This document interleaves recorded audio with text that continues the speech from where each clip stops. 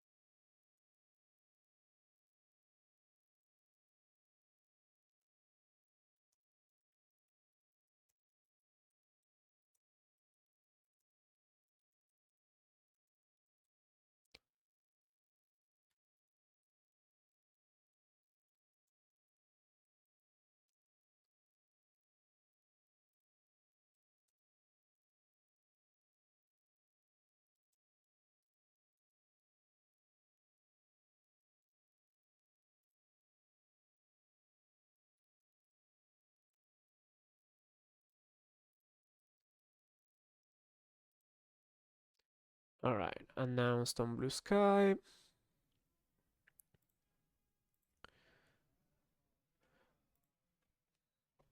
Announced on Mastodon.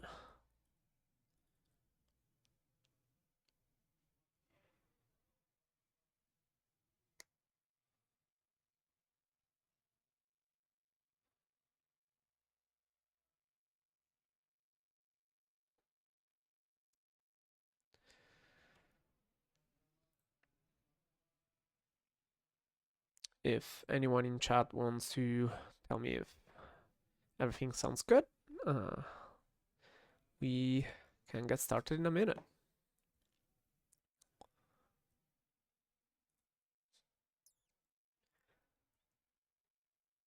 Sweet, thank you. Okay, let's see where we left off. Hey Deidre. Um, we implemented everything up to here. We've computed W, which is the commitment, and now we need to cut off the high bits. Well, only select the high bits to get W1, encode W1 and mu, uh, and hash that as the commitment hash. The commitment hash then gets sampled into a polynomial. We entity the polynomial, we multiply it by the two secret keys. We add back in the mask, and then we take the low bits of W minus the other part of the secret key. Okay. And then this way we get R0,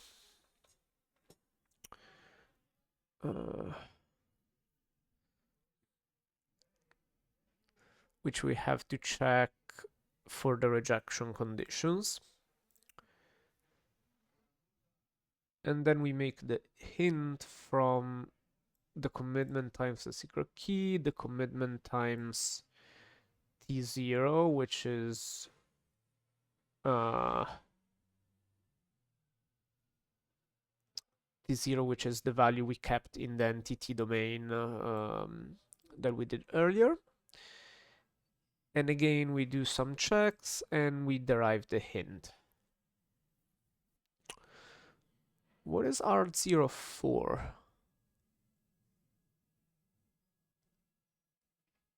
Is R0 only used to check if it has too high coefficients? Because this one, remember, is that thing from the infinity norm, which is just take every coefficient modulo plus minus modulo, so modulo centered on 0 q, and if it's higher than a certain amount, reject.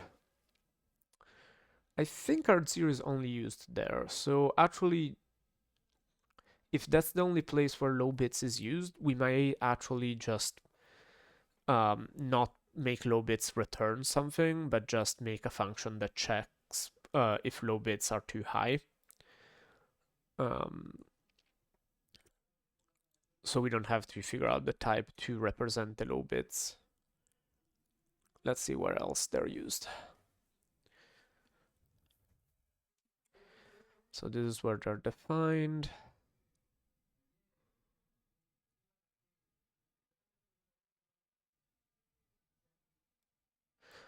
Yeah, RZ is used by the signer in the rejection sampling procedure.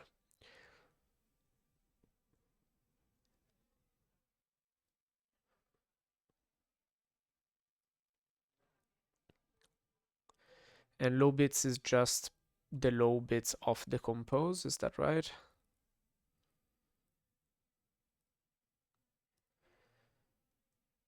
Yeah, returns from the output of the compose. Let's see if the compose is used anywhere else. If it's not,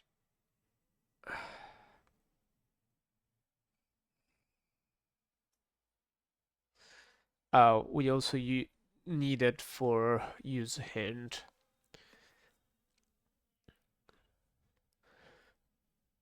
Where it checks if it's positive or negative. Signed numbers all over the place. And we use that as part of use hint.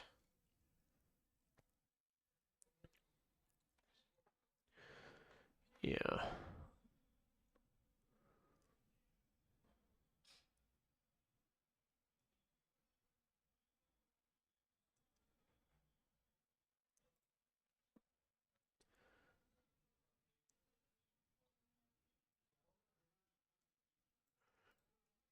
Okay, so low bits is only used in here, and then it's used in here where we decompose and get that. Okay. And in this case, we only need to know if it's positive or negative, so it feels like it'll probably end up being easier to separately implement. So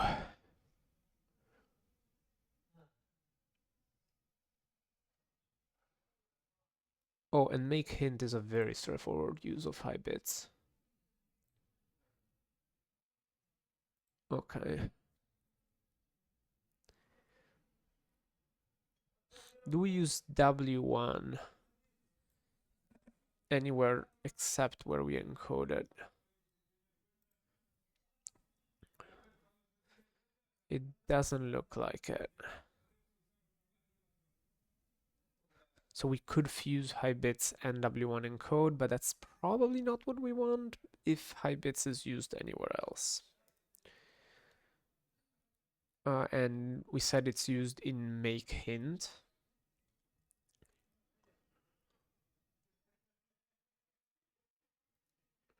In case you can't tell, I'm a big fan of peeling off abstraction layers when they're not needed. Okay, so make hint. I think we use it here.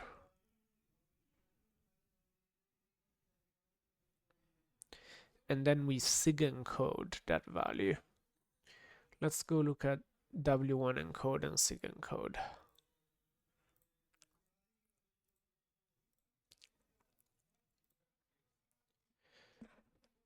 So this is W1 encode, and this is sig encode. W1 encode. Oh, and they're on the same page, which is convenient. Is a simple bit pack of what?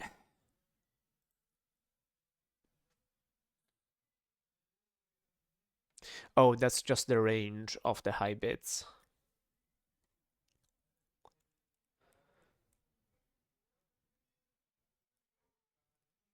Okay.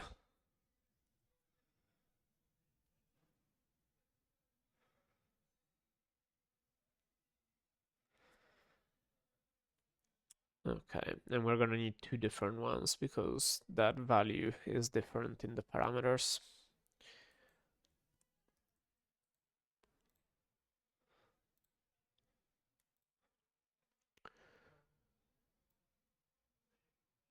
Yep, it's either q minus 1 divided by 88 or q minus 1 divided by 32.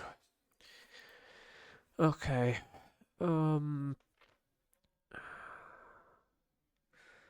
So this is a simple bit pack.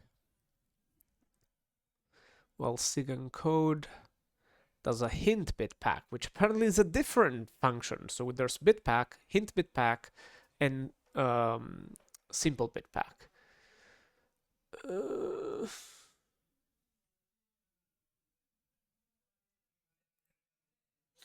And hint bit pack does what? Oh, it's just binary.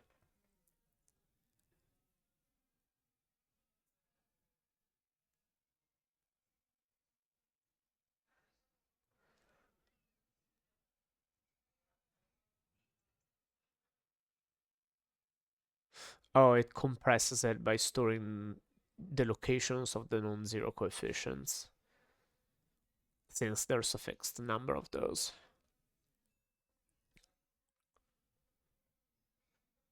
Do I have to do that in constant time? I don't. That's public. The signature is public. Okay. Right. Okay, so let's actually write the compose as a function. Yeah, fuck it. We're gonna have to test it independently anyway. Like, it makes it easier to test it independently. So we need high bits, which is just the high bits of the compose, and the compose is something with a if. Oh, I love when cryptographic specifications that have to be implemented in constant time have ifs. Sarcasm. Uh,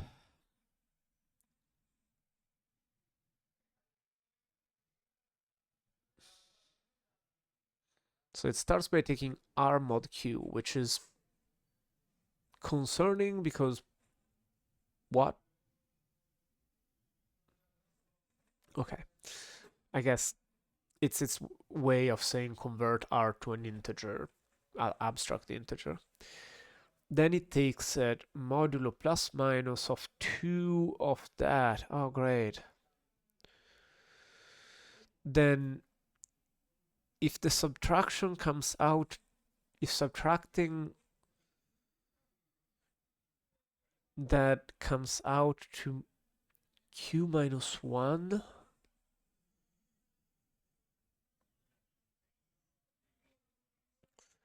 then r1 is 0 and r0 is r0 minus 1. Otherwise, r1 is...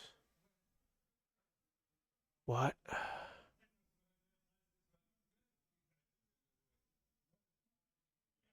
And I suppose this is divisible?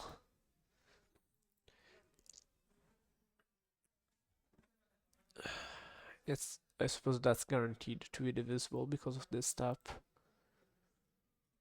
Wow, not a fan of this.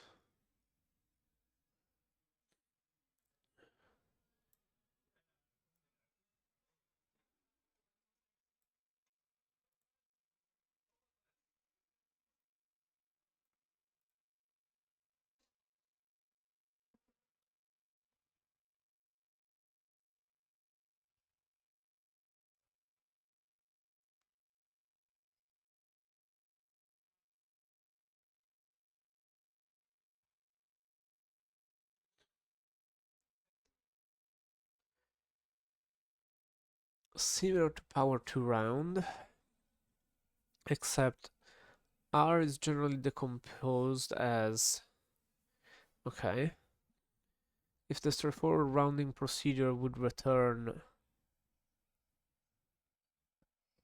R1 equal to the specific value,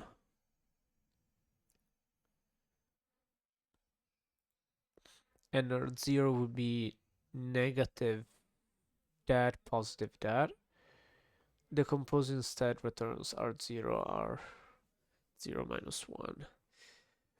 I feel like we could probably just do a constant time select for that case in a simpler way than the spec is doing it.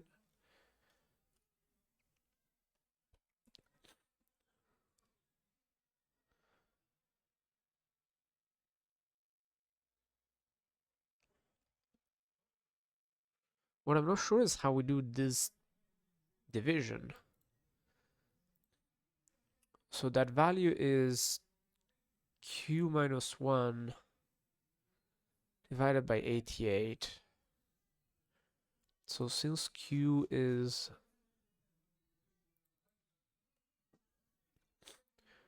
this, then q minus 1 is this, divided by 88.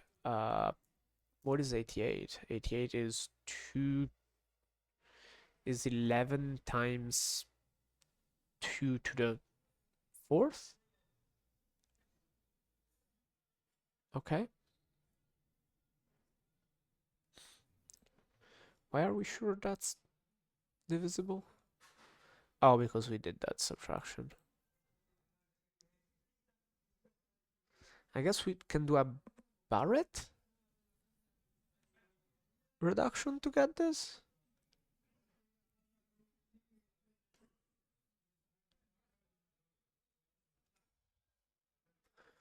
And this is the part where I check what boarding SSL is doing. Probably Barrett reduction. That's a lot shorter than I expected it.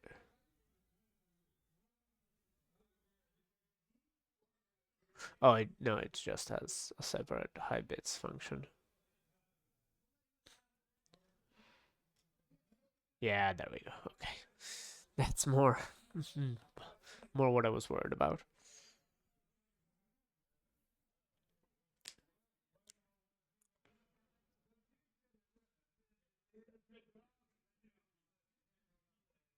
Oh, and then it's just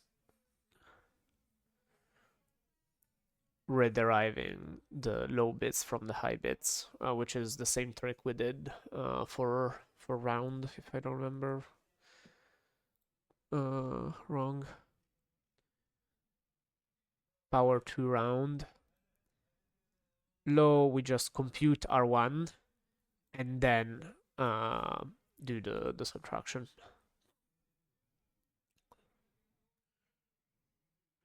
And here it does the multiplication and then it does the subtraction. Yeah.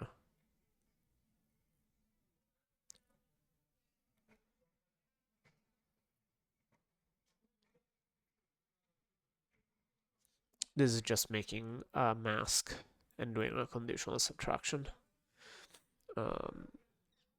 Which we have some fancy new intrinsics for that, although we'll do that in a separate optimization session.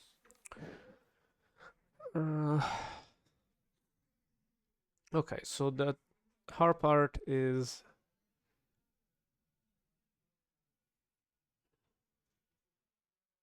they're doing template. Spicy.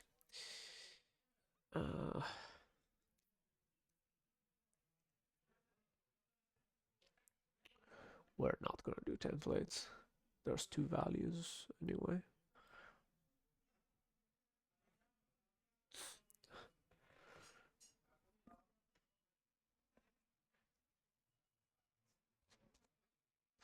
I guess, yeah, this is a formula taken from the reference implementation.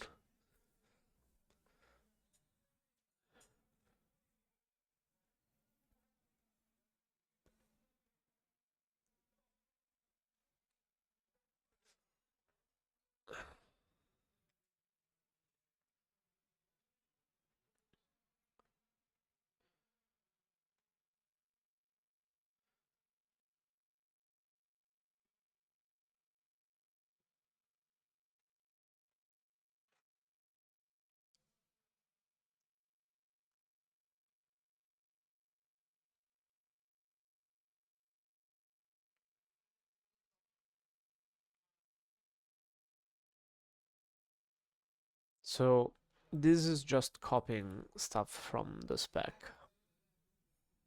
Art0 is that modulo to gamma 2. If x minus art0 is that, return 0, else return x minus art0 over 2 gamma 2. Okay. And how it does it...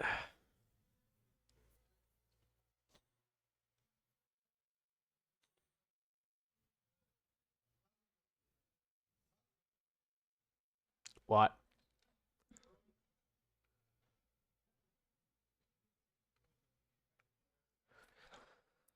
I mean, I'm not above copy pasting this from the reference implementation and then just exhaustively testing it, since it's up to a pretty small value of q, and just if it works for all the values, it works for all the values. You know?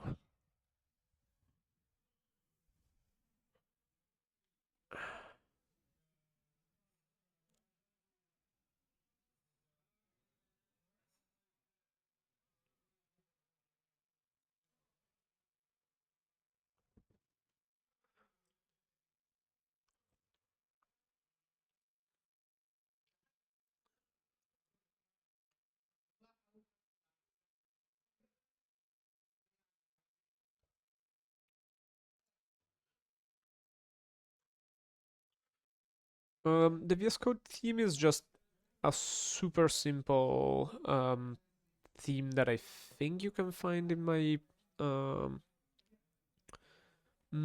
maybe I've never published it. It's basically just derived from the Go Playground theme, which is on the marketplace with very small changes.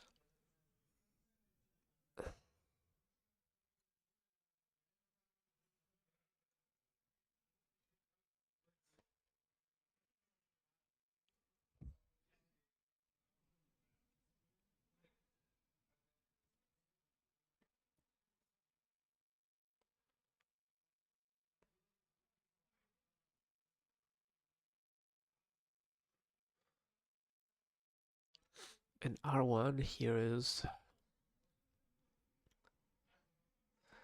Yeah, I don't think reversing this will be a good use of our time. Um, I think this is probably a very concentrated Barrett reduction.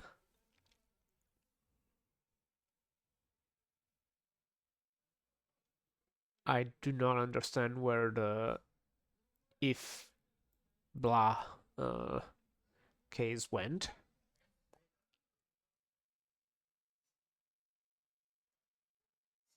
But okay, sure. What we're gonna write instead is a test to exhaustively test it. We need to put something in here.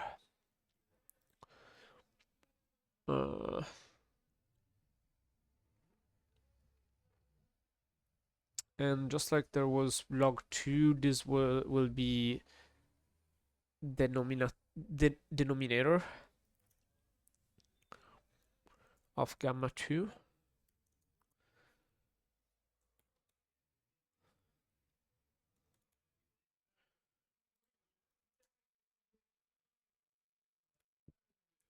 '88,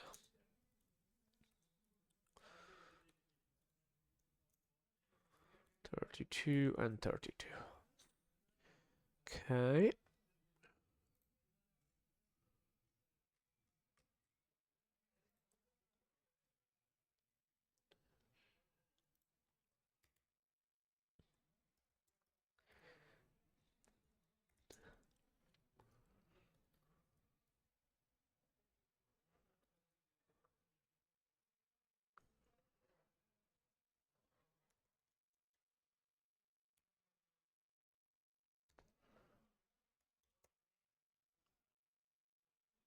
So we take a field element, yes, but we return uh, how big can this value be? Um,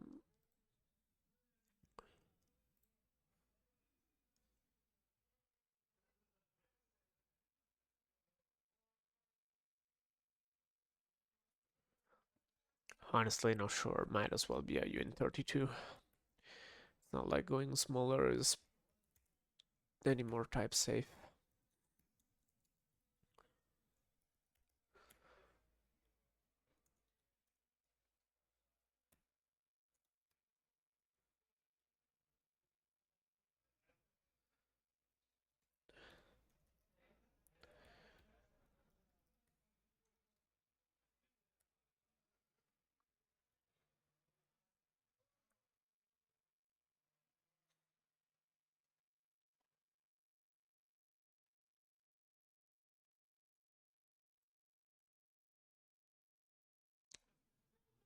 So we need to first take it out of the Montgomery domain, and then we just copy what.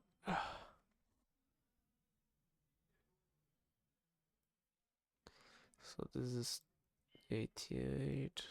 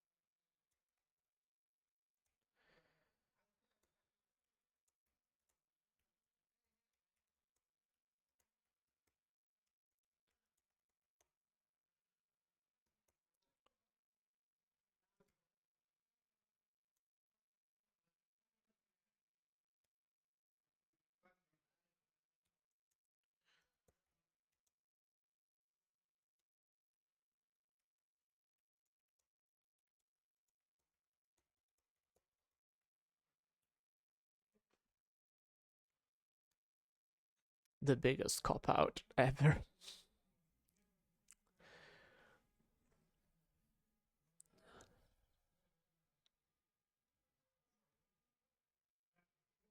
Oh, this one is just doing um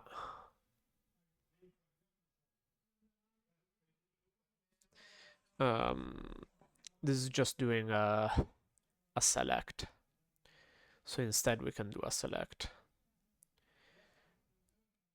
So this is saying if 43 minus 44 is -1, then the top bit will be set.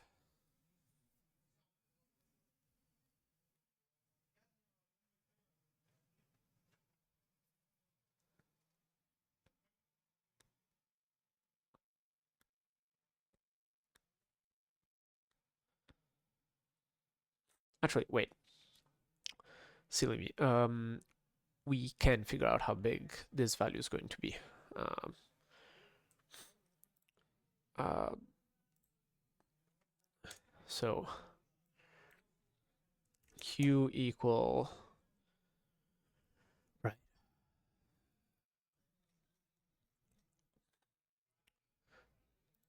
2 to the 32 minus 2 to the 13 plus 1. Then gamma 2 is Q minus 1 divided by 88. That does not divide it exactly, though. What?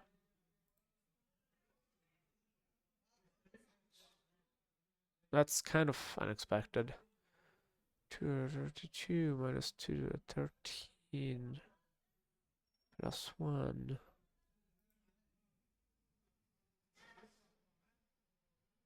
Huh. Anyway, Q divided by gamma 2 is going to be, well, obviously 88. Okay, so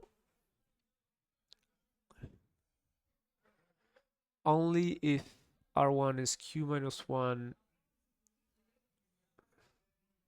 divided by 2 times gamma 2, which instead is a whole number, okay. We have to set, and that's in the spec too.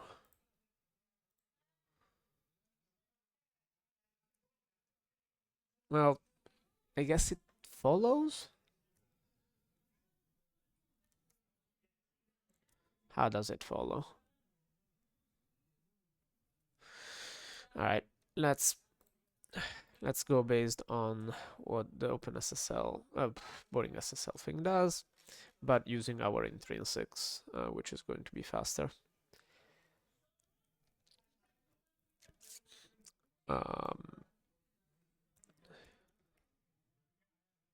Right, subtotal.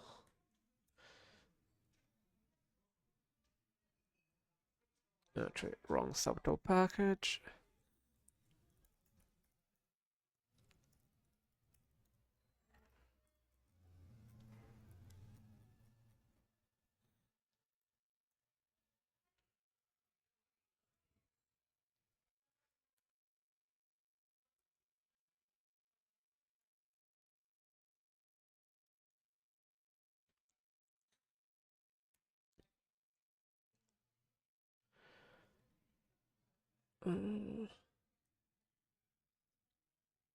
If R1 is 44, we have to set it to 0.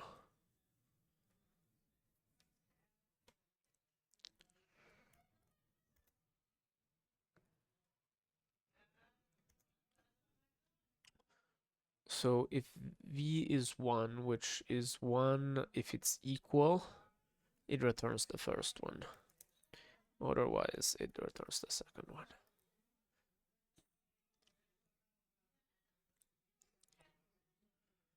Okay.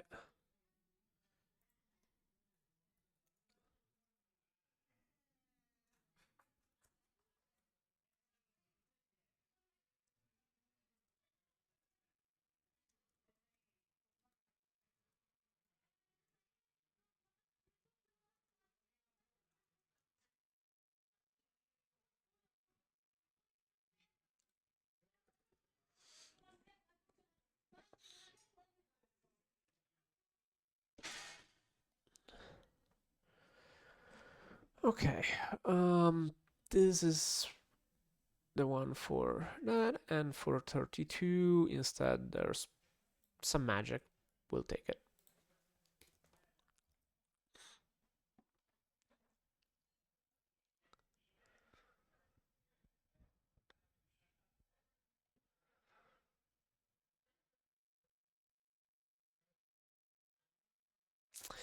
Let's write those promised straightforward tests.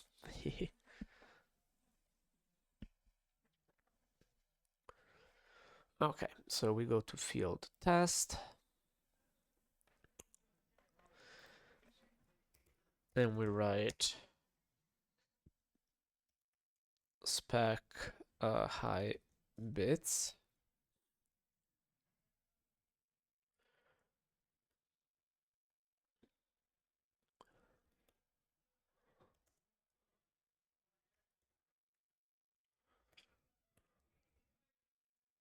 I guess might as well write spec decompose. We're going to use it to test everything else as well.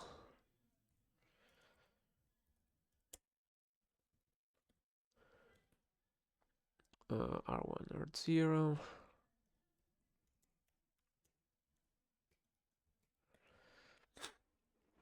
Okay, so step 1 is we take it into out of the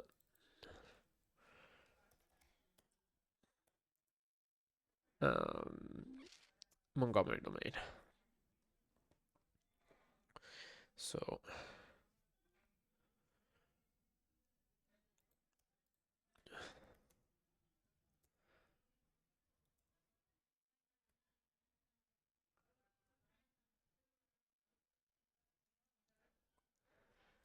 Uh-huh. Okay. Then we have to do this thing. What's the easiest, most obviously correct way to do that? Let's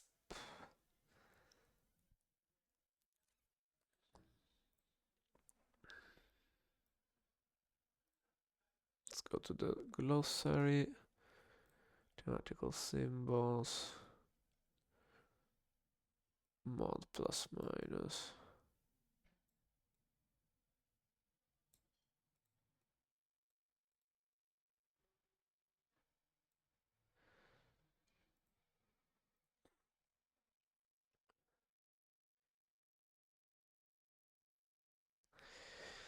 Well, that's an extremely unhelpful description.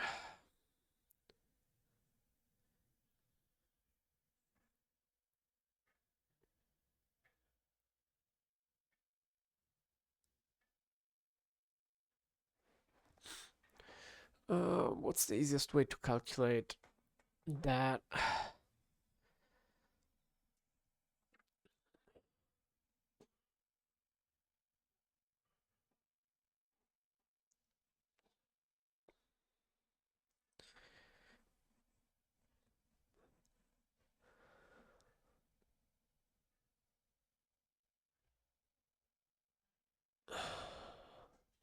The most obviously correct. So the most obviously correct needs to map the top half needs to shift down by q. So it's just a if higher than, right? Floor of less than or equal. Okay. Uh,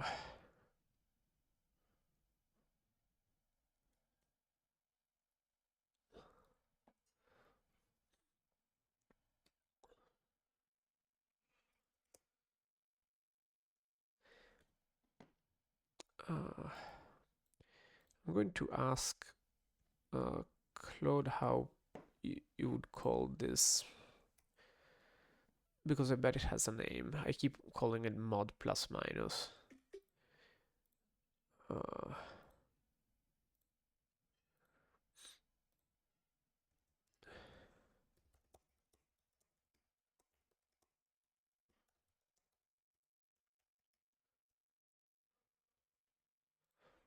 Let's just give it the entire.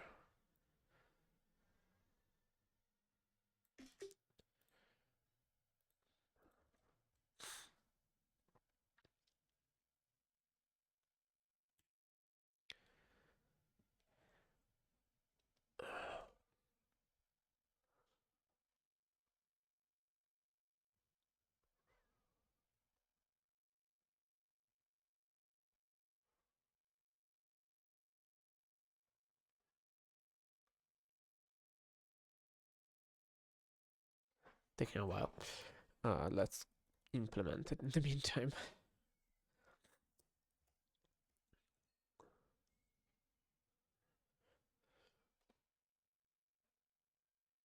Oh, okay, it's called centered modulo, which makes sense.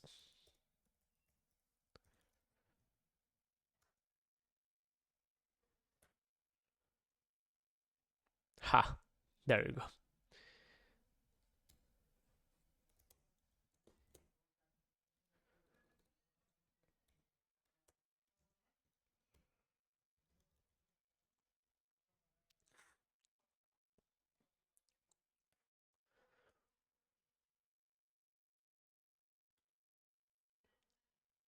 So if it's more than q halved, yeah, it returns that minus q. Yeah, that looks right to me. Counter it. Lol.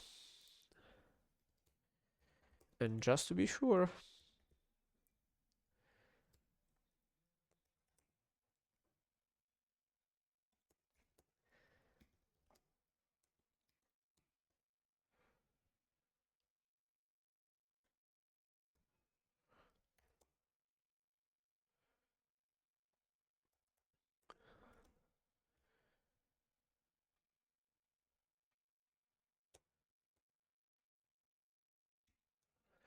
think that's what mod does. Not certain that's what mod does though.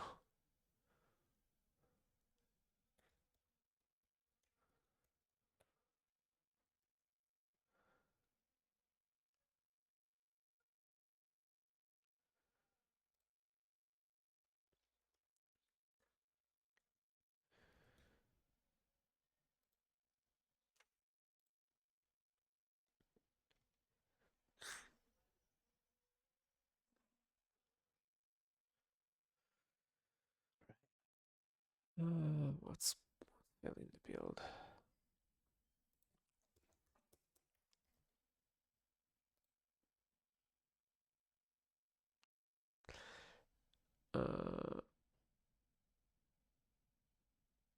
Wait. Yeah, okay. Stop. How do I stop it? Ah. Oh, jeez. How does one stop? This is why I don't use...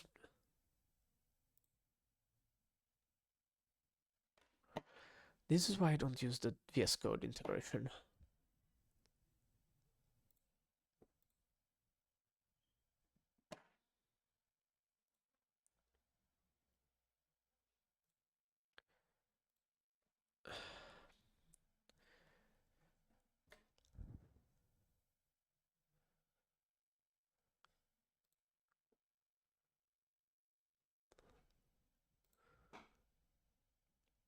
It is really stupid that I'm having to kill this.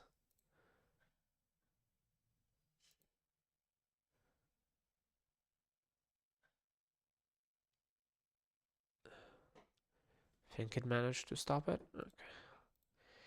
Okay, so let's do God plus Q %Q. And this time we run it from a terminal.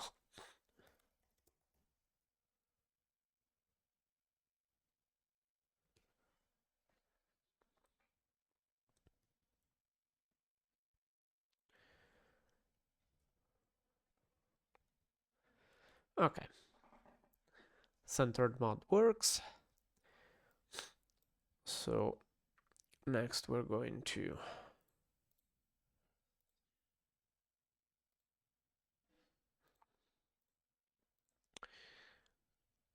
get R0 as, well, 2 gamma 2.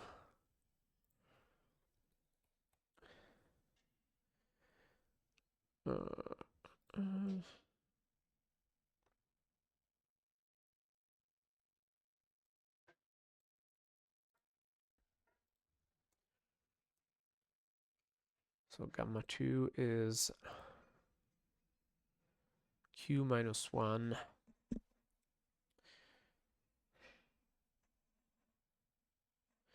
But this is not a whole number. It only works when used as a divisor for...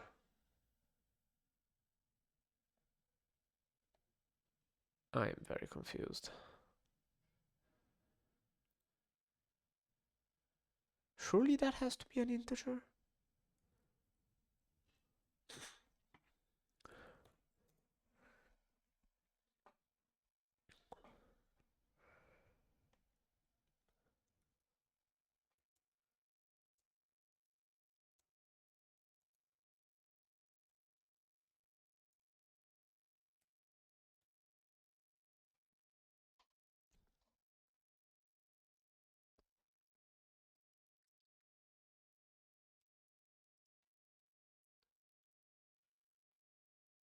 Anyway, next.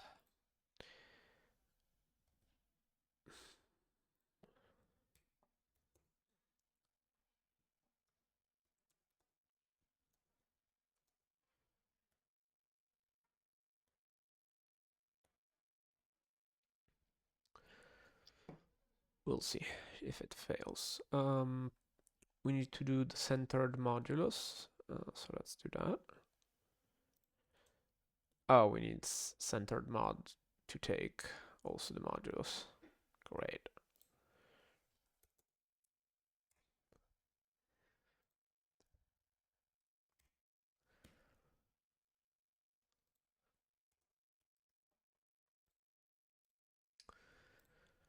Okay. Art0 is the center mod by 2 gamma 2.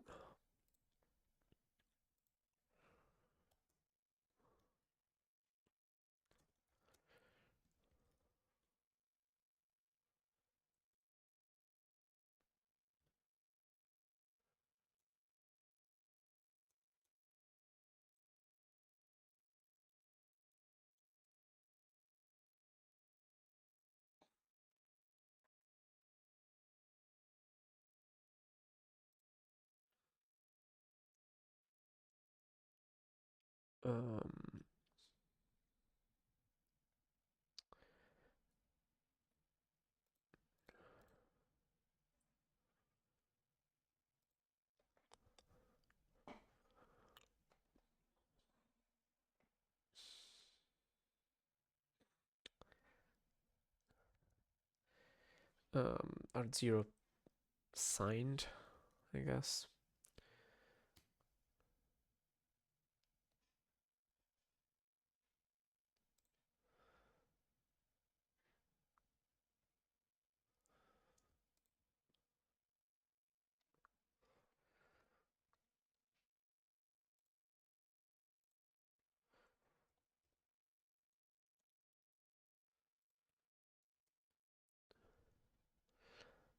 R minus Art0 is equal to Q minus 1. Then we return in the order R1, R0, so we return 0 and R0 minus 1.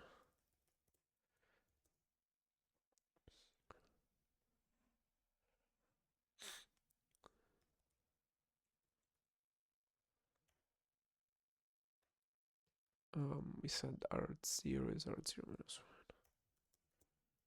1.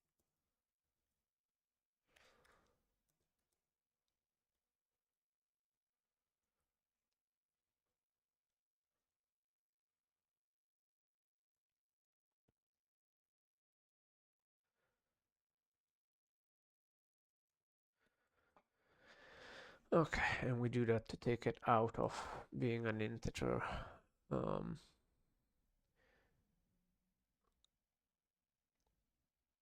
I guess we can make a little function for that.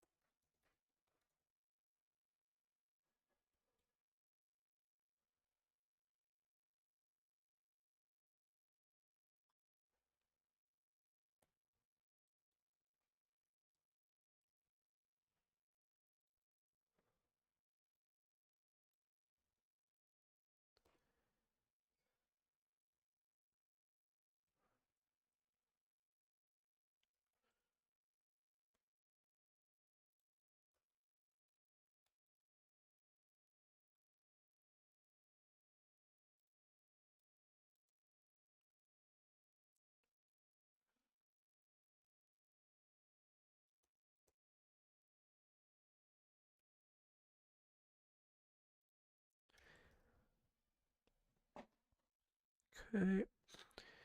The modernizer that says you can make this into a range. Oh, you can do that to set the type when you're ranging over a constant. That makes sense. Huh. Wait, today I learned.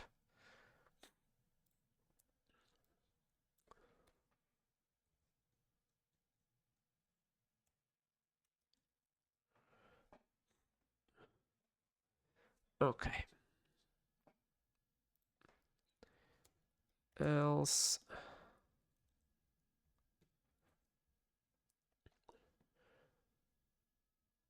R0 stays the same and R1 becomes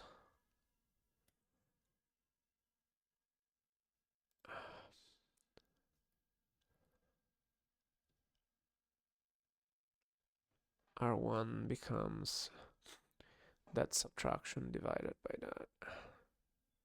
So we do another if. Oh, also, I don't like having R.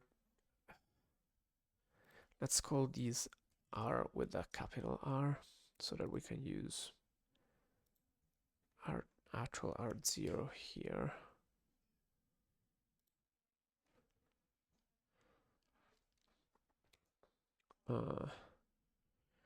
R minus R0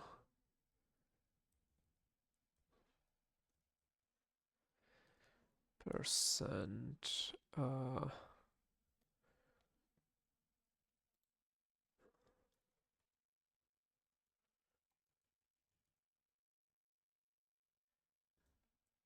wait. Ah, no, this was right. But this needs to be percent gamma 2.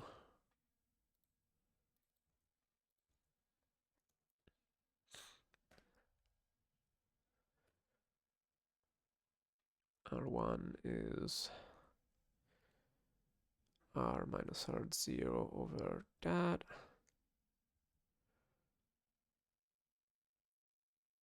Which is not valid because is match types. Right.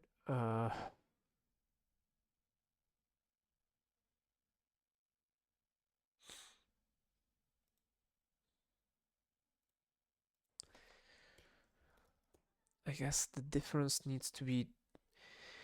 I wish there were types, given it moves between positive and centered values, but I guess this is positive. Then this is not, but then it subtracts the thing that's not from the thing that's positive. So okay, I guess it's just a mishmash.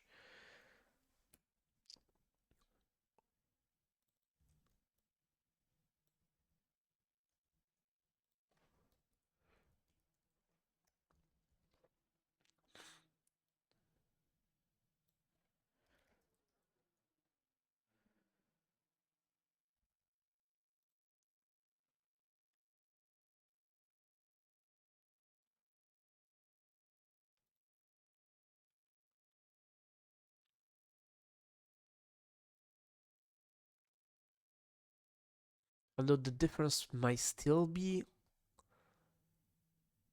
negative. No, that's not a modulo, so I guess it has to.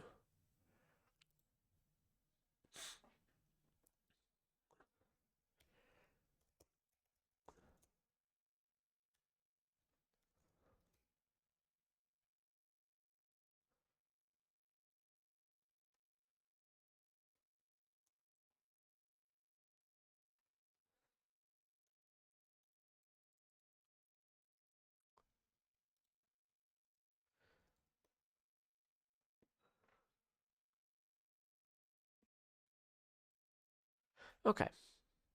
I think this is a valid spec to compose.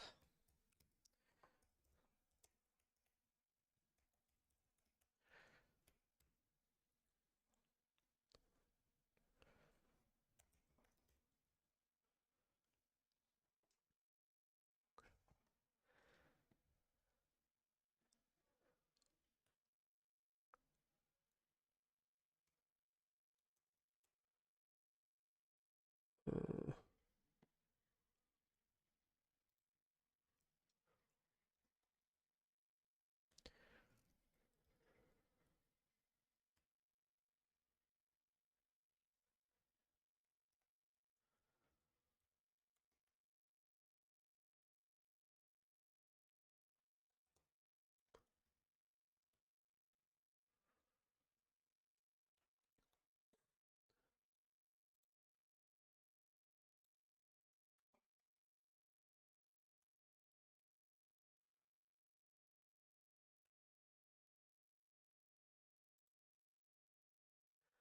and we don't need to test both because 65 and 87 have the same.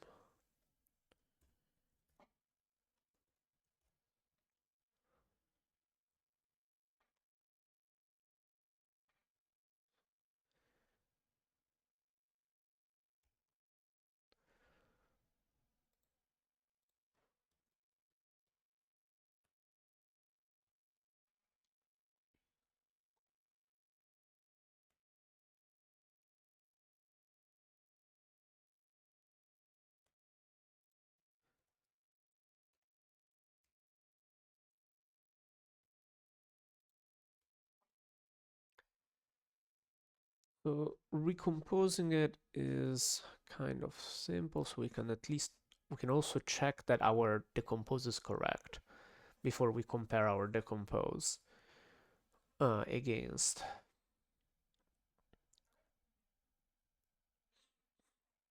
And that's how.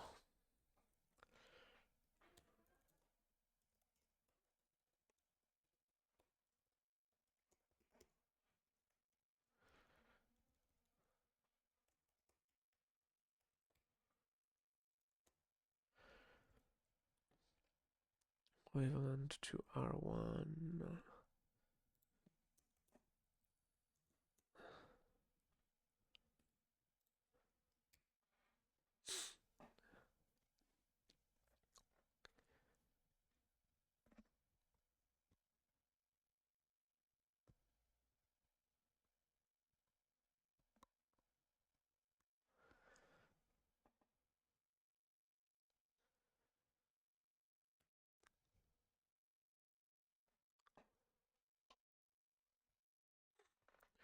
R1 times 2 times gamma 2.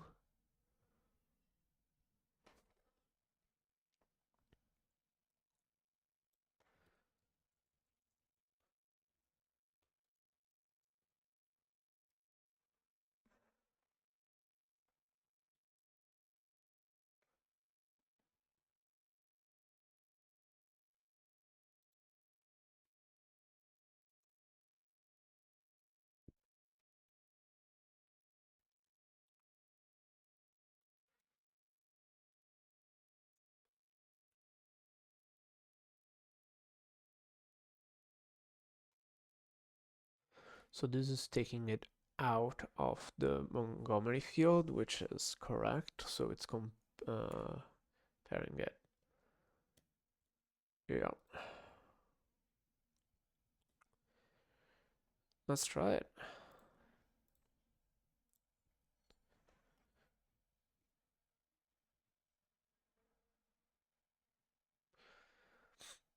Wow, very wrong.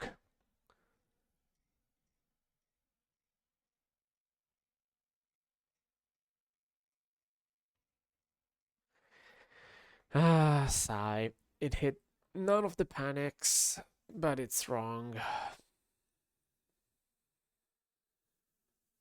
Why?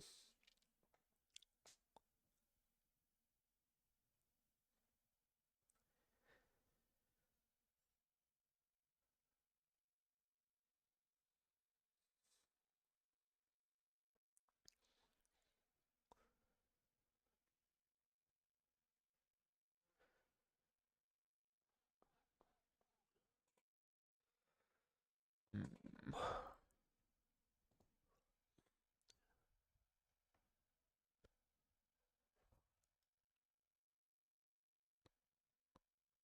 And well, all the way to panicking.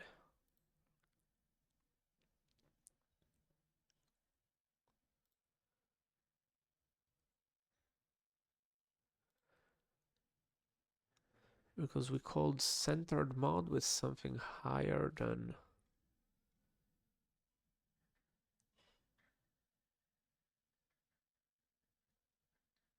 Oh, I think this just needs to not be like that.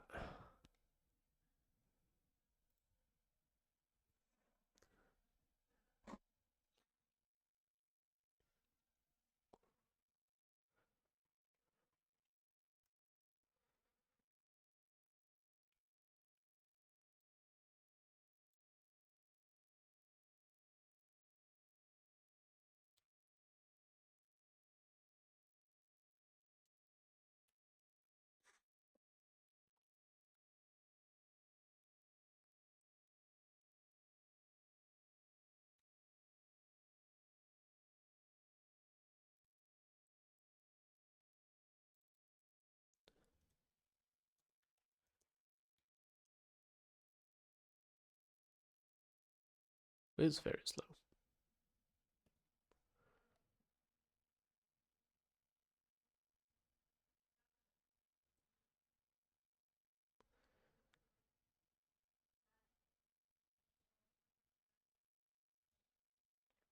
Okay. Stop. Oh God.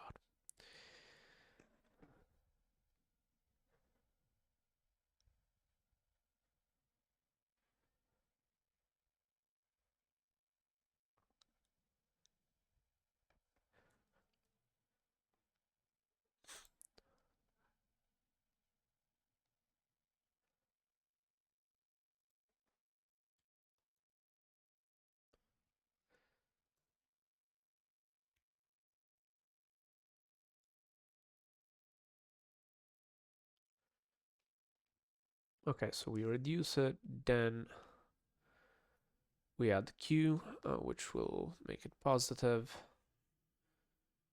Um, yeah.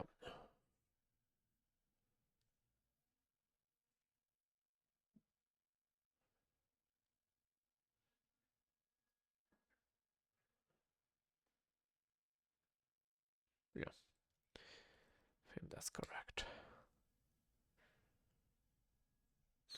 Why is it so slow?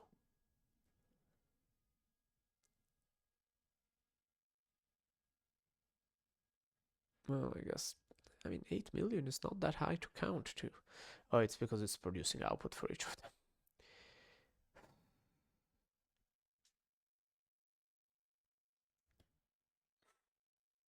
I am not enjoying this. Yeah.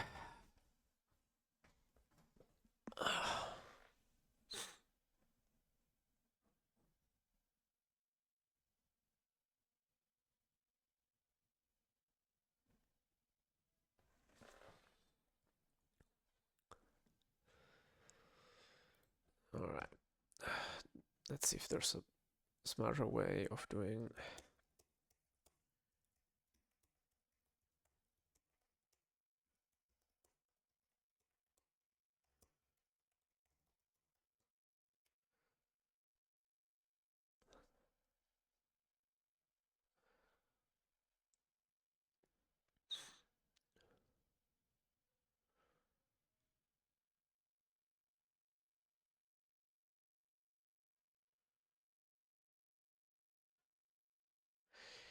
Okay, right. This is stupid. This could just be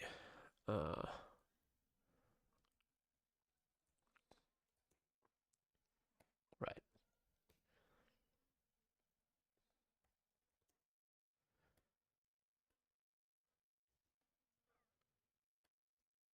Okay. Uh,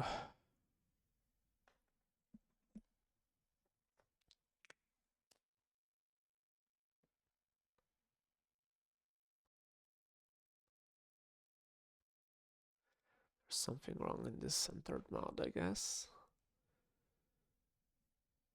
Takes the modulus. And then if it's higher than m divided by 2, no, that looks right. Oh, Jesus.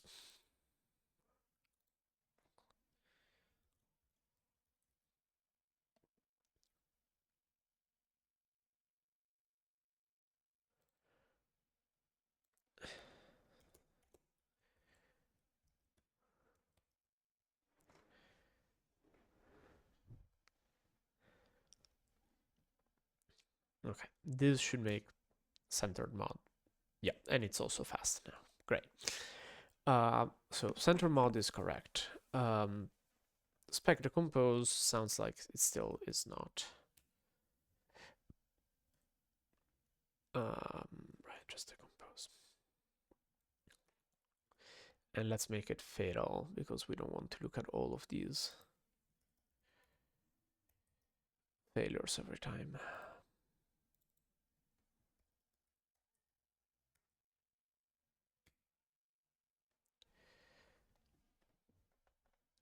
Interestingly, it's a pretty high value, so it doesn't explode immediately.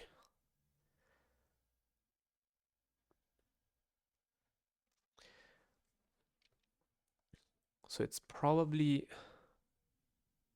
one of those edge cases that it was talking about. Uh,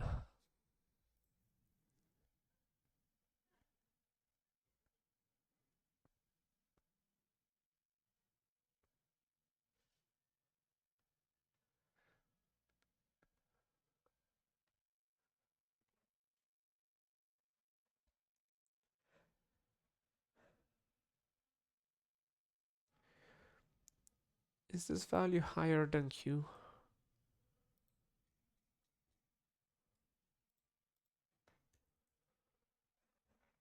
No, but it's getting very close to Q, which is probably part of it.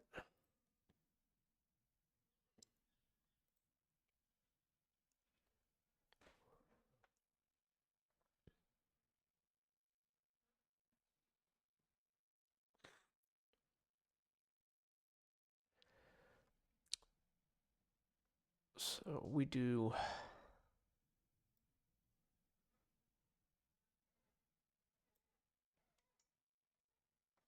okay.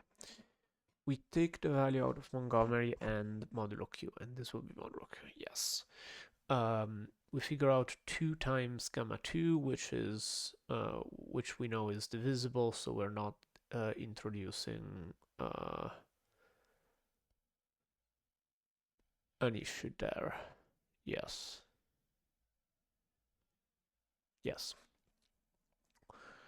Q minus 1 over the denominator of gamma 2 is gamma 2. Yes.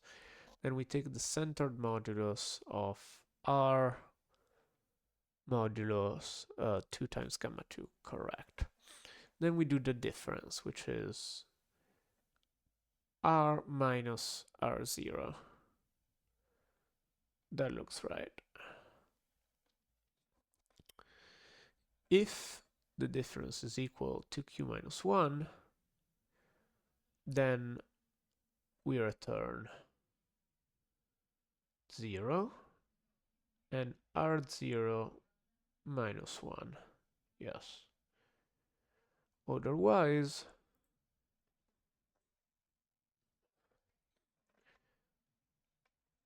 we return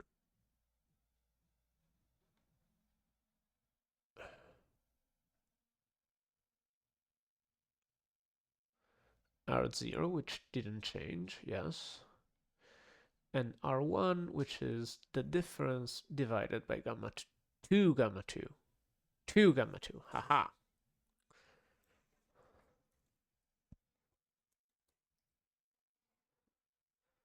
Kind of surprised it was failing that late. And now it passes. Okay, now that we have a full, a correct decomposed that is very clearly correct both from the tests and we can test our high bits implementation.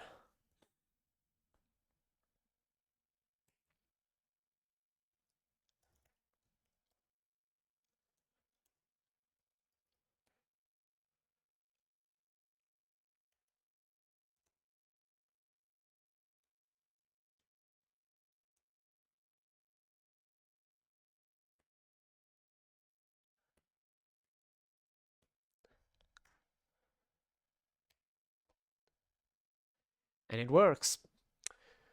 Onwards. Do we need to understand why this bit twiddling works? Nope. It's a Barrett reduction. I'm not sure what else it is, because this does something else. But who knows?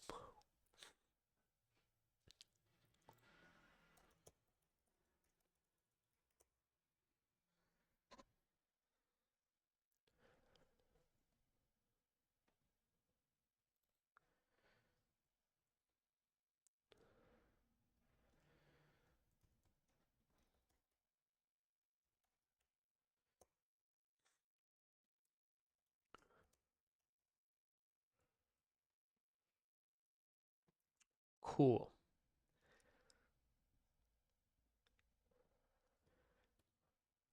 After that long side quest,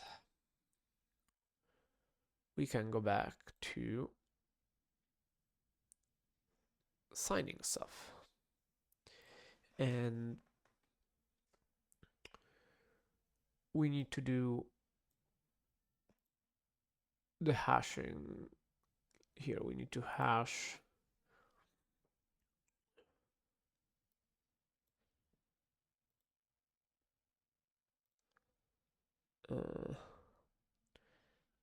collision strand.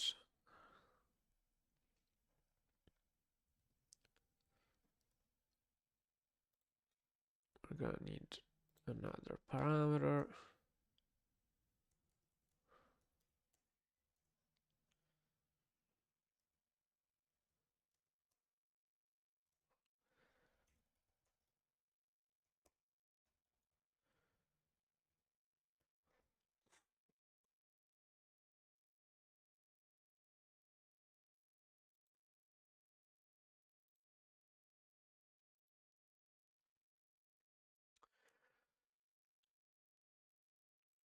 So W1 is going to be high bits of that, although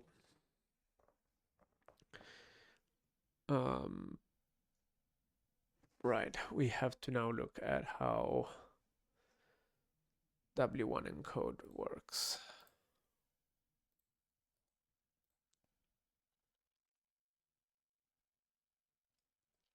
So we make a H. I guess we reset the H. Yeah, we don't keep any long one running. We write mu to it.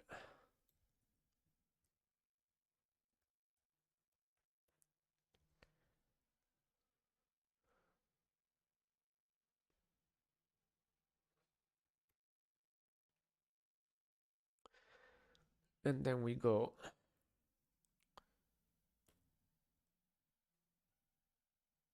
through all elements of, and we do W1 encoding.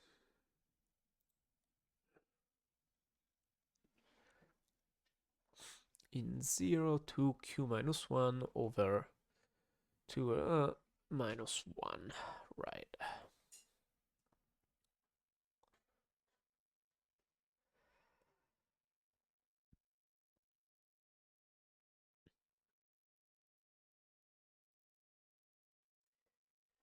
Which is a bit pack of we'll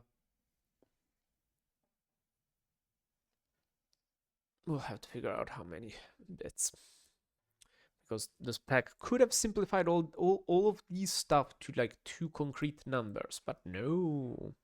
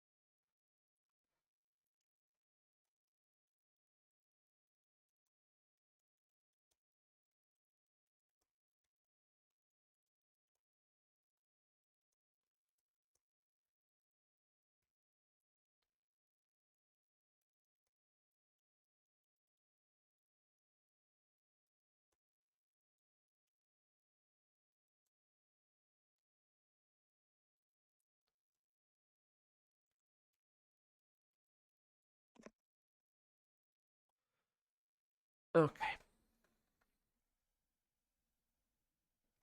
Let's do the damn math.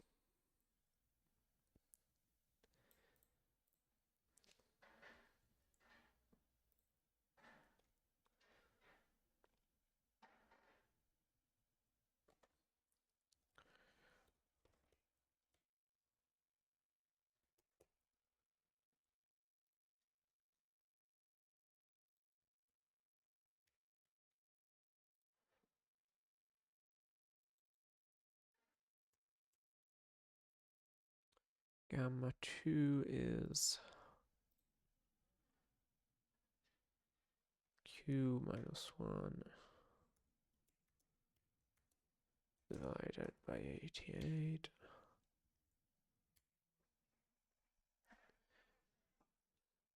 Why it became a float, not sure. Oh, I guess that's the unavoidable result of division. Yeah, no, better.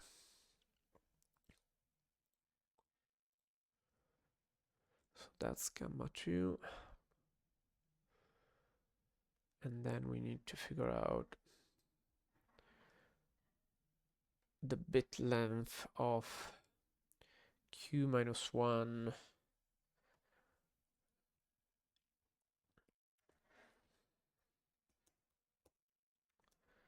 divided by 2 times gamma 2 minus 1, 43.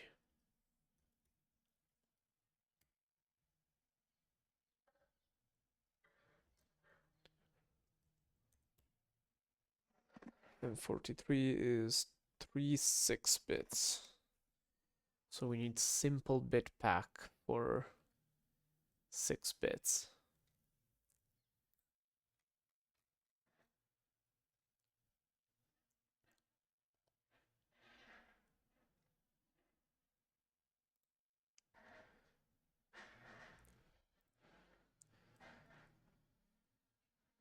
And simple bit pack is just integer to bits in a sequence. Okay.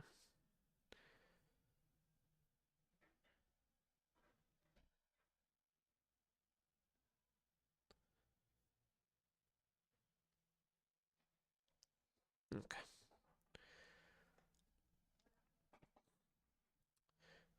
Well, actually, no. It's 6.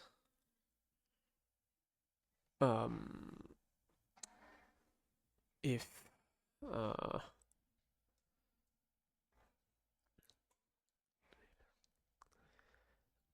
for this one and for the other value of gamma 2, which is 32,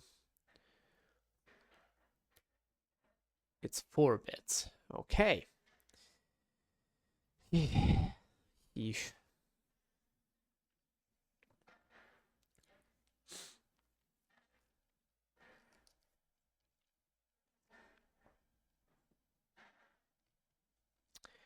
Wondering how to write this. I probably don't want to switch for every.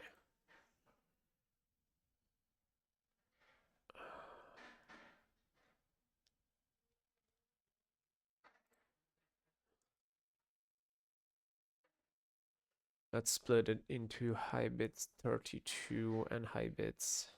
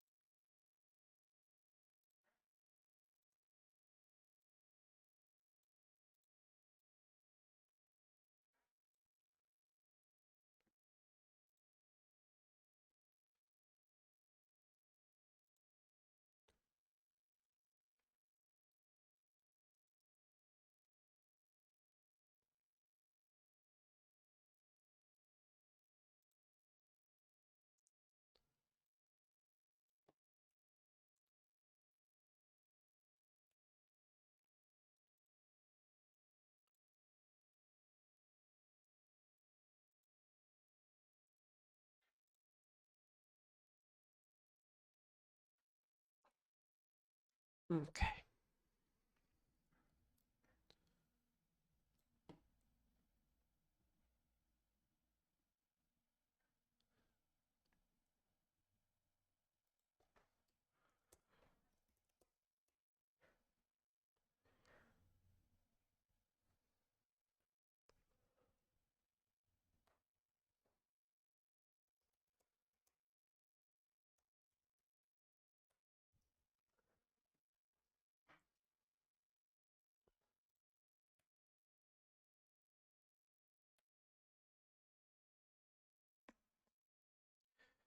Okay, so for the case of 32, there's 4 at a time.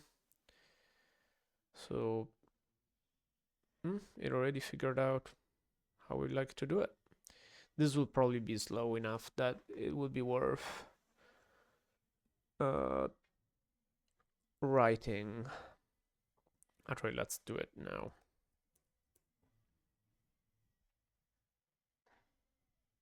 Ten times n divided by 8? No, it's 4 bits each. Um,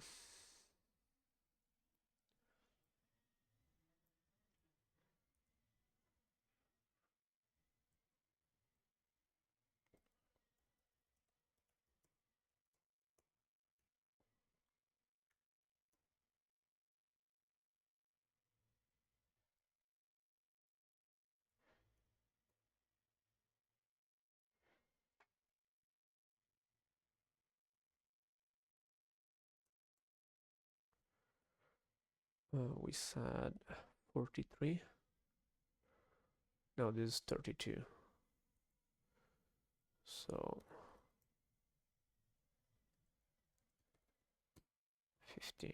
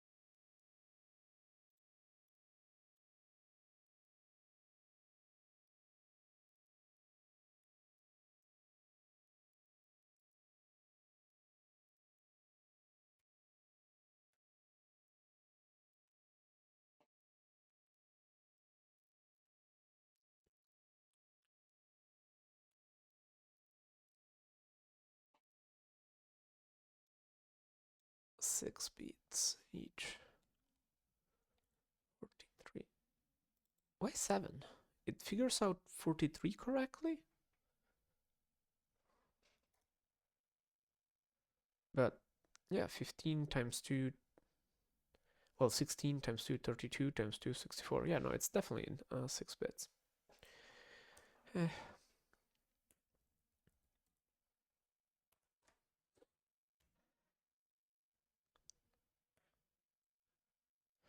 So 6 is the minimum common denominator is minimum common multiple is 3 times 8 and divided by 6. That's 4 at a time. Yeah.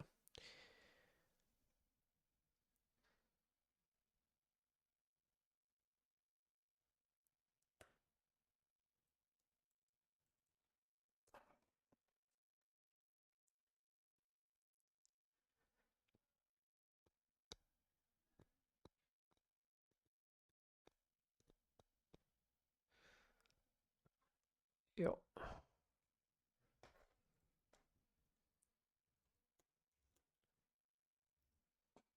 0242642. Yeah, this looks right.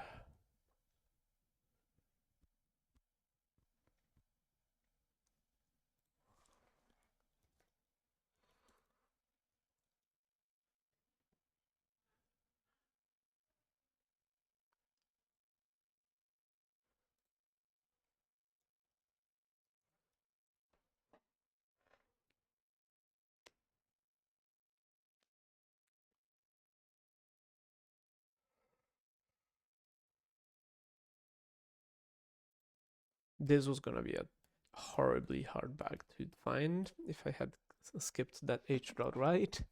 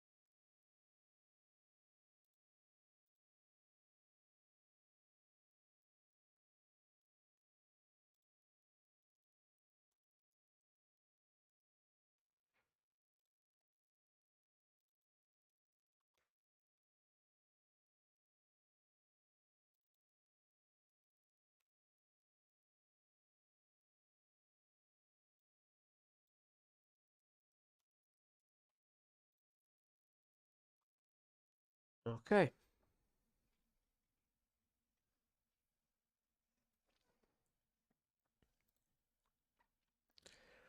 We did the W1 encode. Now we need to read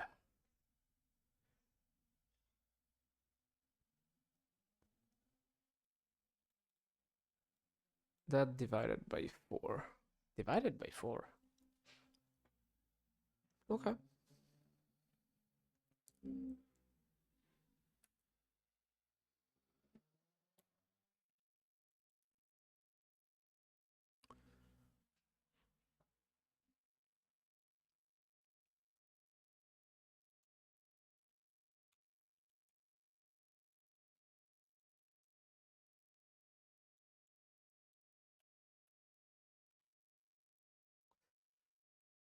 Here we can save a location by giving it the max. And the max gamma is...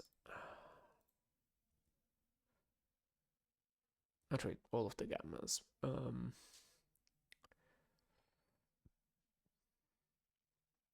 Might as well write it in bits. 128, 192. Why divided by 2? I probably meant divided by 8.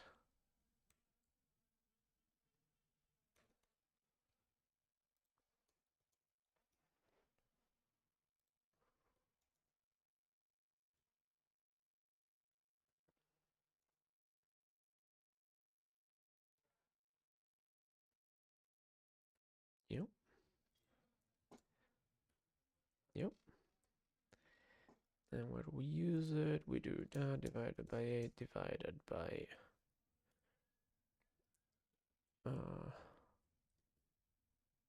oh, that's why I was dividing it by 2 probably. No, this is divided by 4. Okay.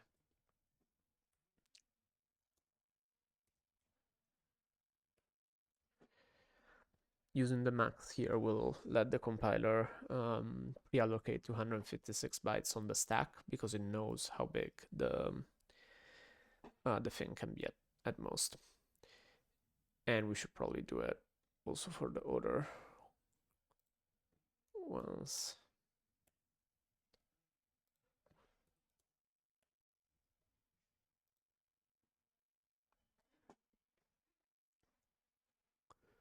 Let's see.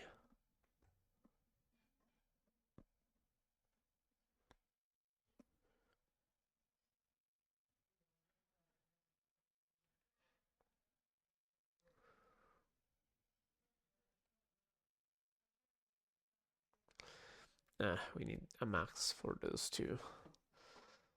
I wonder if there's a value. Well, we'll think about it later.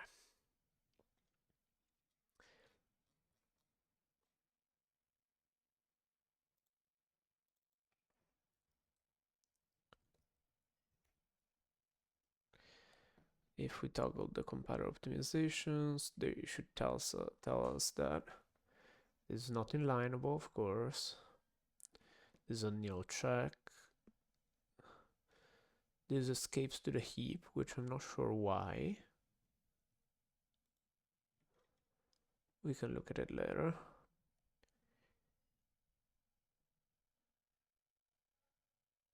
Huh.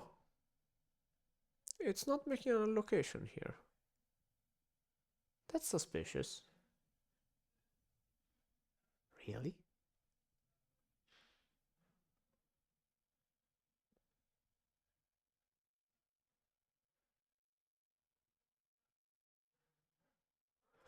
I think this is the thing where if it's small enough, it will always end up on the stack, and otherwise it will make an allocation. And probably that means it doesn't tell you about heap allocations in places where they're conditional? Unclear. Anyway, I said we would not do optimization until we have the thing working, so.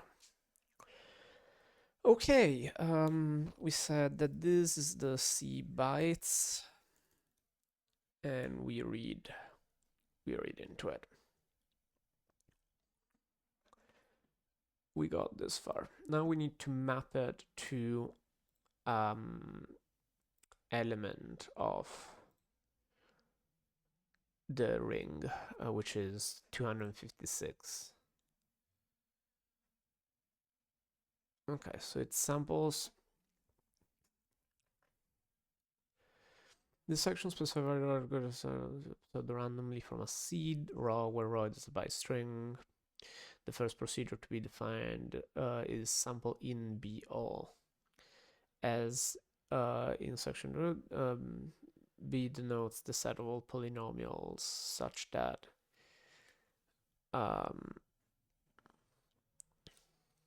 each coefficient is either -1, 0, or 1. Exactly this many of the coefficients of C are non-zero. So the randomly generates an element of O using the X of a seed. The procedure is based on the Fisher-Yates shuffle. H is applied to raw, and the first 8 bytes of the output are used to choose the signs of the non-zero entries of C. Subsequent bytes are used to choose the positions of those non-zero entries. Okay. So essentially we know how many are going to be non-zero, and that many is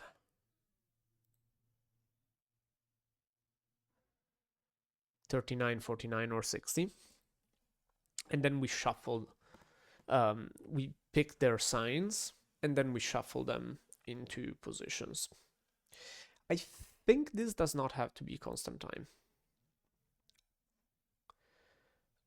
Because it's applied to C, which is just a commitment, which is going to become public anyway.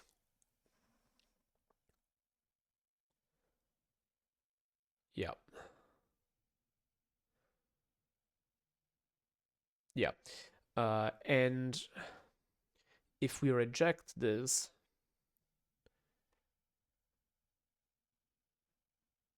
it's just the hash with the high bits, so it does not reveal anything. Okay. This is allowed to be variable time. So we can write it a little more sanely. Okay, so what it does is it takes the stuff which is already the output of shake. So why so many shakes? It absorbs raw into it, then squeezes 8 bytes,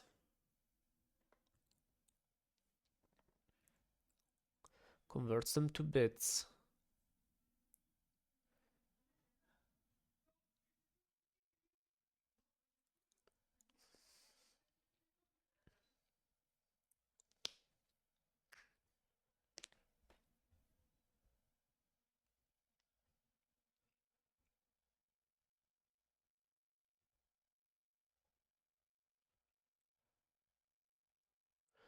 Okay.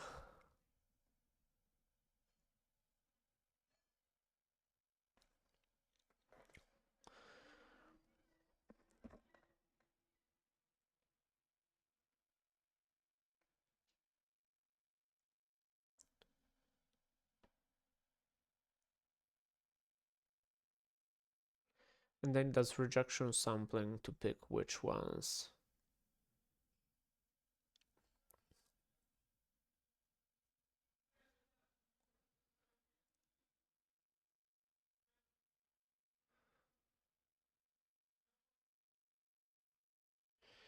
-1 to the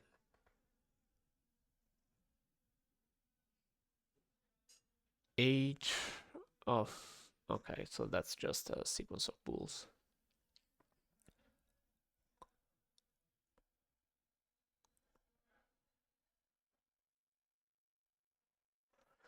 Okay, so we're gonna need 1 and -1 in the Montgomery.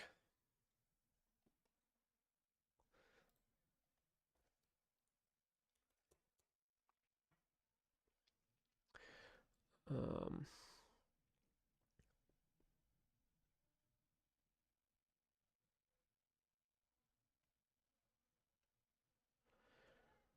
so that's going to be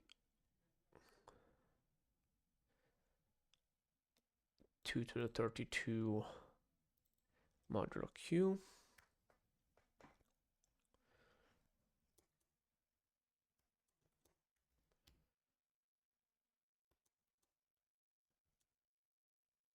It's just r q 34. Okay.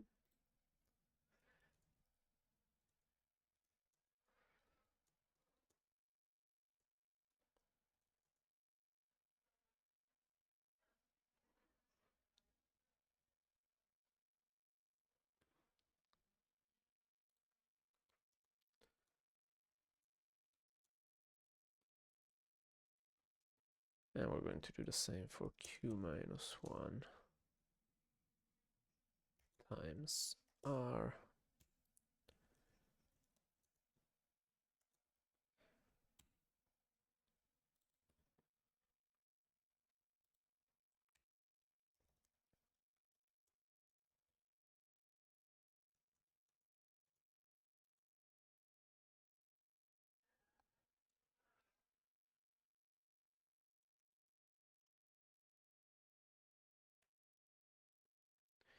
Okay. So these are 1 and -1. And then we'll have sample in be all.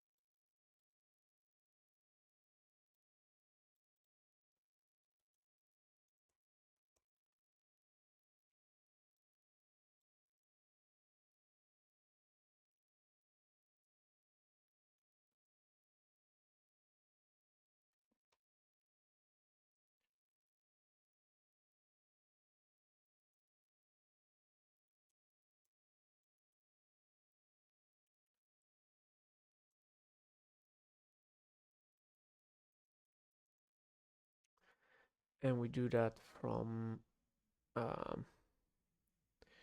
row, which is actually the commitment, the bytes of the commitment.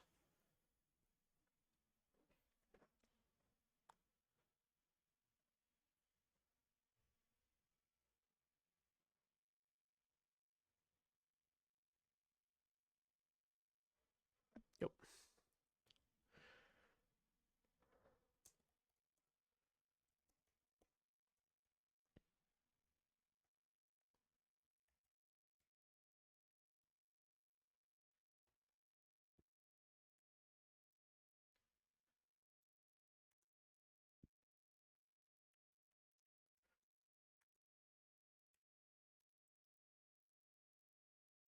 And we gotta add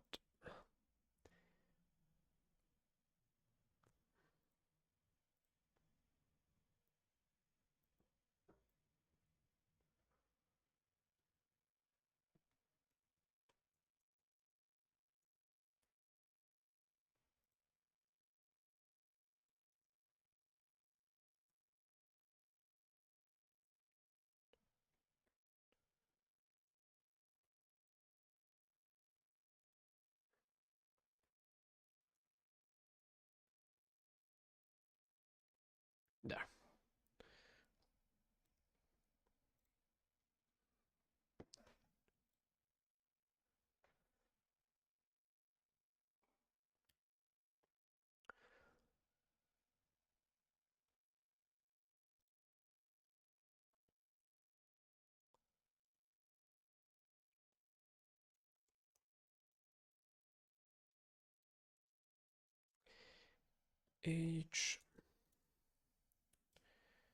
H dot right row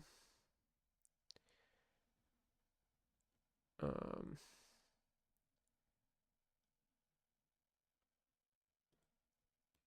s make 8 bytes h dot read s, and then for I starts at 256 minus raw and goes to 255. Yeah, so less than 256. We squeeze 1 byte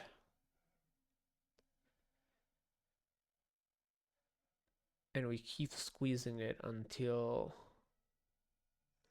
we find one that's higher, no, less than I. Okay.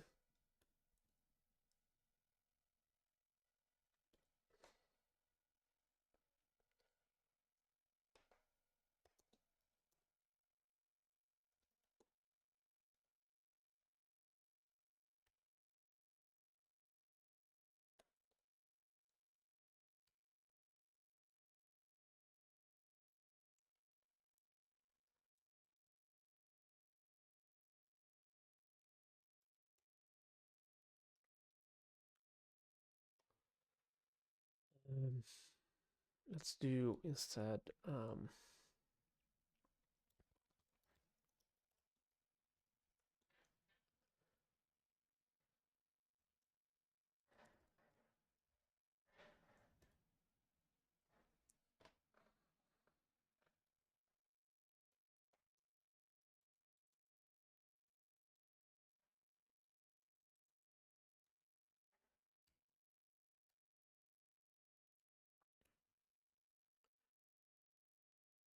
oh, right, that's not gonna work.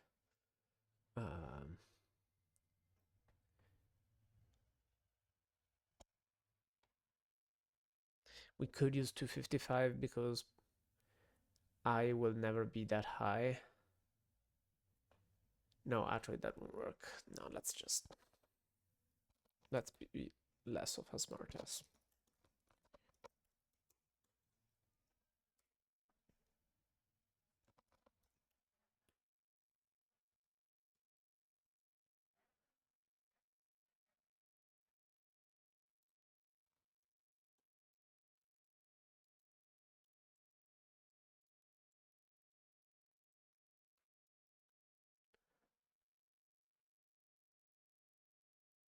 Oh, this is a loop that never ends, right? Because it gets to 255, then it increases it by 1, and then it goes to 0. Yep. I think this caught me at least once.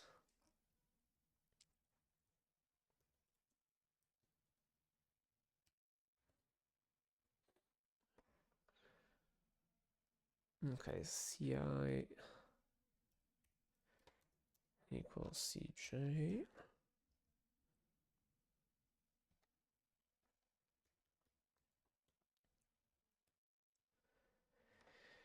And CJ is okay.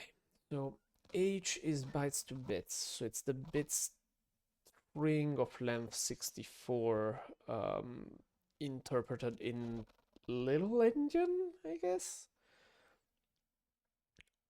And if it's 0 minus 1 to the 0 is 1. If it's 1 minus 1 to the 1 is 1, is minus 1.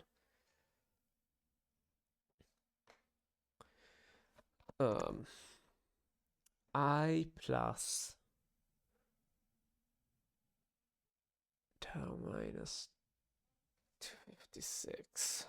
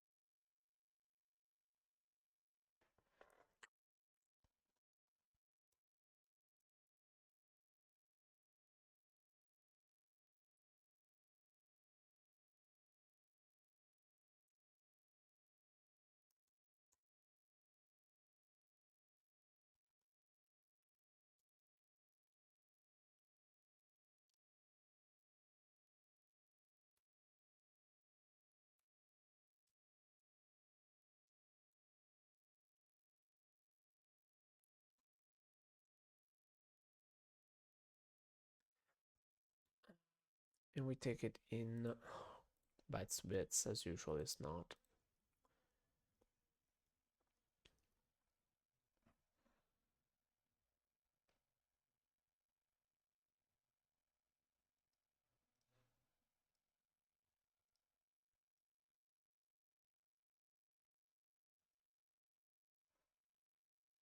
Little endian, okay.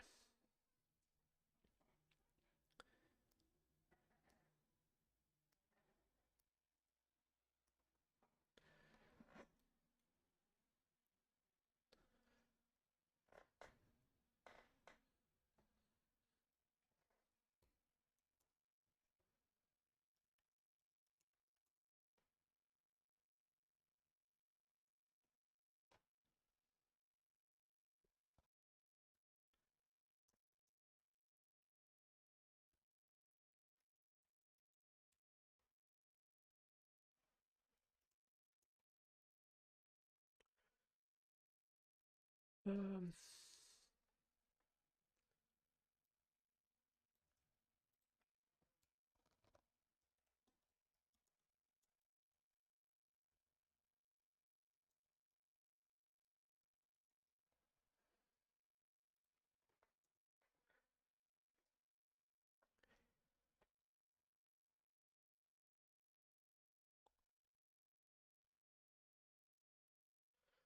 and I think that's a correct little endian implementation because um, it starts from the leftmost byte, which is little endian, yes, and it shifts right by, and it starts by the least significant bit of that byte. So yeah.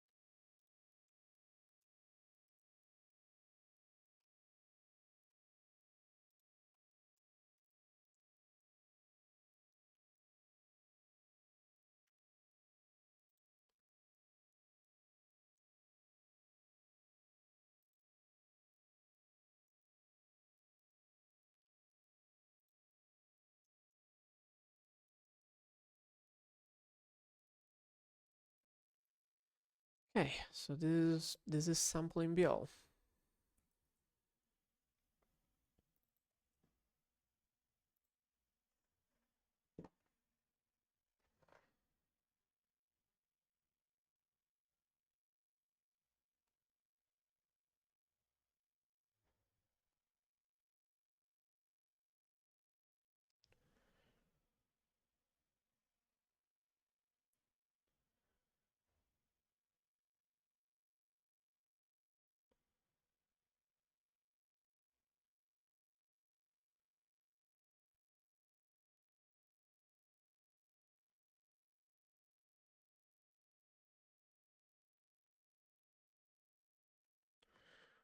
Okay.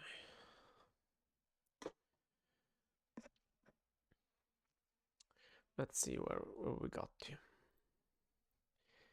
Sampling be all, and then there's the entity here.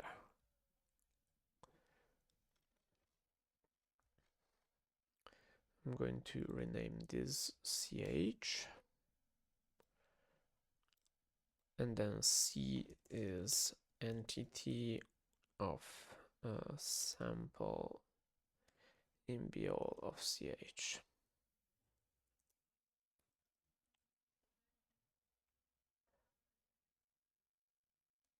We're already using C. What is C?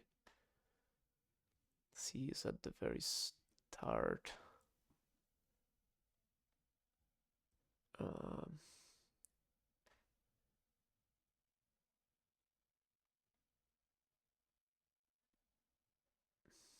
Not sure why I used C there.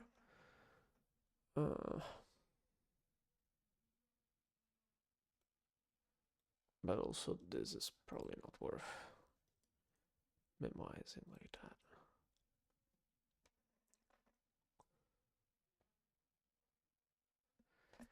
Okay. Then there's a bunch of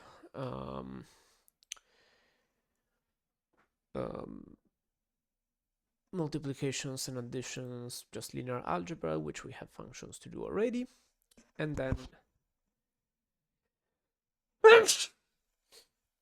there's the rejecting if they're too high stuff.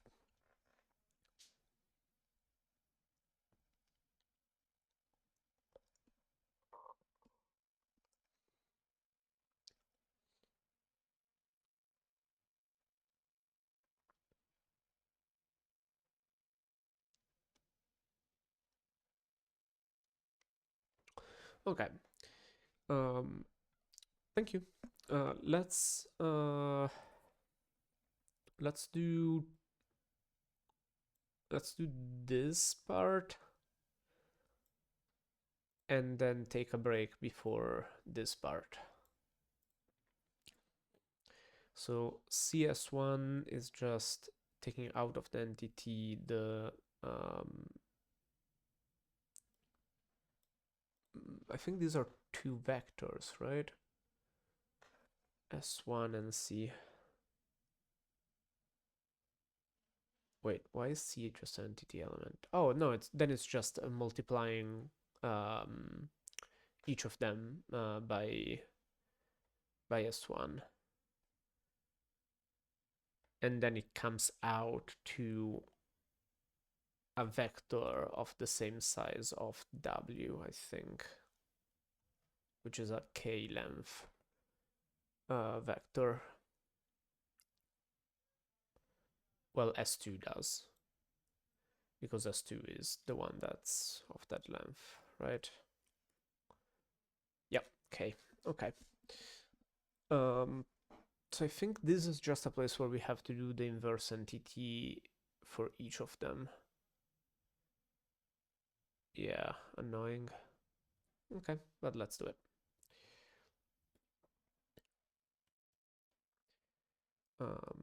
It's because it's CS1. Make a ring element of L max L.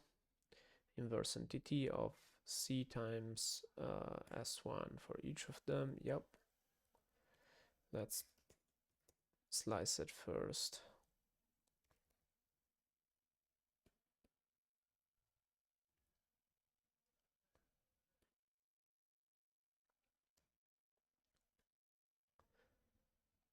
And we did CS2. The first one is L, the second one is K. Then Z is the addition of Y and CS1.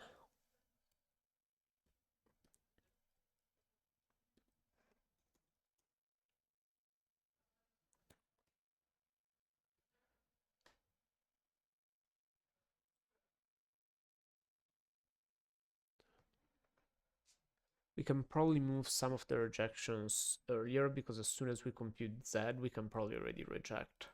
But also R0 is something, and yeah, probably we'll want to do the rejections while we go, but for now, let's just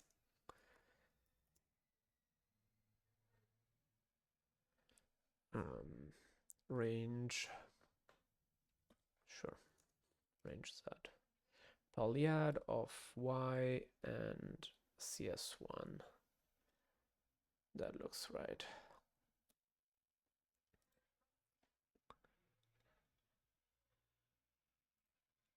Y was up there and was of length L. Okay, so we've computed CS1, CS2, and Z. And then we'll do low bits of the subtraction. So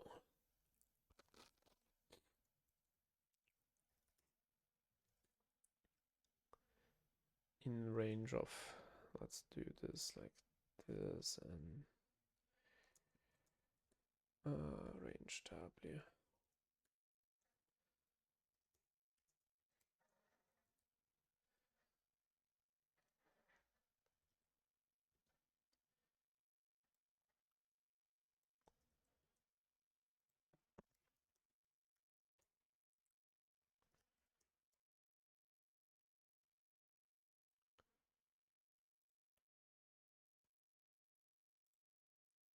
And here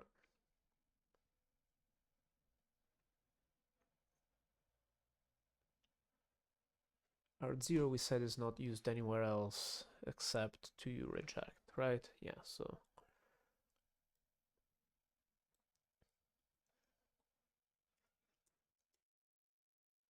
polyad of W1 and CS2, yeah.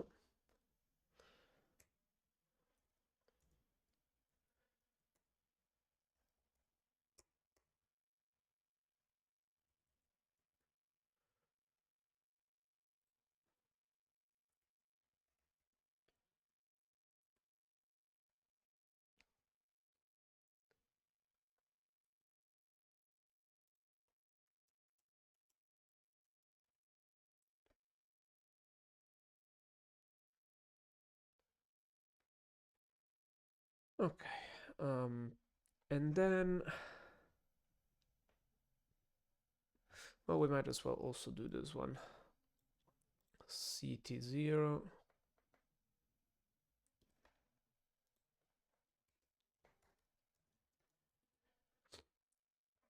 It's of the size of T0, which I don't remember the size of. Uh,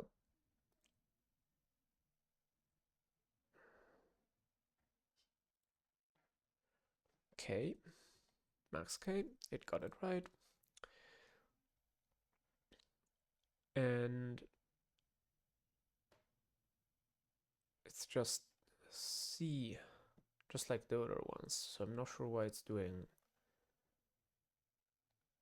a range to add, no?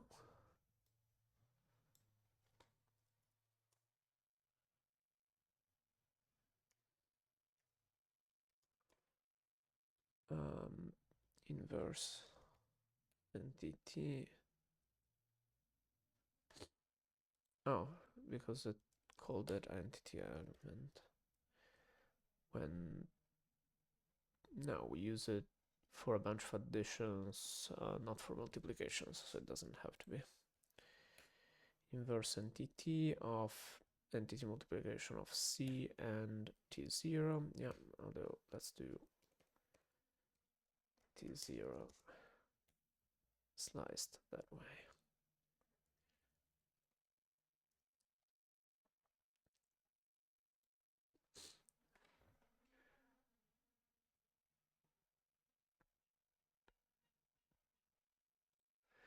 And let's move these up. A, S1, S2, and T0.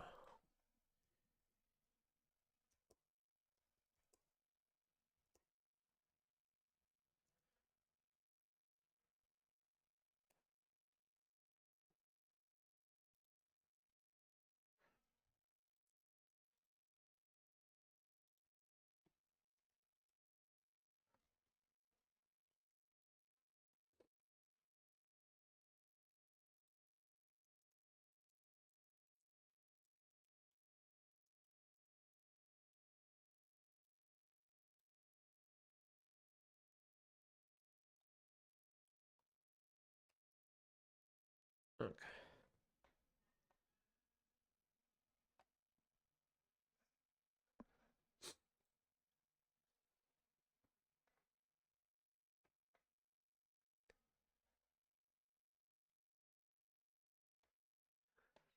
So we don't do it inside the loop. And the loop is expected to happen not that many times, but still. Okay, so CT0. Then there's the whole make hint stuff. And Ceiling code, which we can leave for later.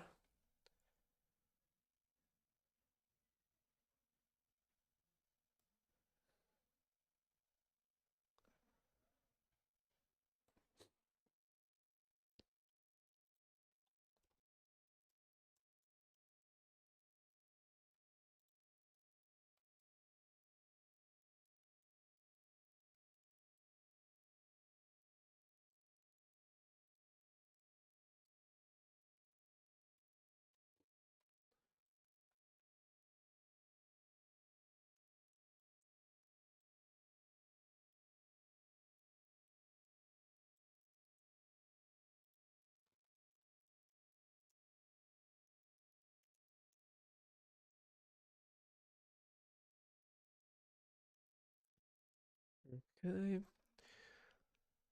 And then at the end,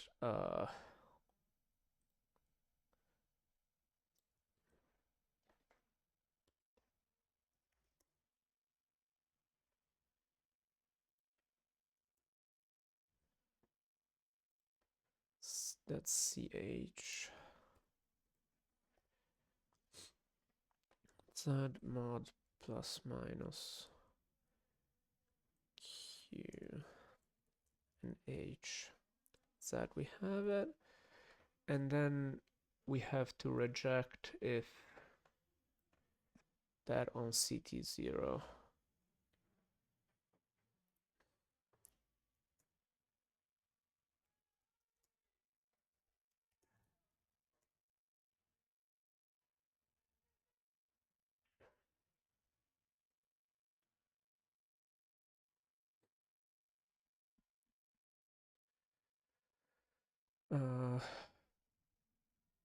Okay.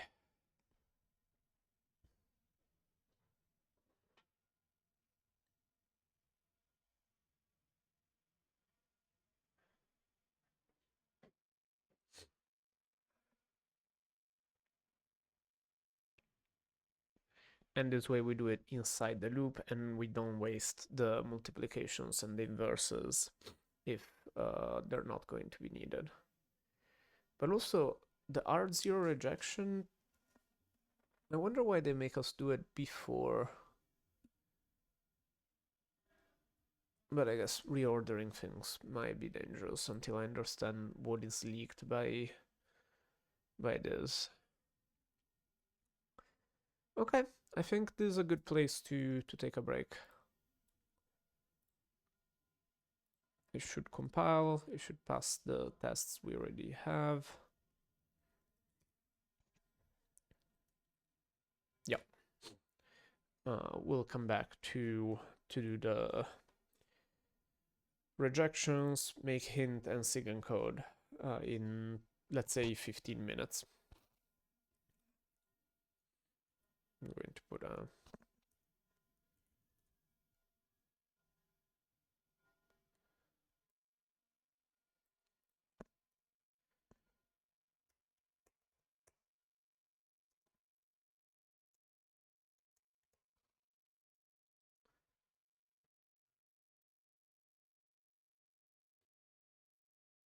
all right, folks, see you in a bit.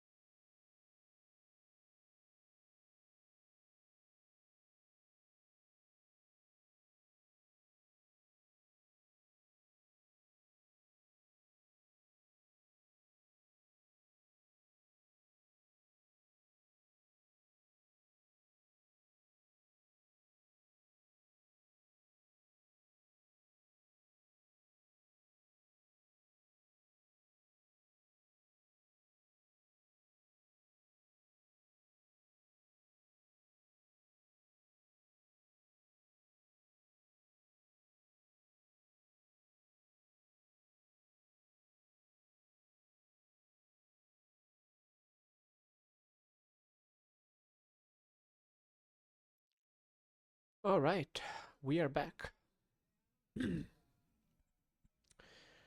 Let's see, where were we?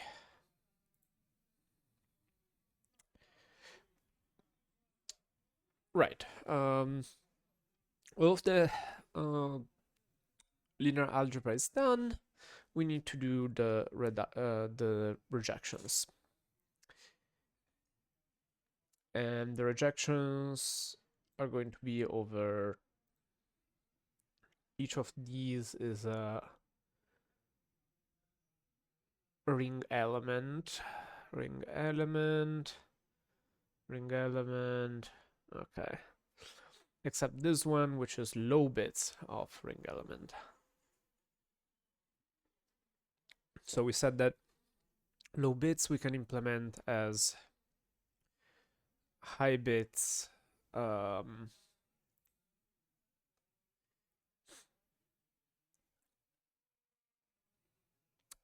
as calling low bits and then, well, calling high bits and then subtracting, which is what this is doing.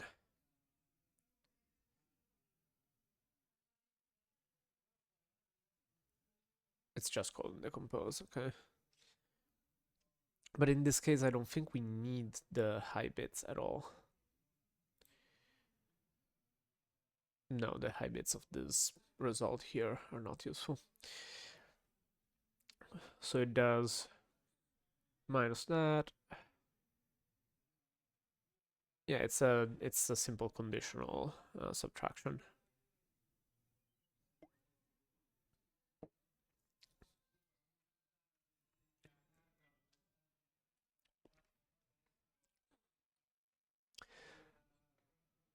Although the conditional subtraction we already have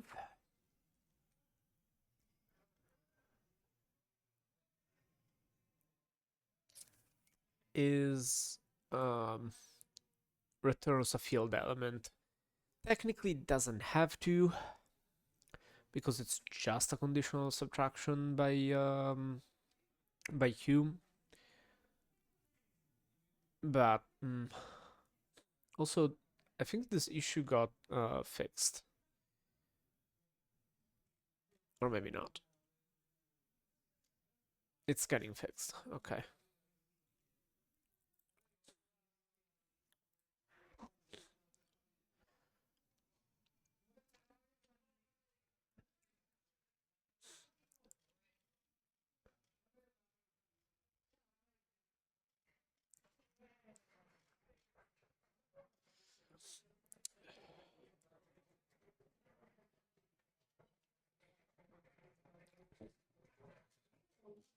Yeah, let's just copy paste it.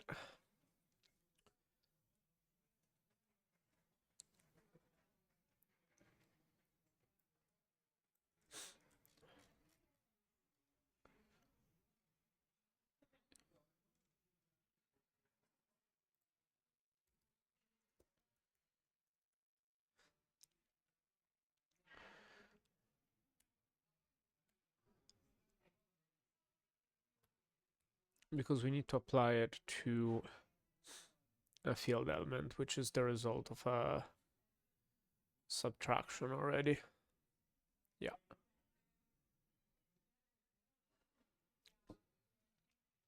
And this stuff is the result of multiplications, so we need it. Yeah.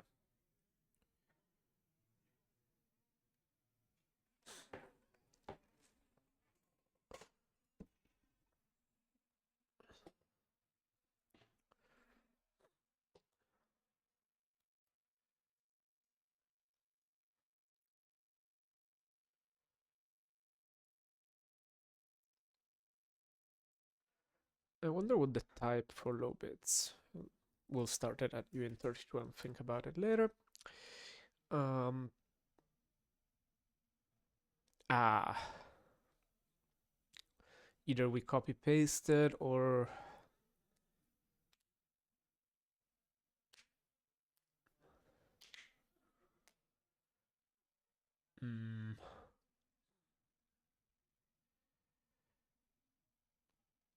For now, let's copy paste it.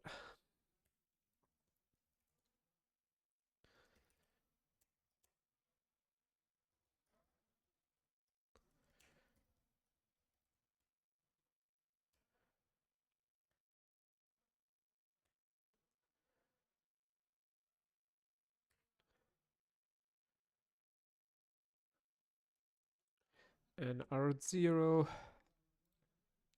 is going to be R minus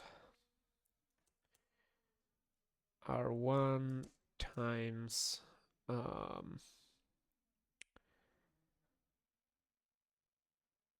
think gamma 2. I have already forgotten what decomposes. We wrote it like an hour ago.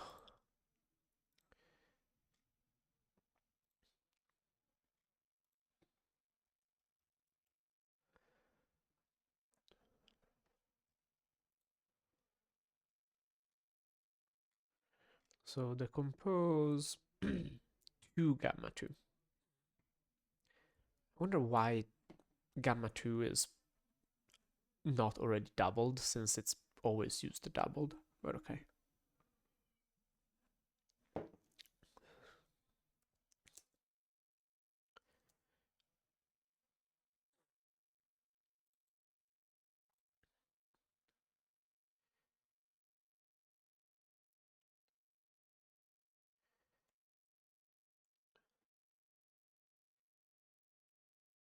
Yeah, and then it does minus q only if half prime minus R0 .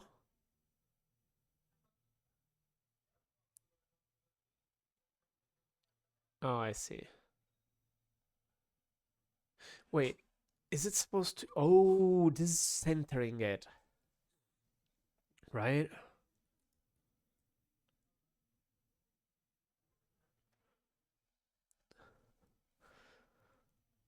Because decompose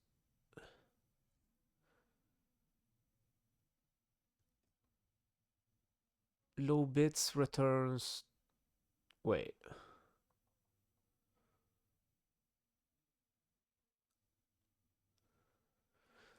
Low bits returns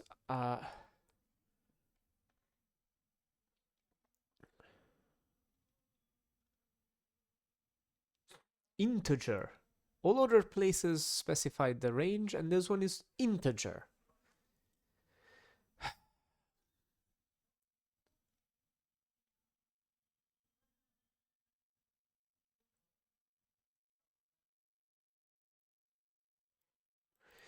Yeah, okay. R0 is centered, so it's a signed value. Ugh.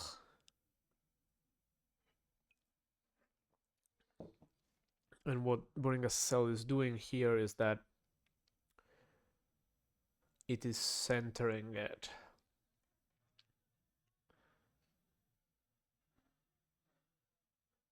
by saying if k half prime minus R0 is negative, then,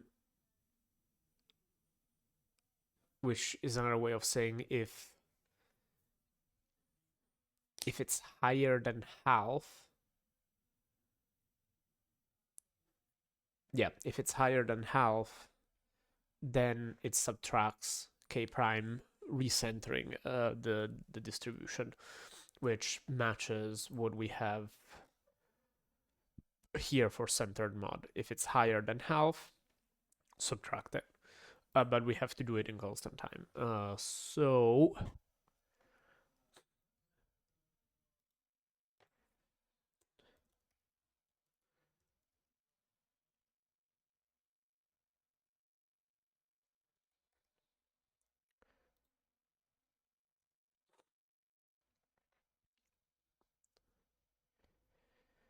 uh,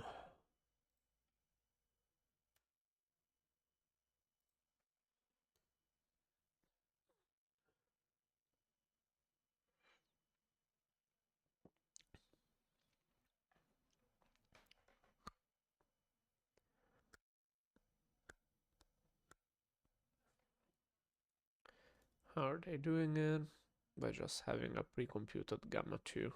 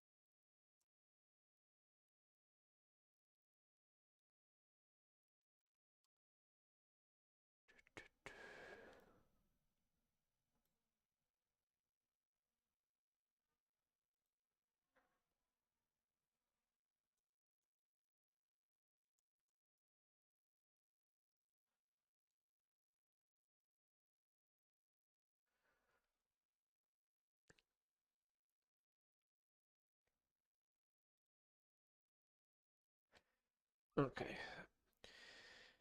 we need to recenter it. But I think up to here it will always be positive.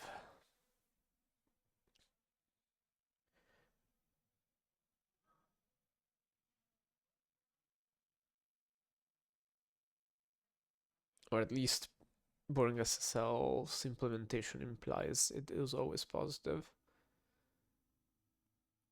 Maybe not. Well, but it never adds, so it does just k half prime minus r0. So if r0 was already negative, oh, it would be fine.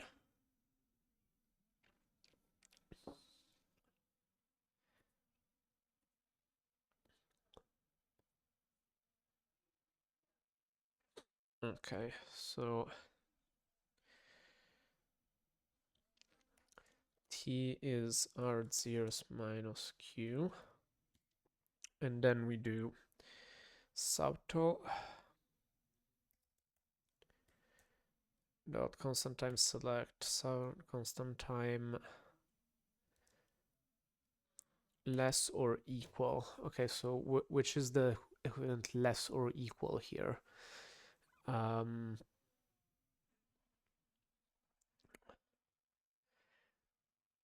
Which side has to go with the equal?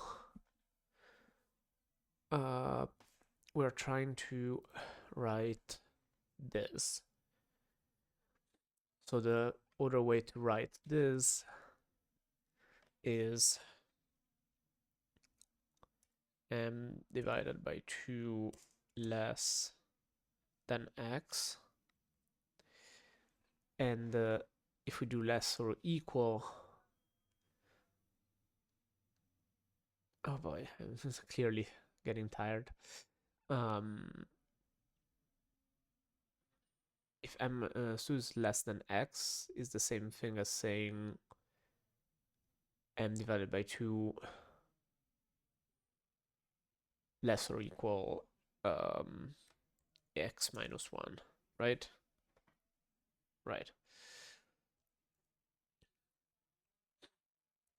Or plus 1 here.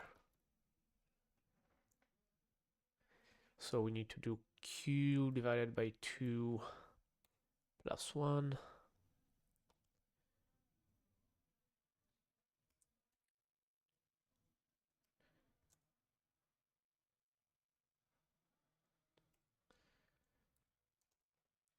And this will be 1 if it's less than or equal. Which it will be if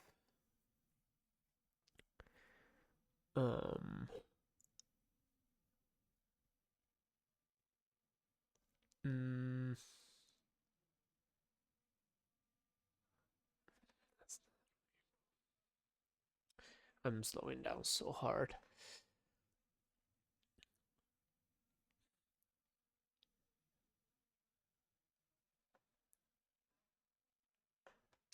So if it...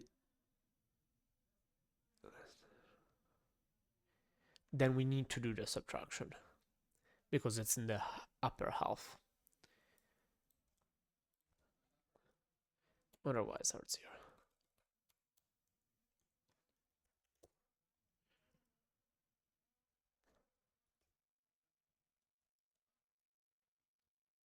Bunch of annoying conversions.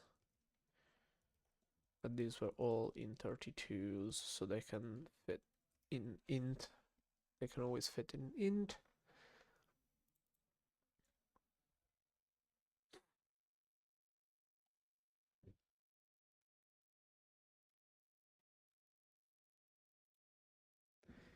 Let's write some little helpers for these, just to make things easier to read.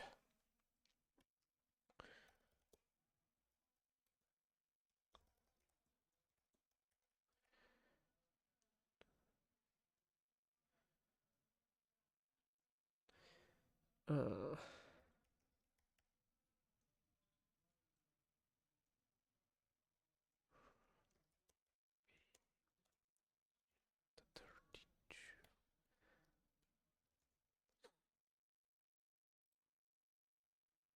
AB.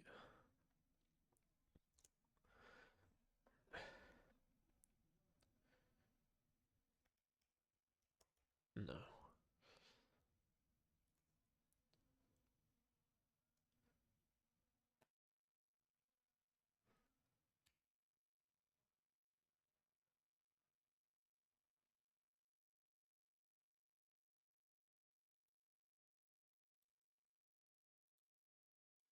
So we've inverted them.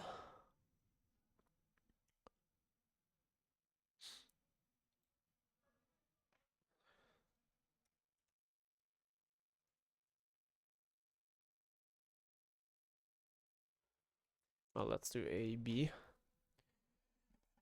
No, actually.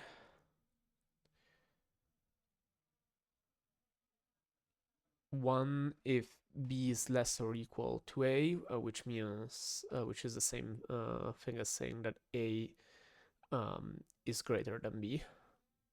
Well, the opposite of saying returns 1. So it goes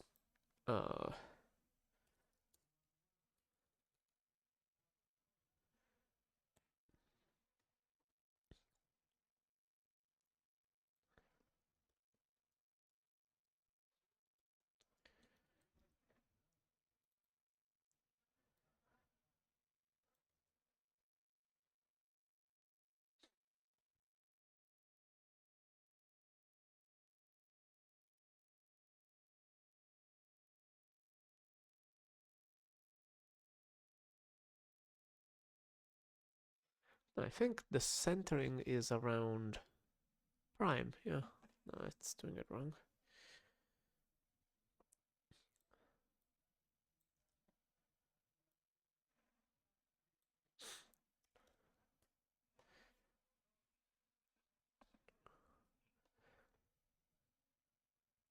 Okay, so if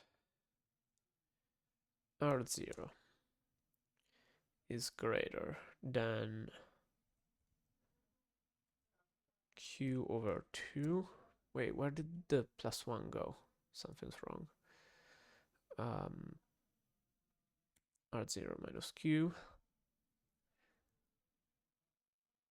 Otherwise, R0.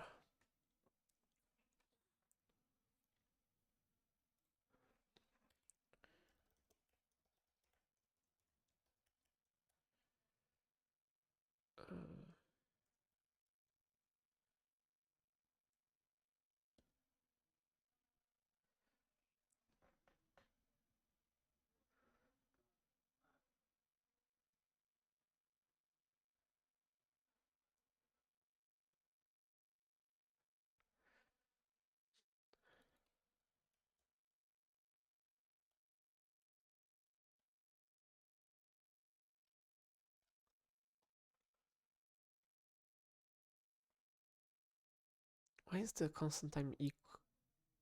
Okay. I guess equality doesn't matter if it's... Yeah.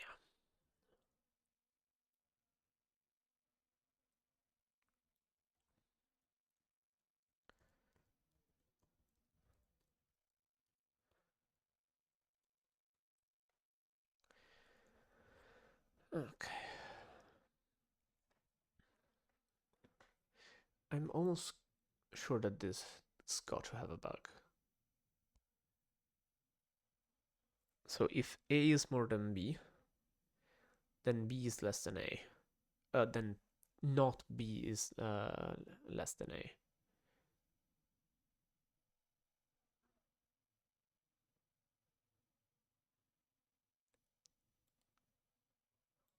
Let's not.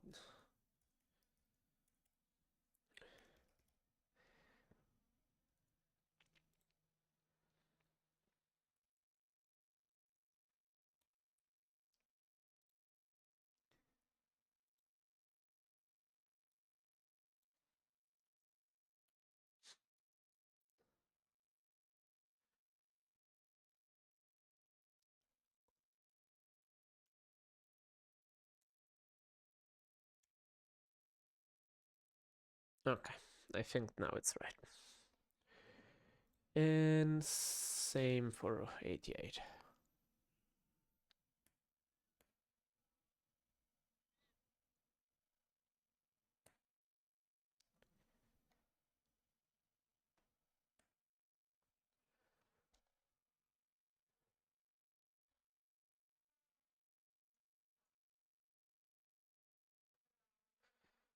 Okay, and let's go to where we have the tests for these.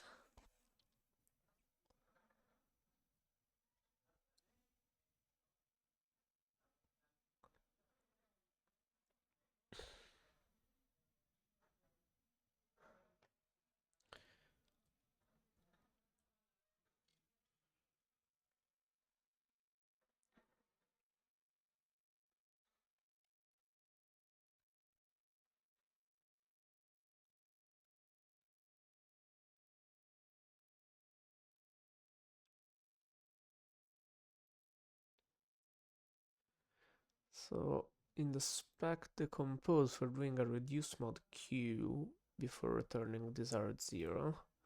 Let's not do it. Let's keep exactly what the spec has.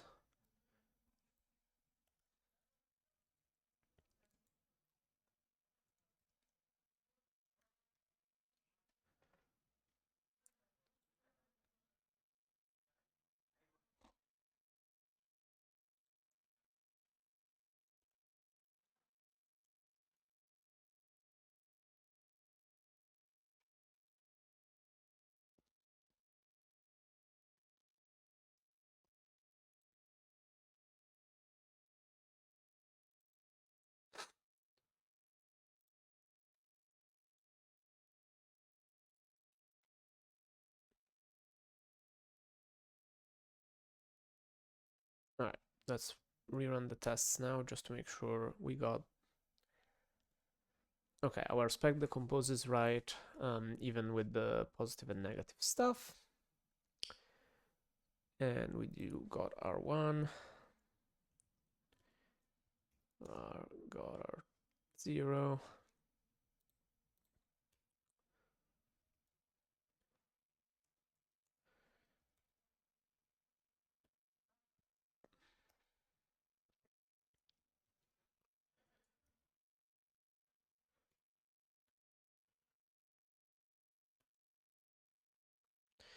Drum roll.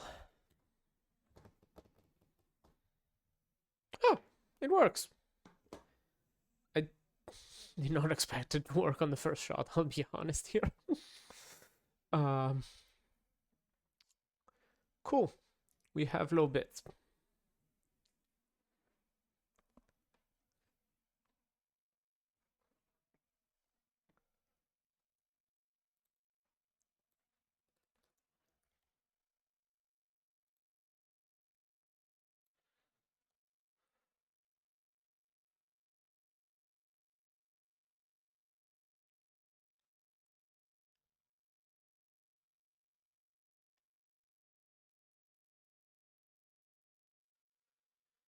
Cool. Uh,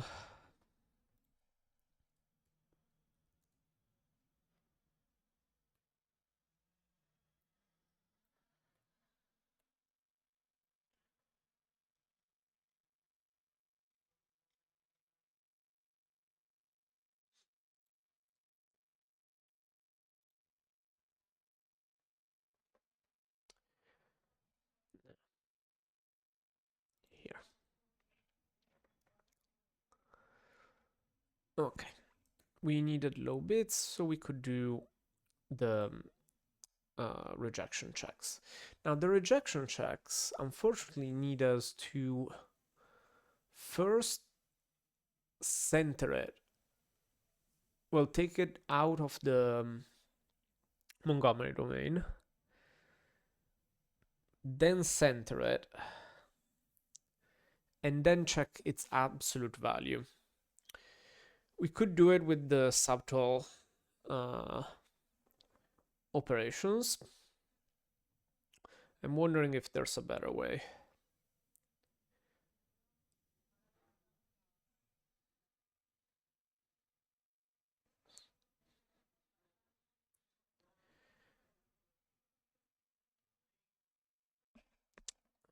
So because we need to be constant time in distinguishing in whether it's high or low, like constant time with respect to the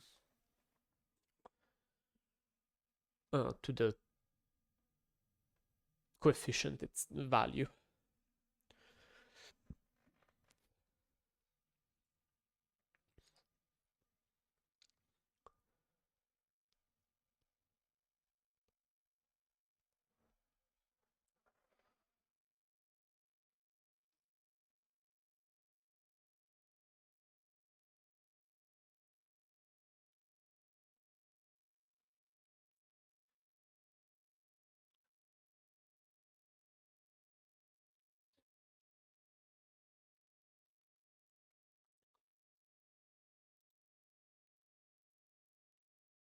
So the things we have are that are 0, but that's with the thing. Ring element, ring element. So 2 on the ring element, 1 on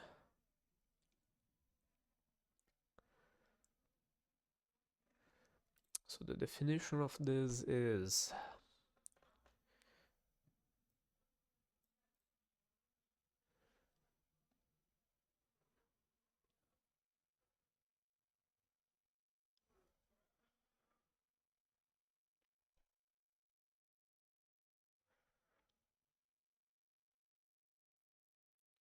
the absolute value of the centered. I'm not sure how to do absolute value in constant time without a constant time select. Let's see how they do it. So we just need to look for where low bits is used.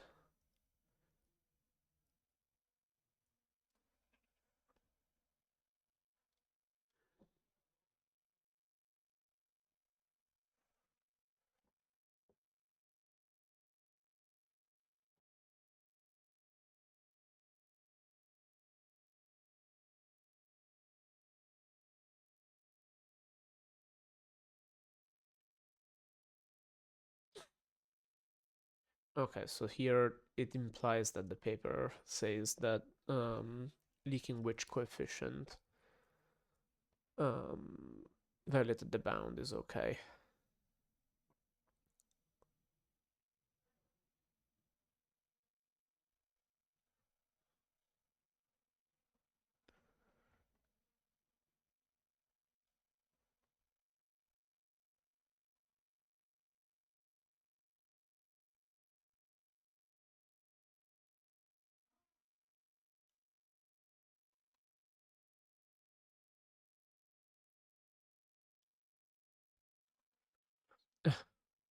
This is FIP stuff where you have to show to the lab that you're testing both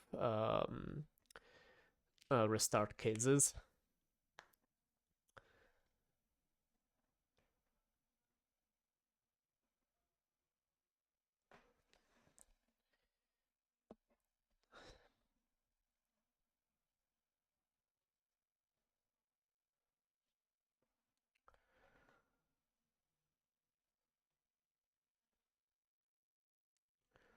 Section 5.5. Let's go read that.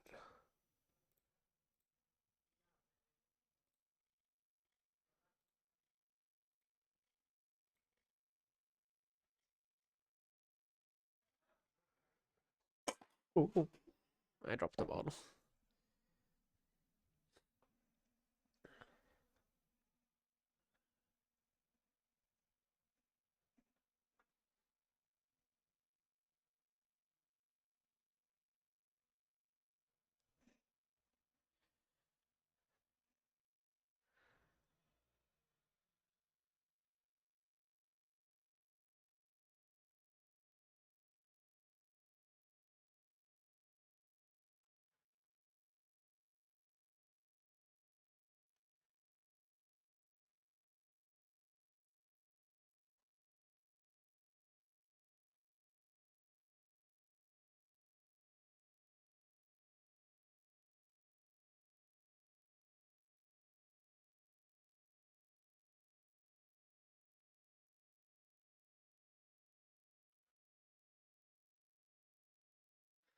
Cool. Okay. Let's take a note of this.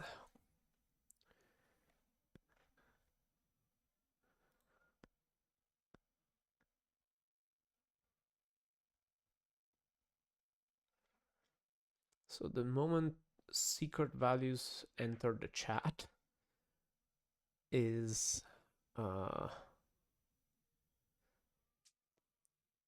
this. What is K? Not that. Is when S1 and S2 get used.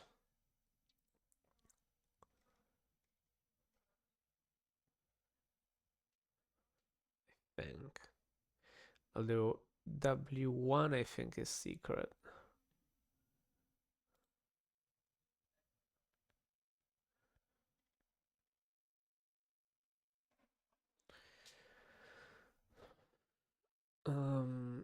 H of new NW1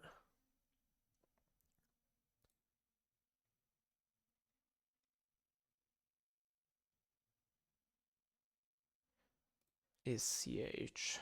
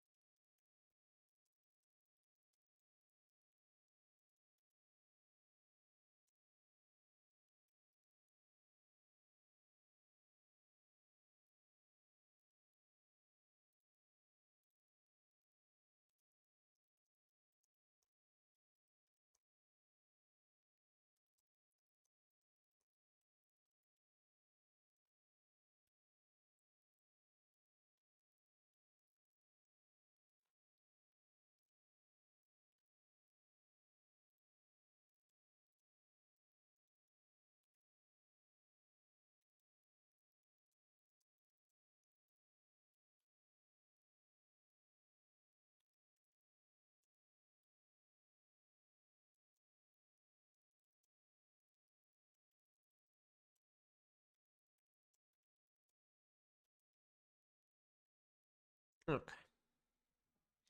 Everything else, I think, is constant time in here.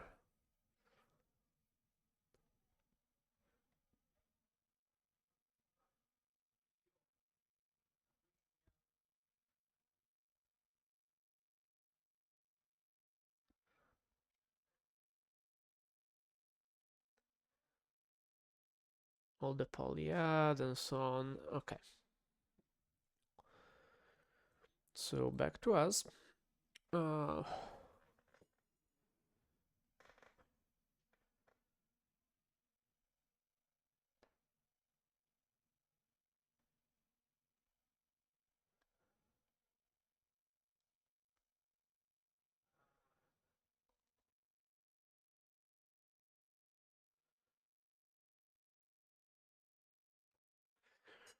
so boring SSL does it in constant time, but the paper says it's okay. So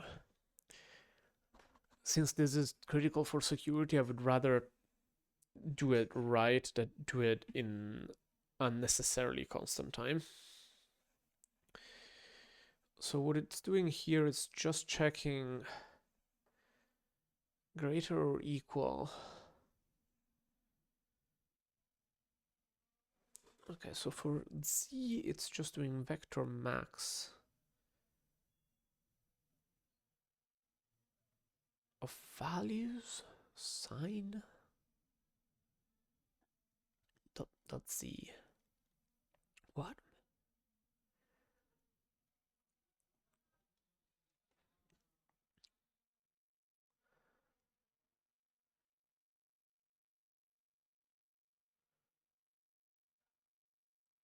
What is Z? This is just a polyad of this bunch of stuff.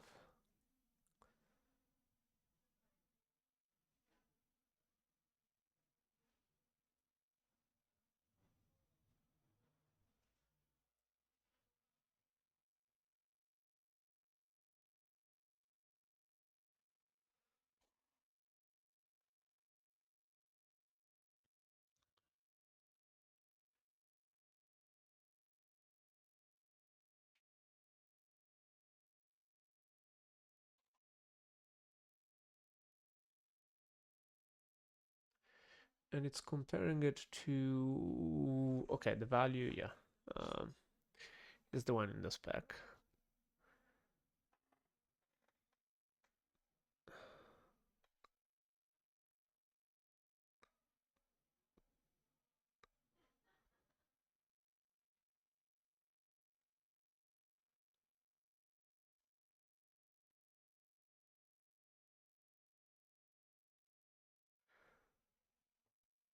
And here again, CT0.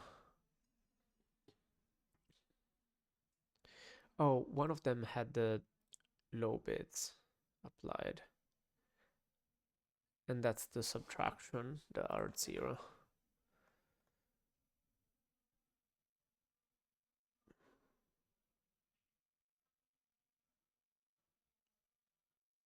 I'm confused. Why can it just look at...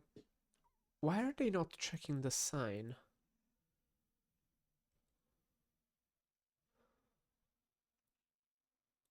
I thought the point of this was that it was the absolute value of the centered distribution of that.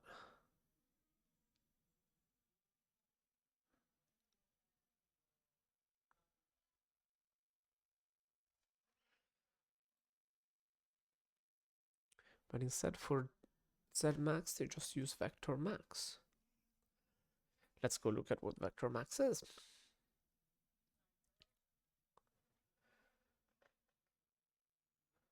Is scalar max. Okay.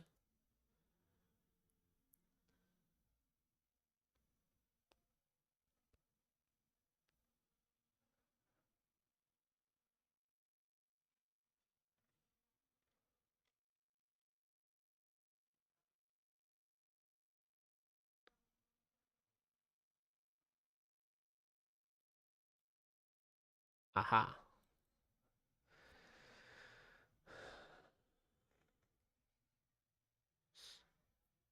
these two functions. Oh, absolute mod prime. There we go. Well, this one is absolute signed. Okay. So what we're curious about is absolute mod prime and absolute signed.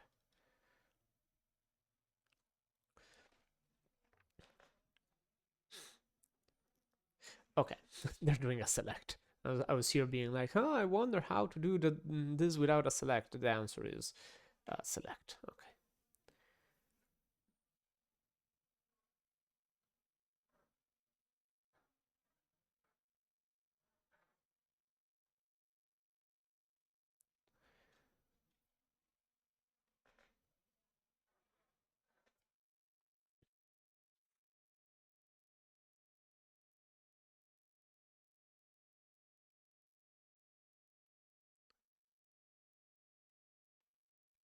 Okay. So for this one, it's just a matter of having.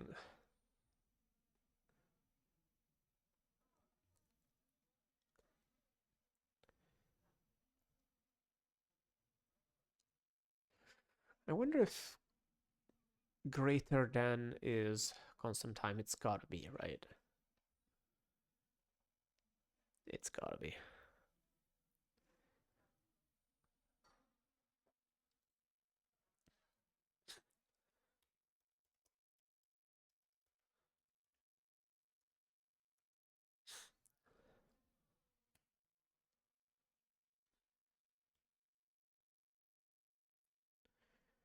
X plus mask.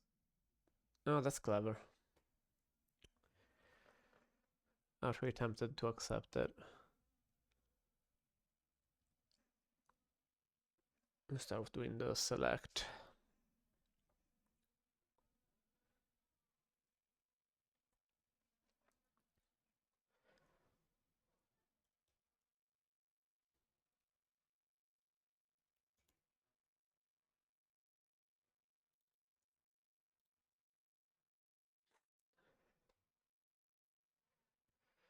So if 0 is less than or equal to x,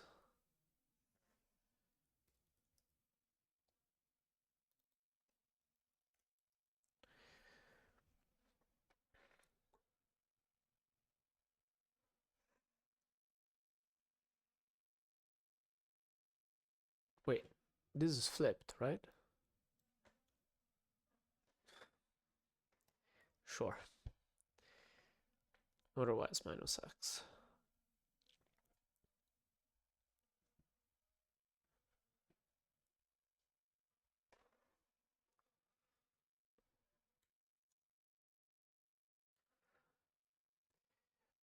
And we need the same thing for the centered distribution, which instead is this.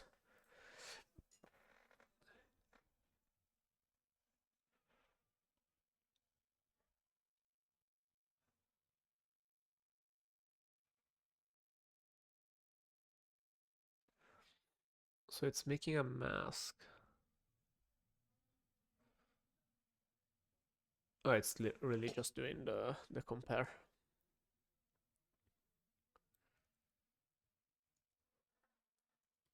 Okay. We could write it uh,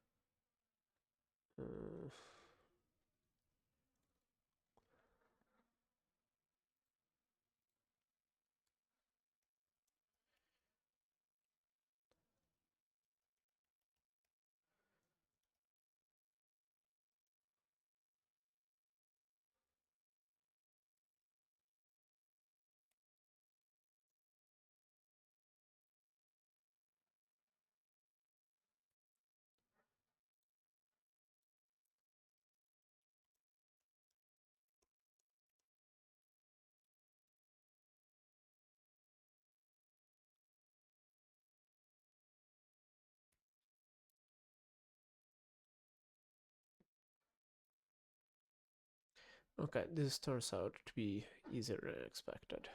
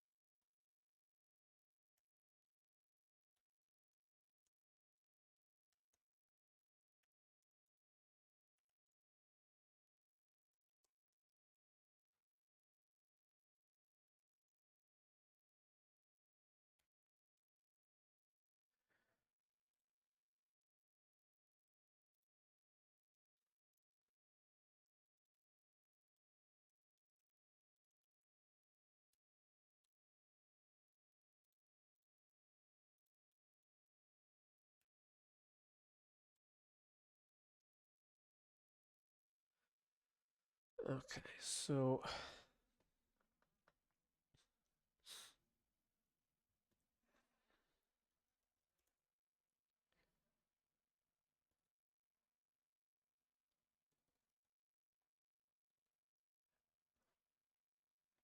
what?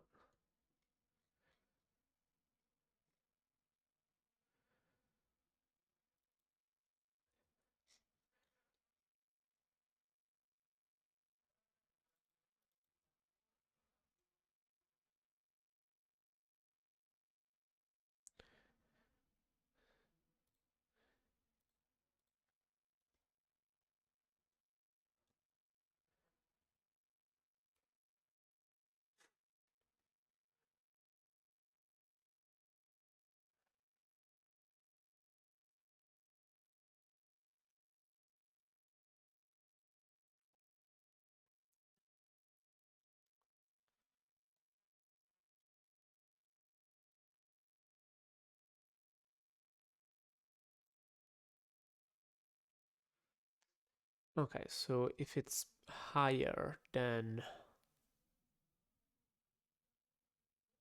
Wait.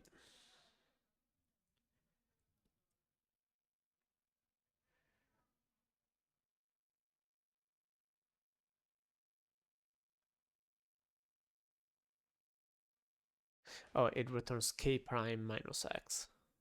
So it's essentially both doing the absolute and um, the centering.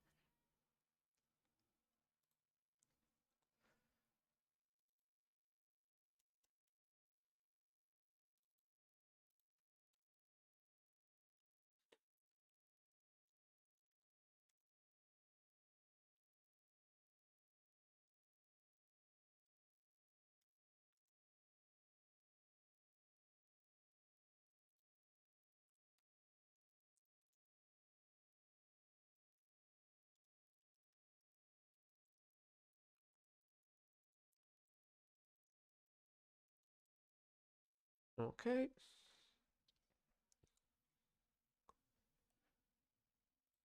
And now we just brr through each of them.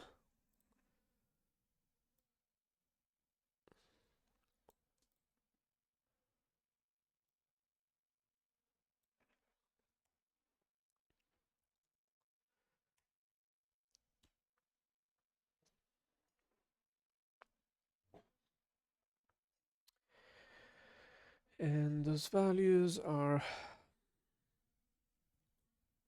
What is beta?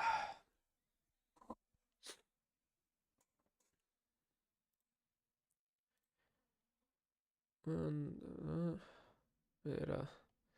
Okay, so probably best to per-compute these and put them in there.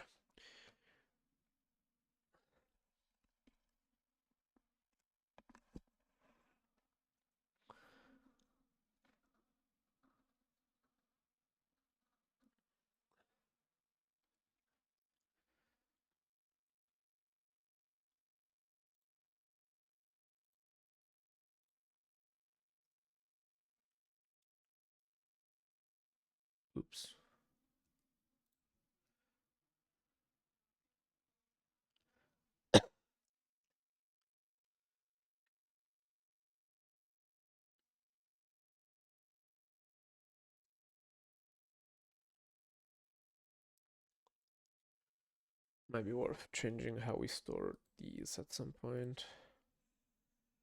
How do we use it right now? Just as a switch.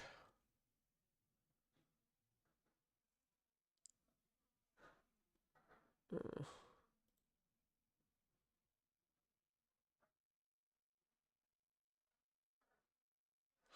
well, they have templates, we don't. Okay, so here the bounds are of Z, of R0, and of CT0.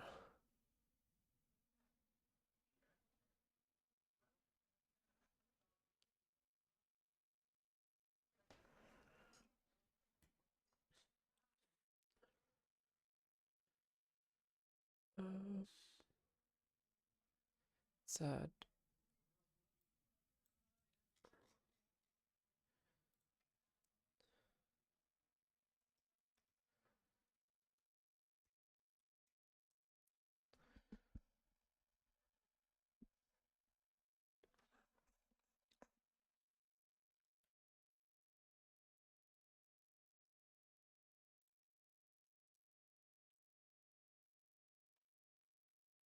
These I'll probably change later anyway.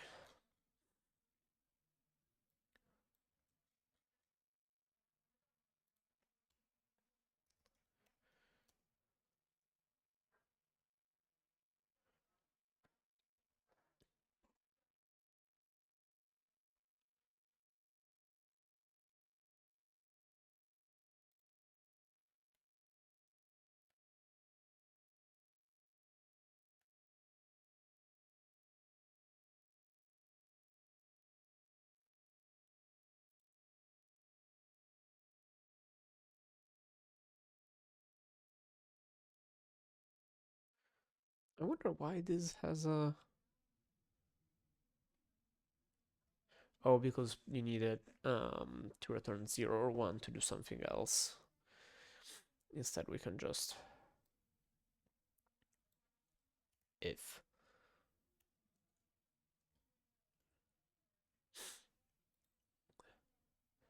Greater or equal, greater or equal, greater or equal.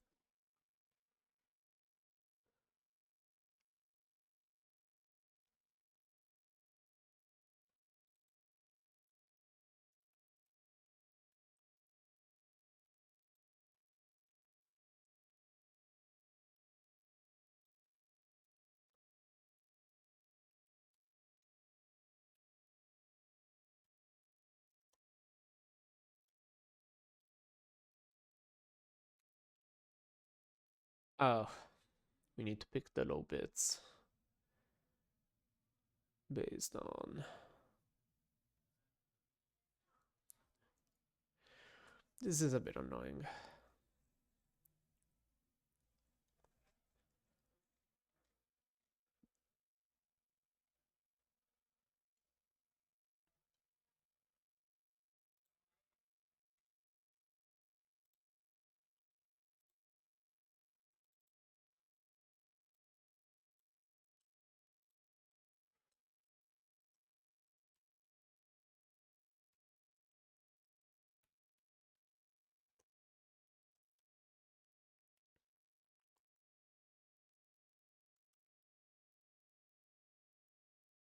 R32 of R0J, next R0.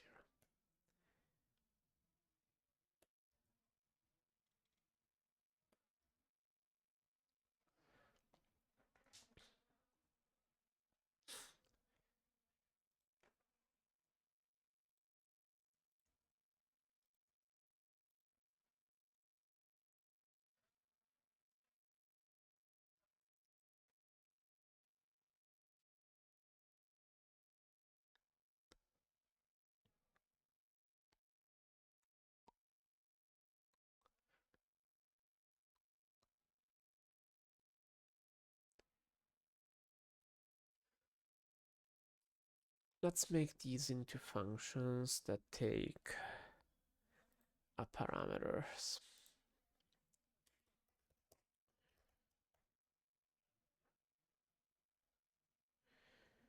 Um,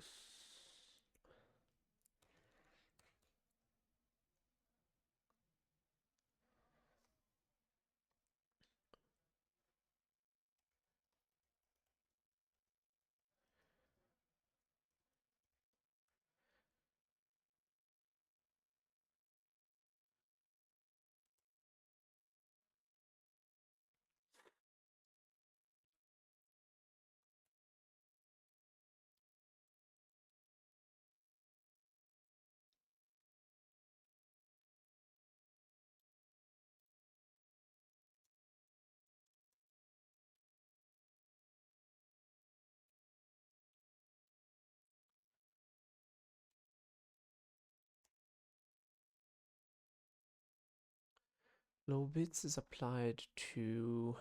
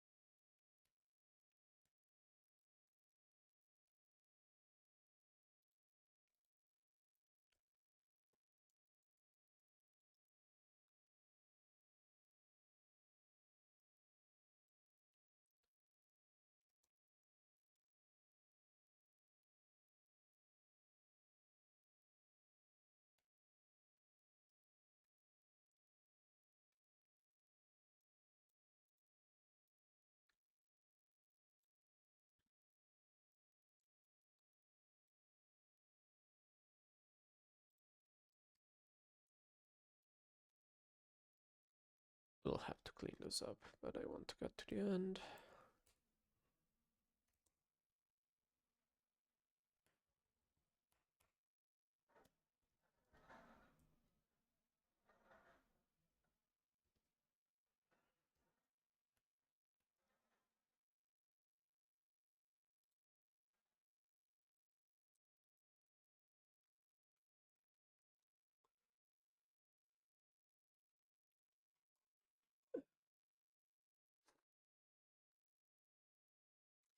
Okay, I think this is going to work.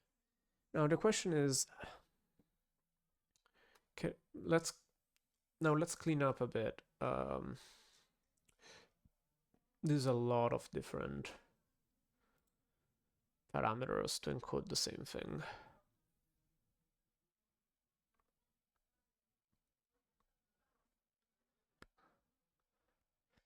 and we can probably pre-compute a lot of them. So where is this one used?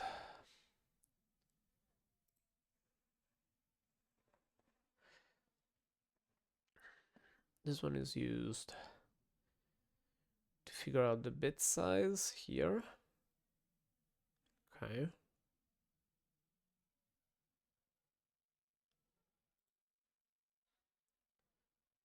But then we also need max z here. Let's just compute max z.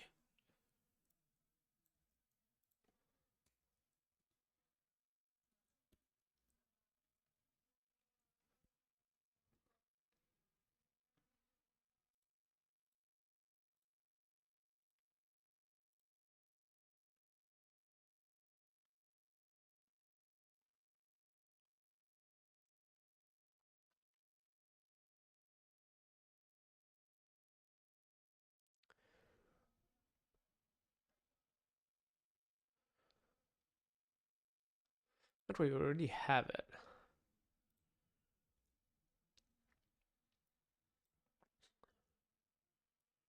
So let's compute at the start of sine.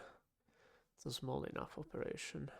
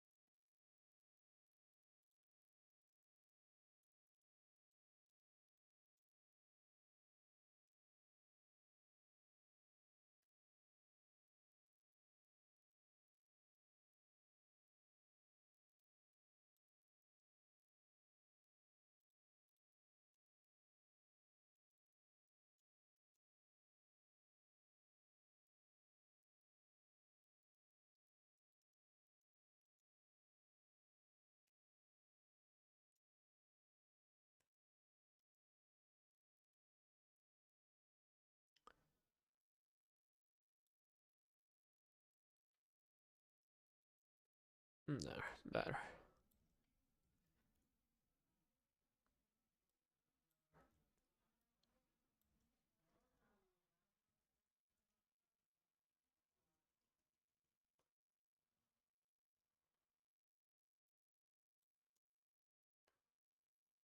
Whoop.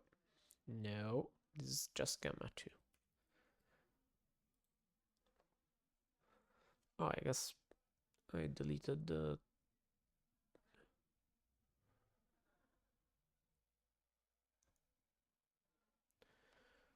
Oh, what is the reject condition?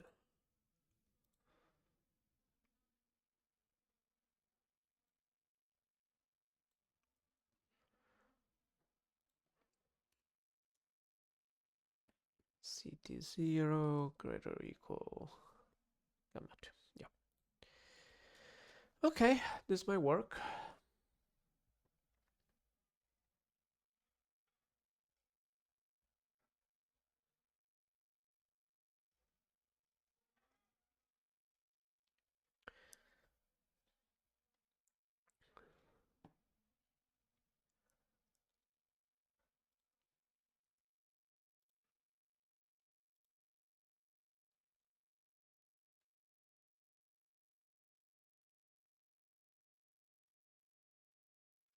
Okay, I think we are only need the hints and then we have a valid signature.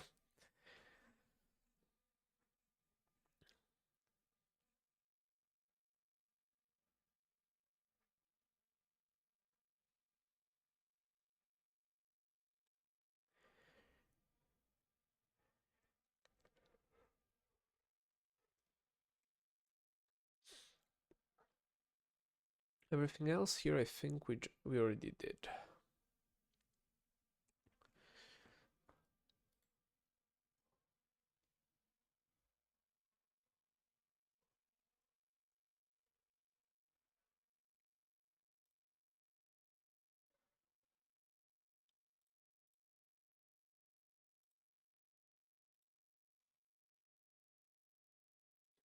Oh, and make hint is very simple. Love it.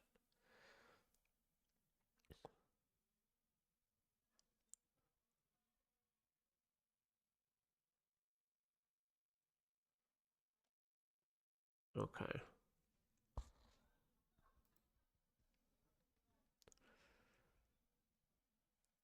The format...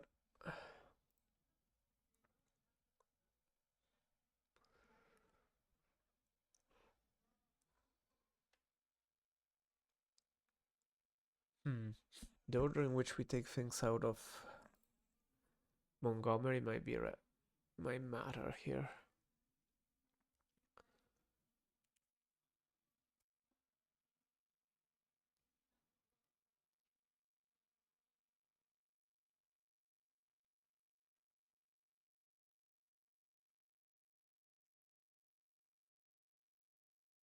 Hmm.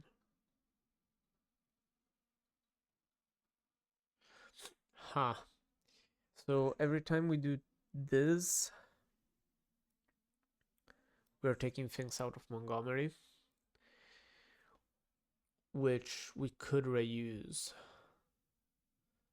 in SIG code. Well, for make hint, maybe not.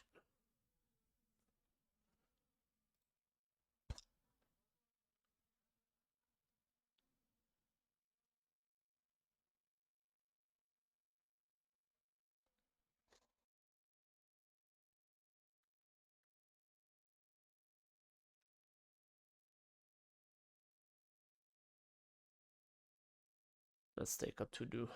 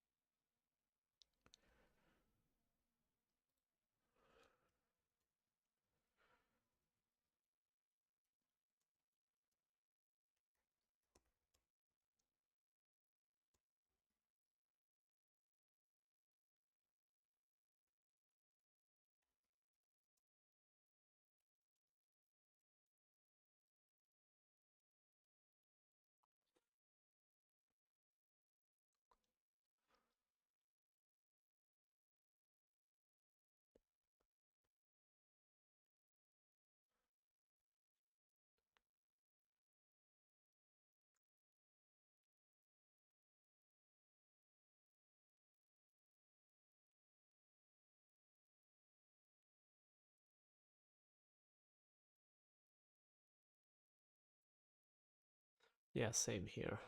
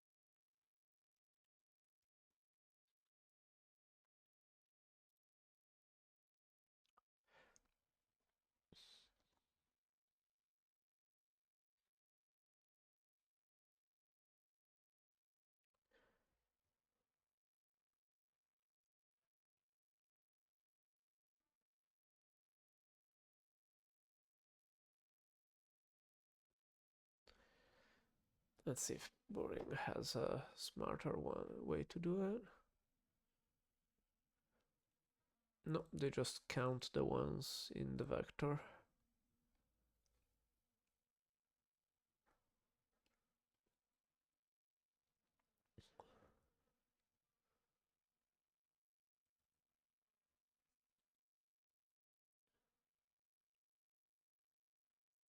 Yep, the inverse entity right there. And then they just make hint one by one.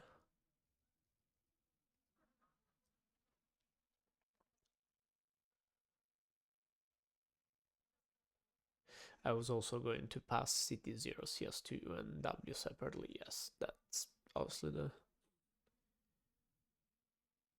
And they just compute the high bits, okay.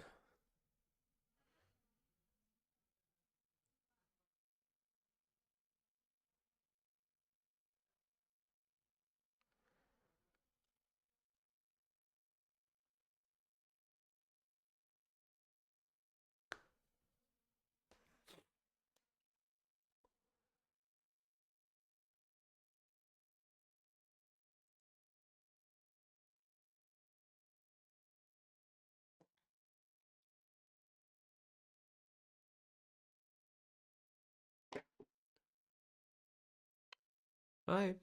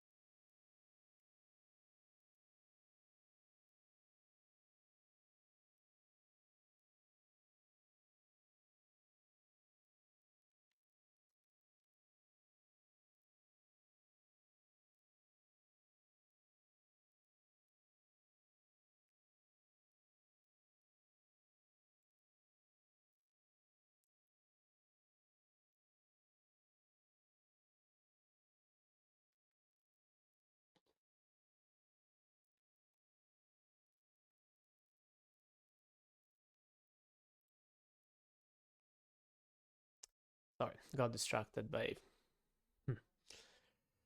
annoyingness. IETF annoyingness. I really don't know why I do that to myself.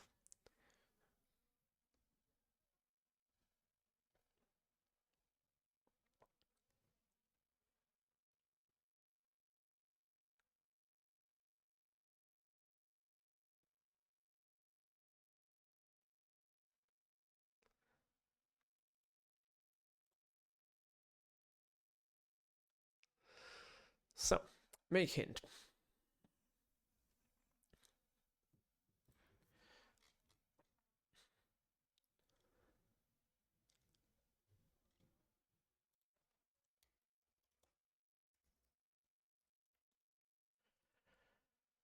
So we can make it take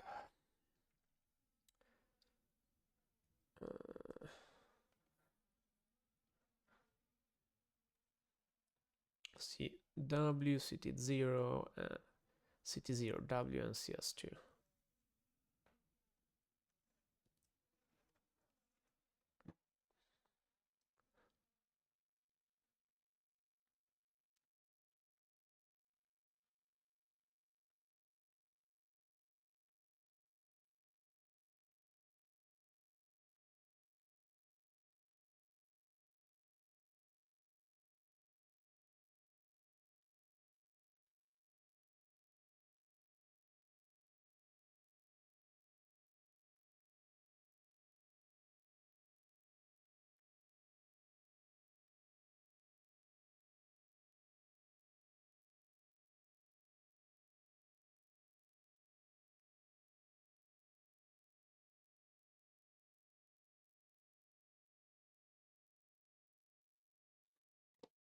Sorry. We said CT0, CS2, and W. Wait, that's a weird order. W and CS2.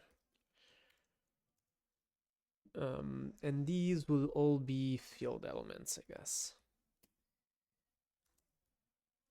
And the hint is a boolean, but we're going to return it as a uint8. That sounds right.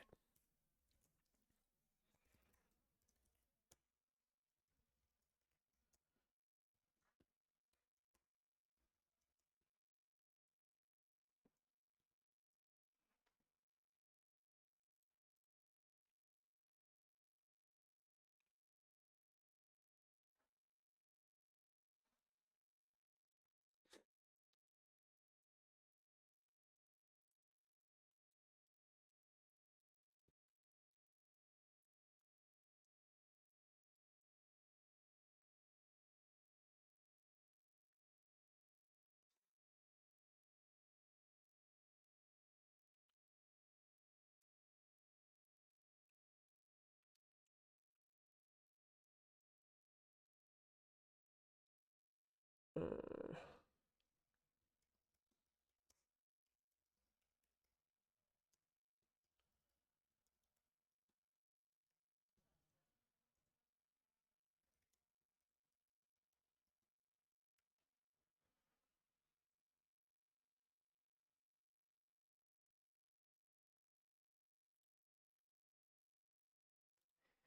R and Z. Inputs Z and R. And so Z is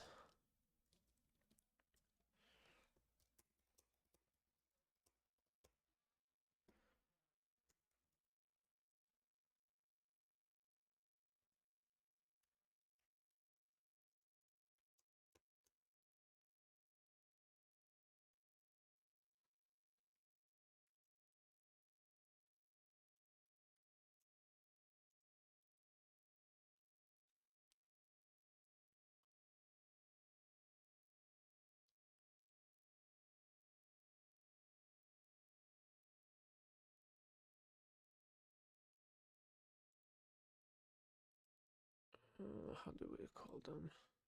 R1 and V1.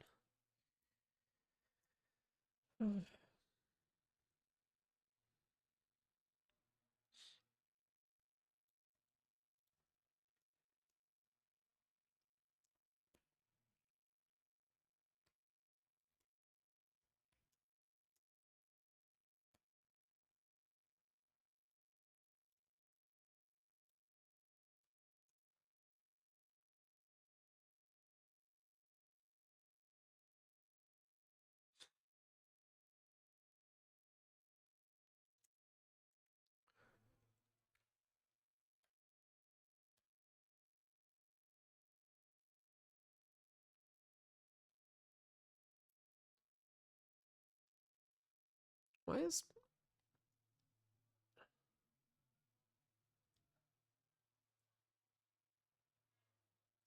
Oh, okay.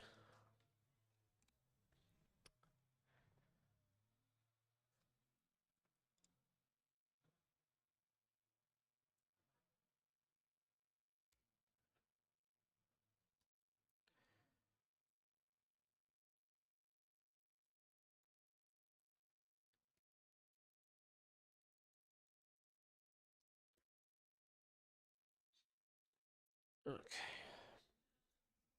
Oh.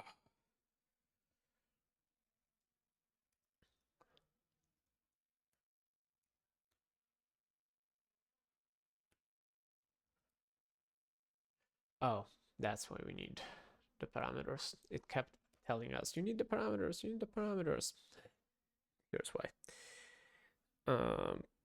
Kind of annoying to dispatch for every... I really envy C++ and templates in this implementation, which is not a thing I thought I would ever say.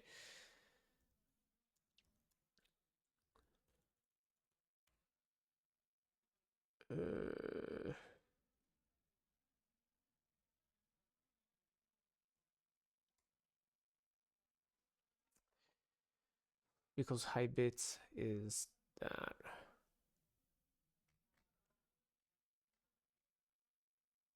Let's make two of them.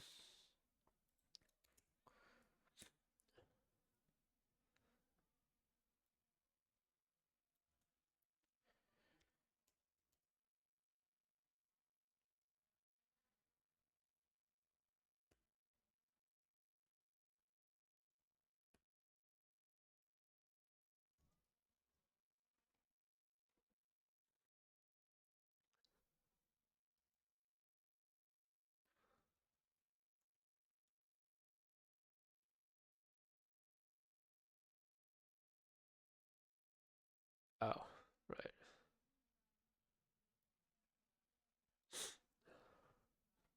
Oh, that's what it was doing.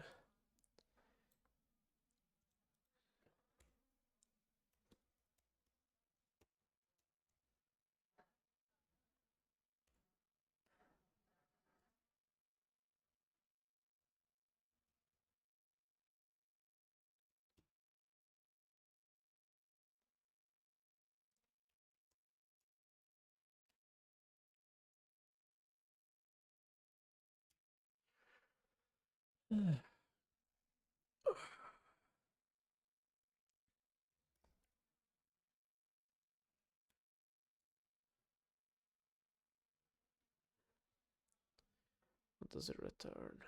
A single byte. Uh,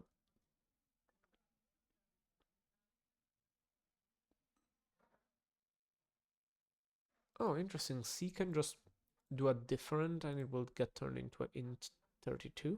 Okay.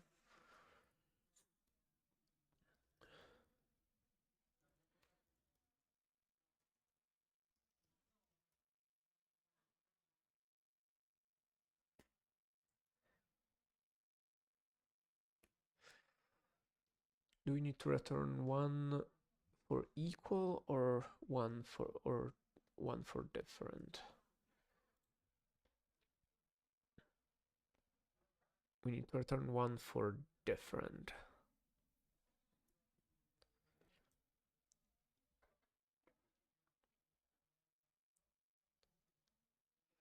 How do we invert 1 and 0? Like this.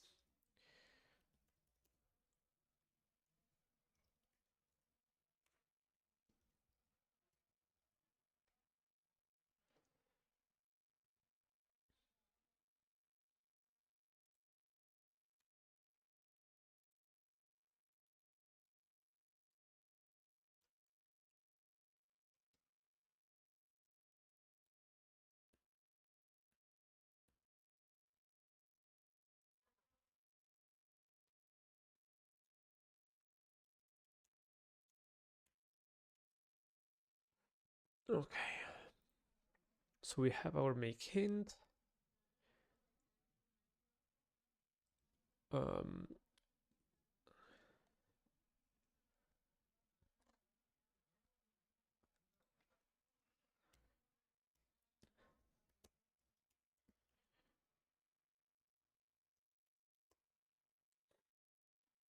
and it's going to be the length of the coefficients of CT0.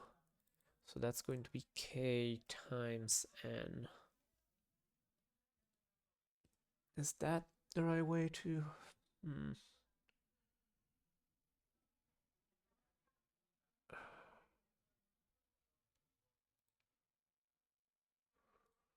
Let's do it as a slice of length K.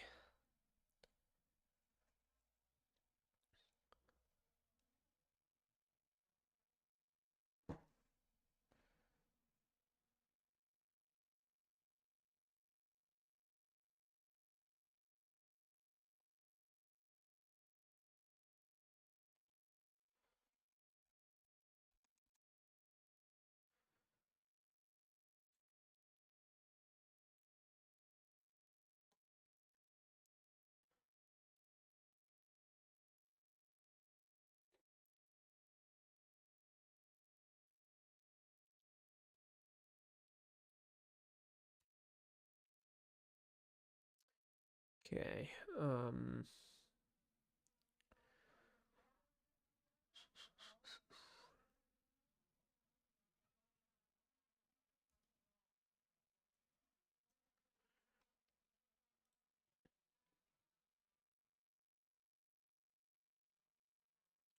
We're gonna need this value.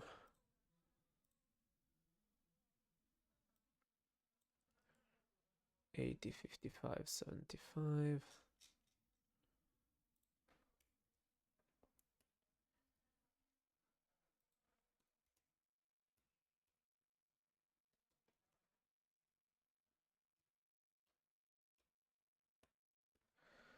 Eighty, 55, 75.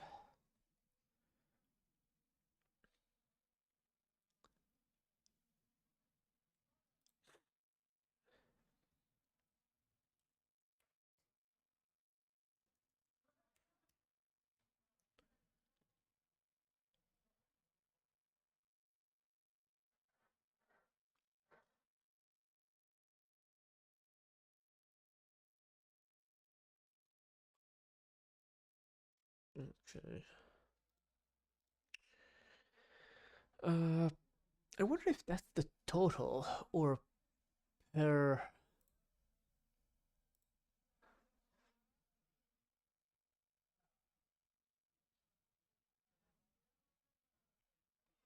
per element in age.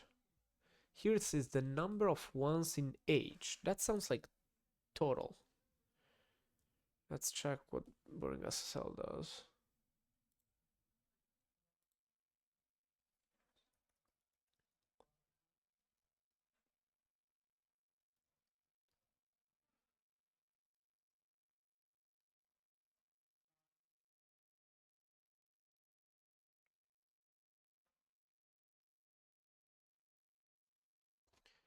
Makes hints into sign.h.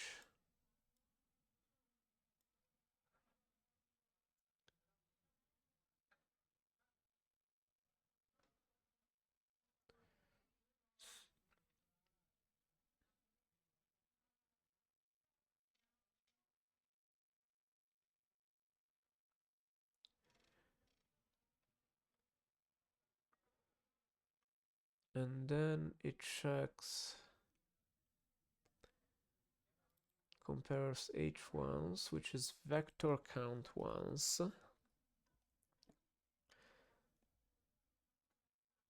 which goes both through the vector and the degree. Okay. Then no, we have to go through all of them.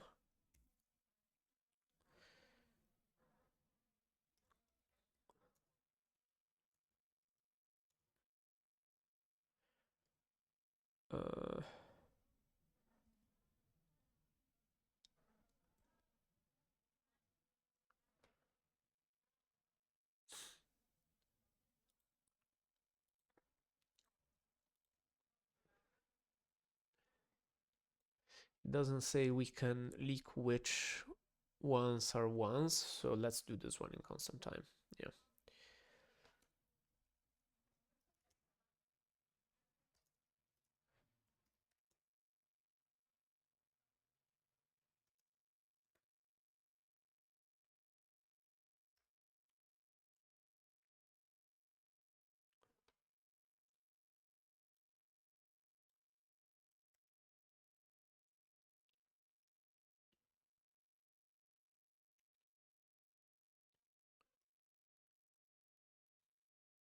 Make hint takes right. CT0 WCS2.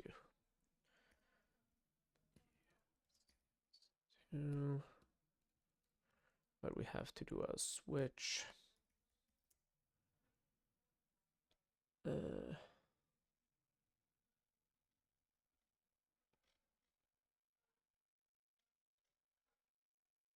A switch on p.gamma2.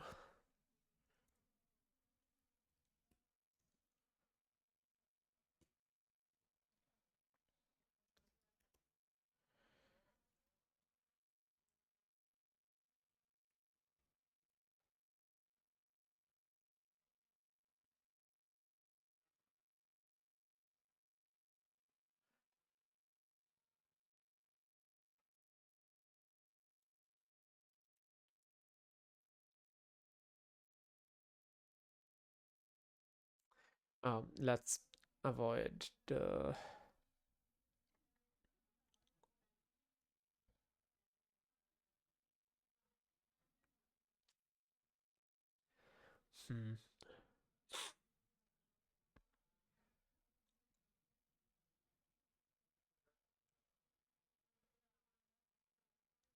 dispatching so deep is probably silly, but who knew?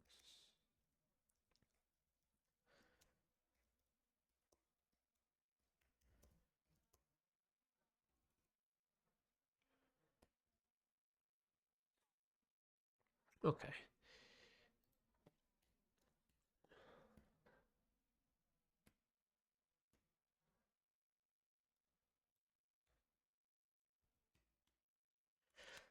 Right, one function left.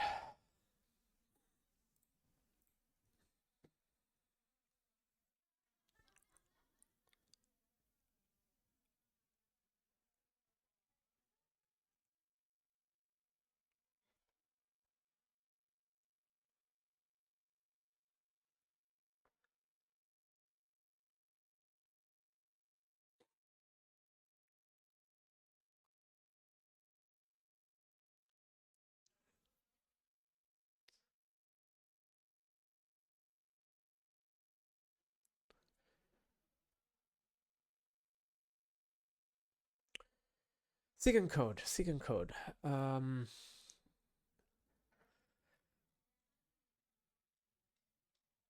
We had some encoding stuff somewhere. I don't remember where.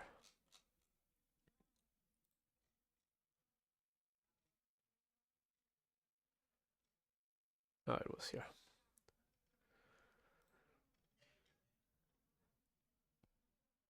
Arguably, make hint should be not in field.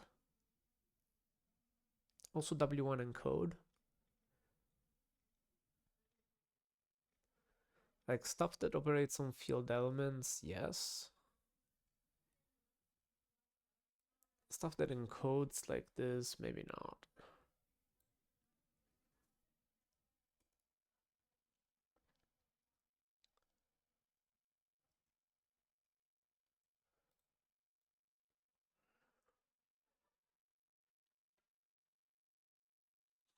Yeah, all this stuff is probably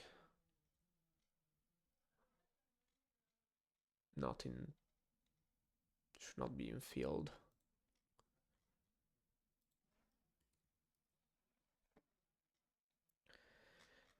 And now we can do sig encode, which will take ch, z, and h.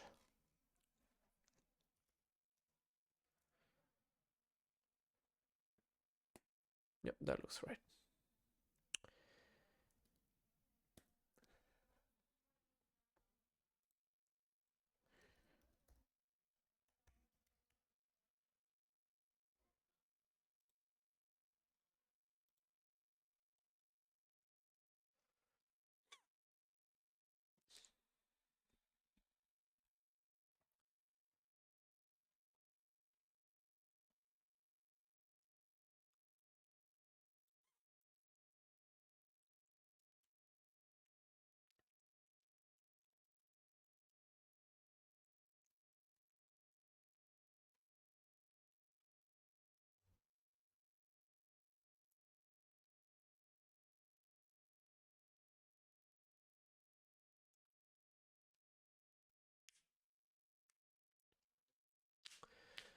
Um, so it's just bitpack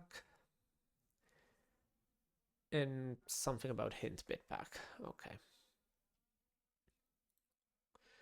So it starts with just ch. Okay.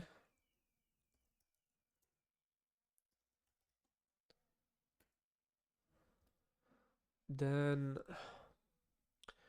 bitpack of each z mod plus centered. Why not encode this as just z?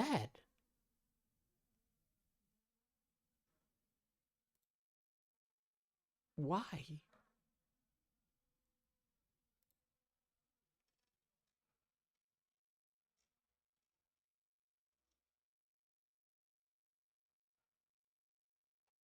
Okay, so it's taking a centered distribution. So it's taking a distribution in Q.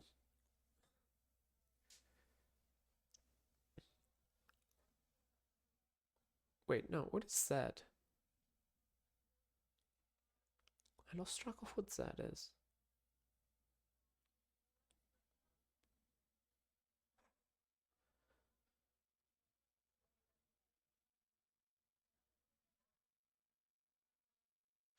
Oh, I think that's known to have a low absolute value because we just did it here.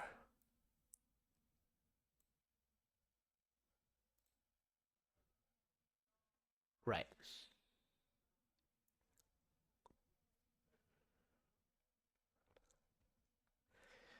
And to do bitpack, we encode the input being W, and we do the end of the bound minus the actual value.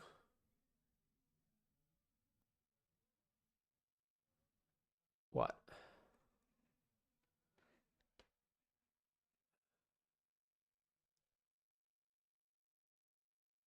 So in this case, B is gamma 1.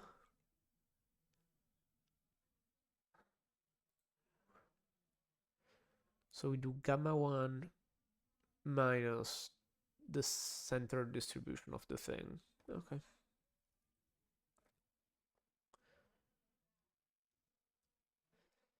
And we bit pack it, and gamma 1 is, what is the bit size of gamma 1? I mean, it's the same between the two. It is not.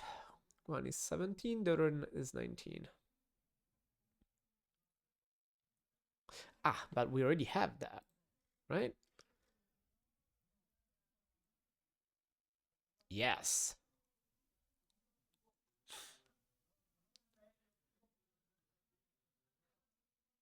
Well, we have bit unpack. We don't have bit pack.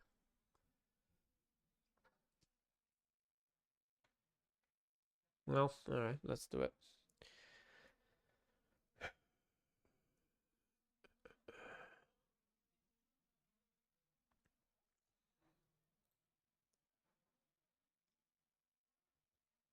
Gamma 1 is the one 2 to 17, right? Yes. Okay.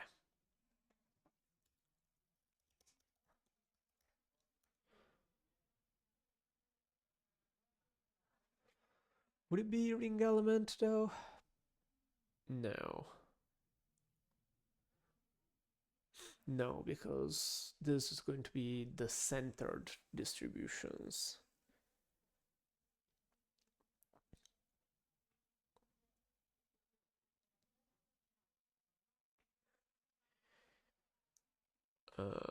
And we already have a function that does infinity norm. Wait.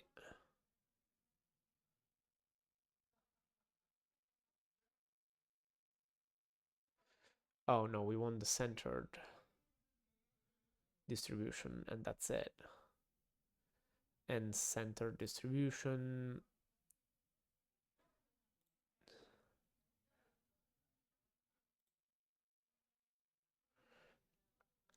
is the same, except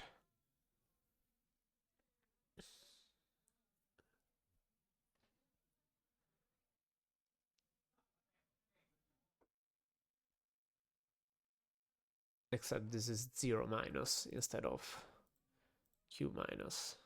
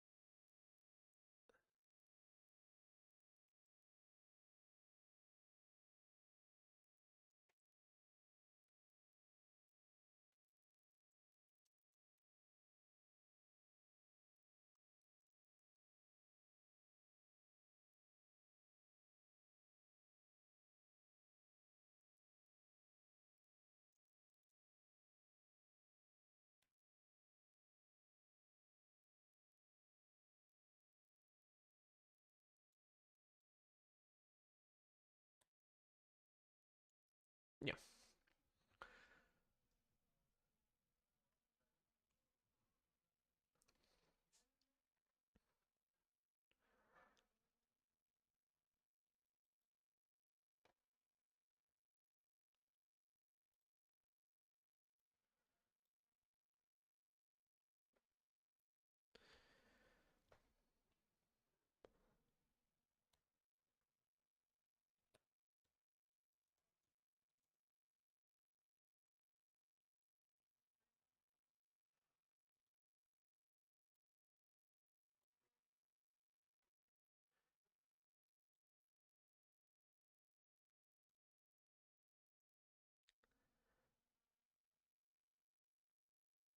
Is that right?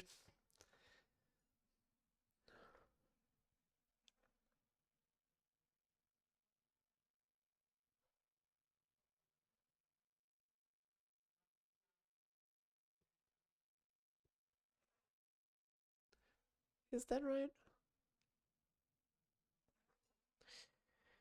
I don't wanna. Pretty sure this works. Wait, I should figure this out and leave it in the comment. Somebody will have to review this. Okay, so x minus q. We know that x is more than half q. So the absolute value of x minus q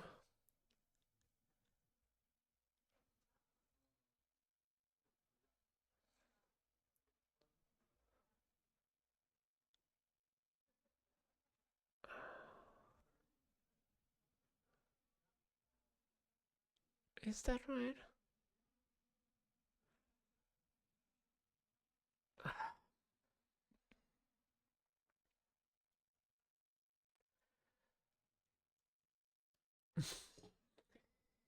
We'll get to that.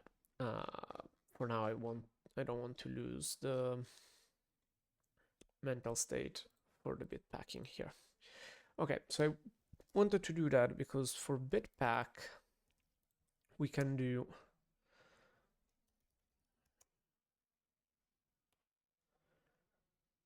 Well, this is just a dispatch function.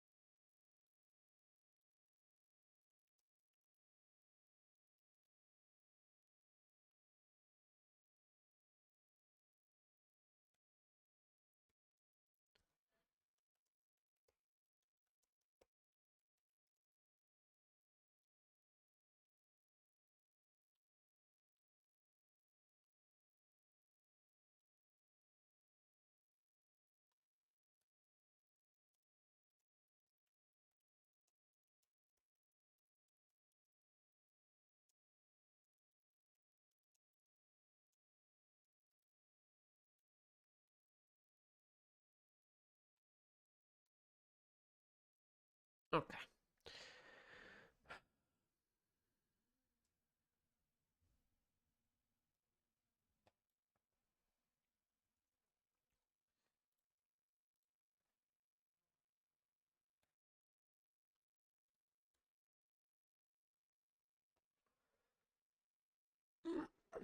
Not sure we need the mask, but we'll see.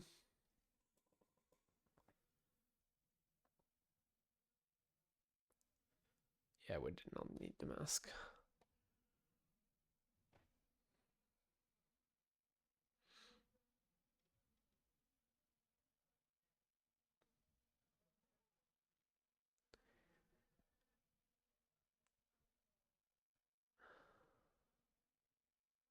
So this is little engine, so that looks right.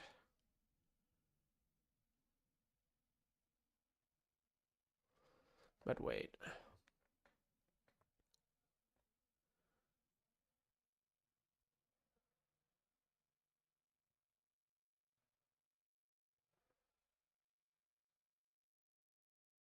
How are we handling the negative values? Oh, we are doing sub to Montgomery. Okay. And now to represent them instead, we need to do bitpack does the final value minus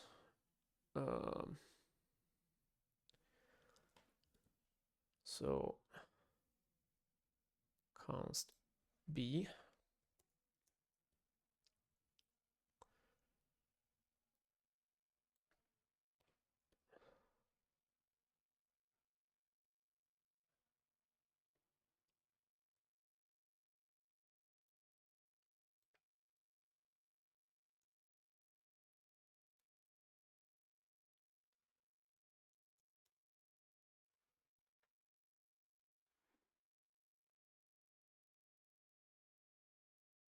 Okay, so this will be at most. It will always be positive. Okay.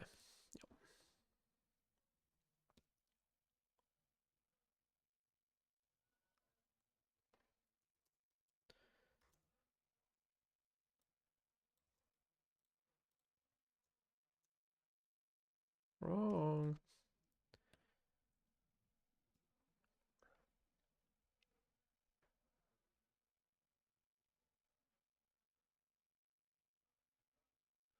Two 17 minus 217 is 0. Yep. And then less and less and less until it reaches essentially plus 217. So 218 minus 1. Yep.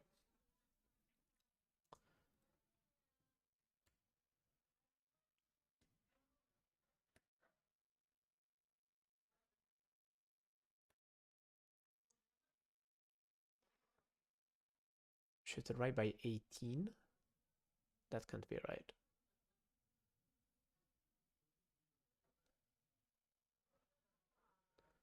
So each of them is 18 bits. 8, 16.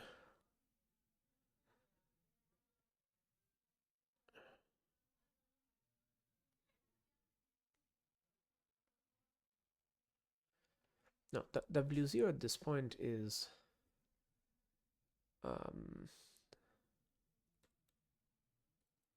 consumed. What is it doing?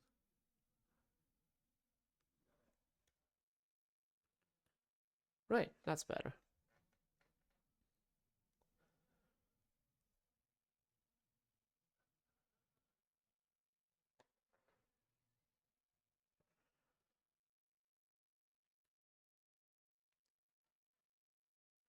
Okay, so 2, 4, 6, yep. 8, 6, 4, 2, yep. 16, 14, 12, 10.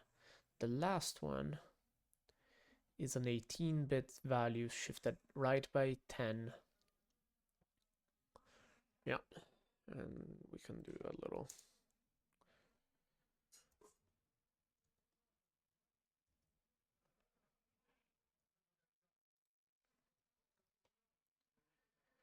Just to have them look the same.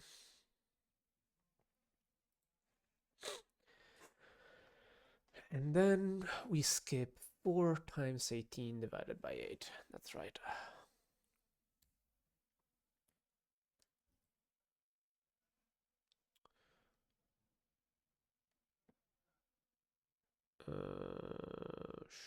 Sure.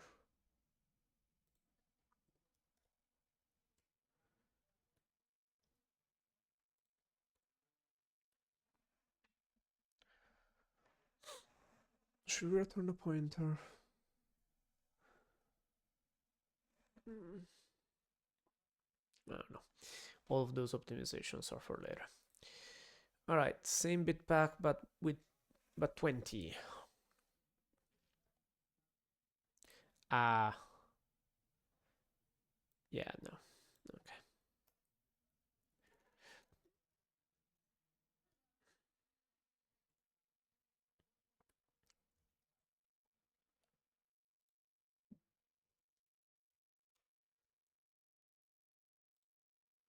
Oops.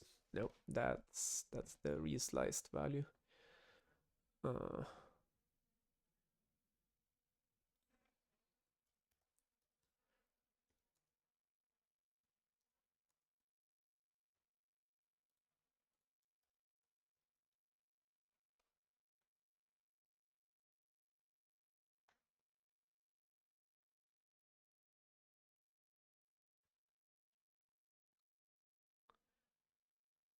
Yeah, that should work.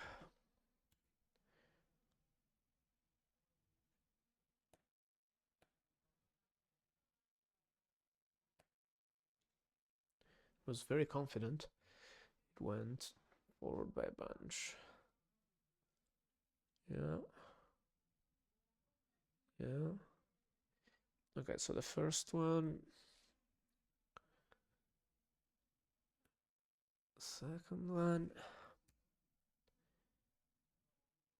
Then shifted by 4. Right by 4. Right by 12. That makes it an 8. That looks right.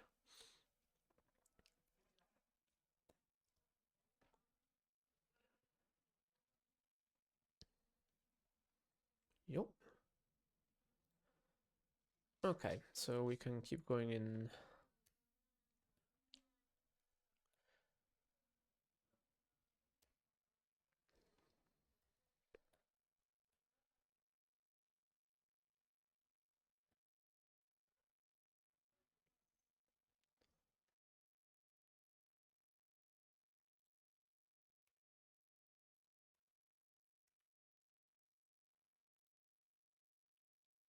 Ah, this is a use case for slice for append.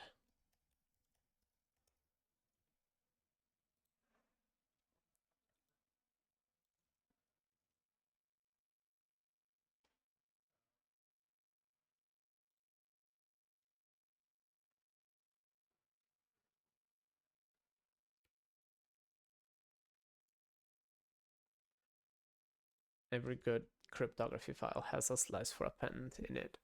And what it does is that it just come on.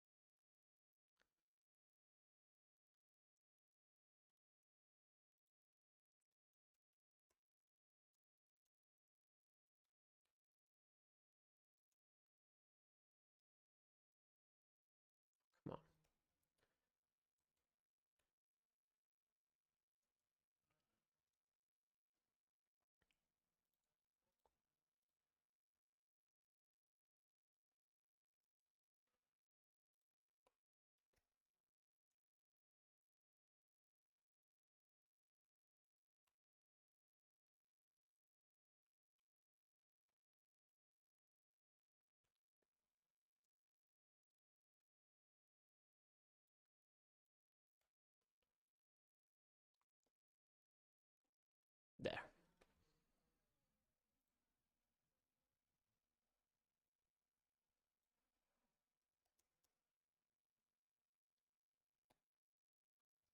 Nice.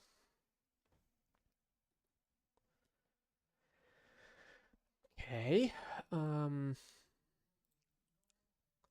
Sig encode, we've done this part, we've done this part. We just need to encode the hint, which is a whole thing, of course. Hint bit back. All right. Encodes a polynomial vector h with binary coefficients into a byte string. A polynomial vector such that the polynomials have a collectively at most that many non-zero coefficients. Output a byte string y of length plus k. Okay. So it goes in index for writing the first that many bytes of y. So it goes I from 0 to k minus 1, then j over n. If that hint position is different from 0, then store the locations of the non-zero coefficients.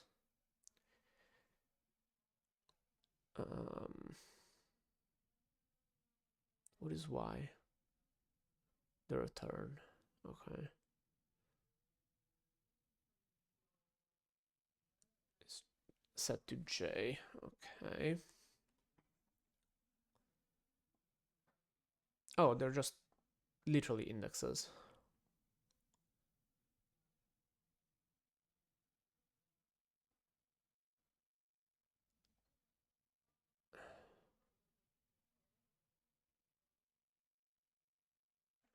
And then it stores the value of index? Why does it store the value of index?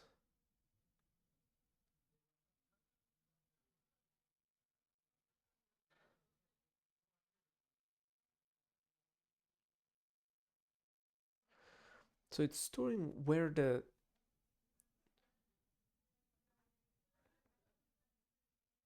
ones are. So it goes through each of them.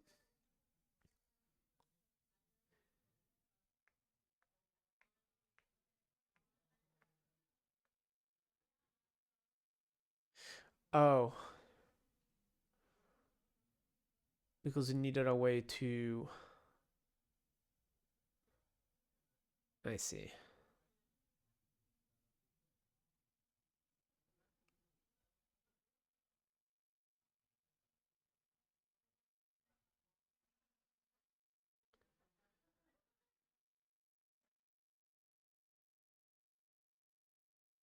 Oh, it needs a way to separate which of the elements of the hint vector are getting written. Okay, because these are k um, hints, and each of them has a index from 0 to 255.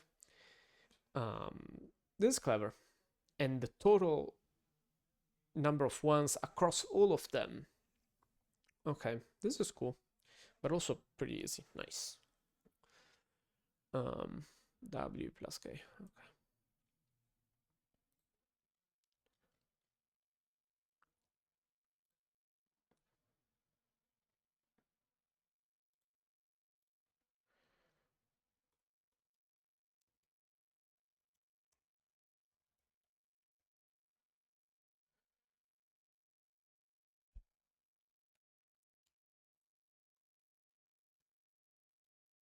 Uh,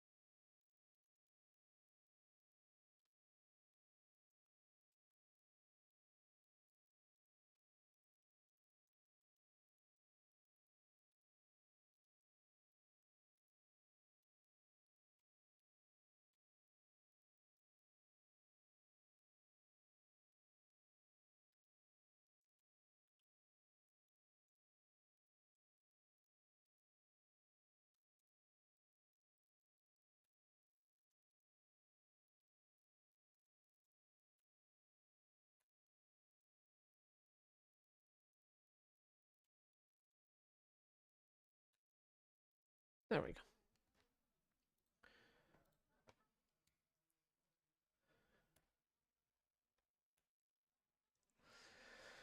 Nice. Is this it? Oh, fine.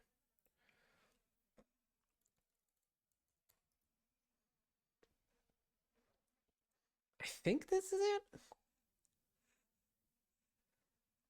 We we might have a thing that returns signatures, you know?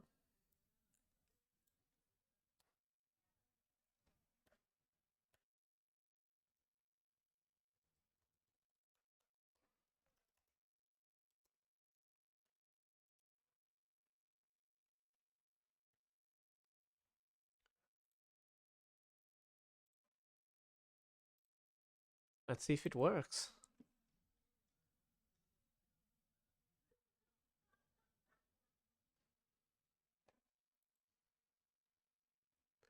Can go back to our white-proof test vectors.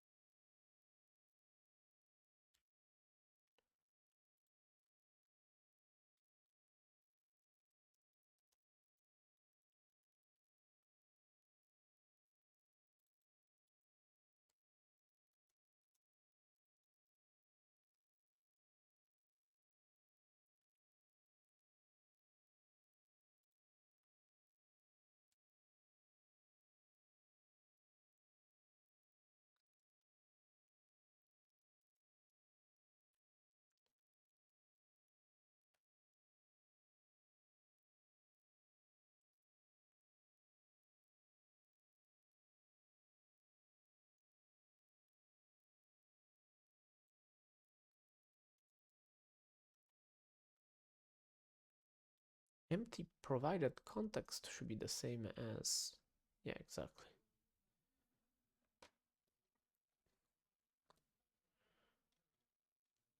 Let's try it with a context, because why not?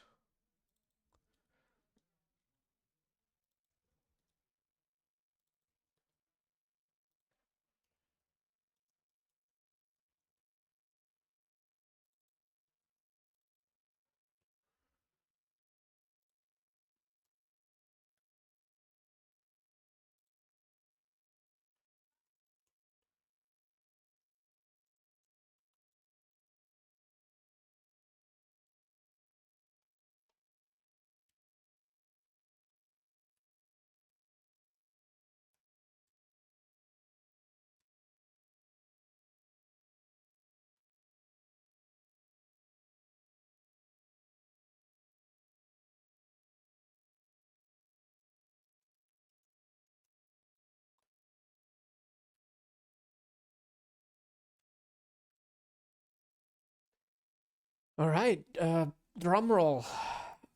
I really hope this works because I don't have it in me to do a debugging session. I would like to close the day on a good note.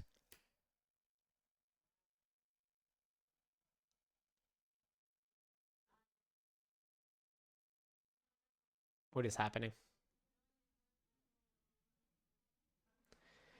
It's in an infinite loop, isn't it? Oh god. It's always rejecting.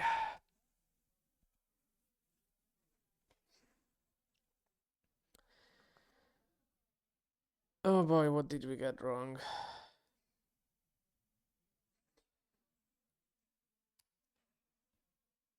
Oh, interesting.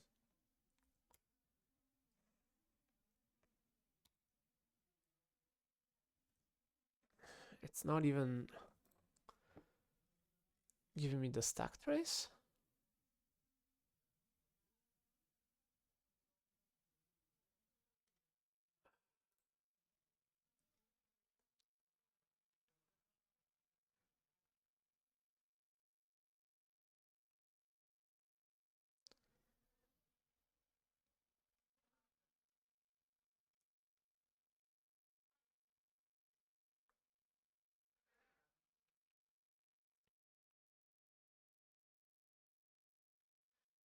Uh,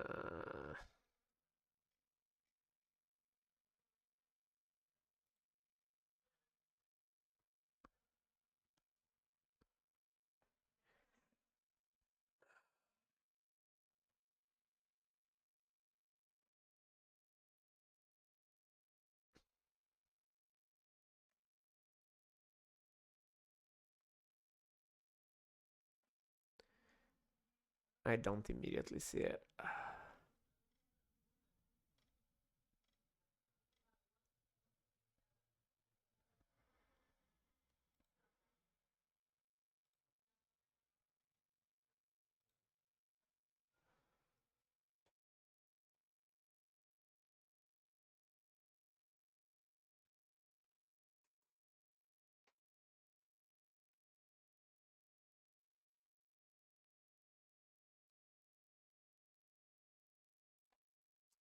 Let's add the other two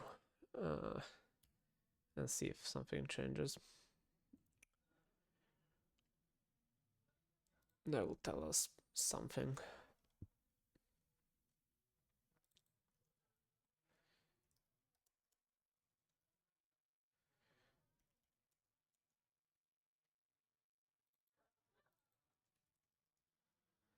Context is the same. The message is the same.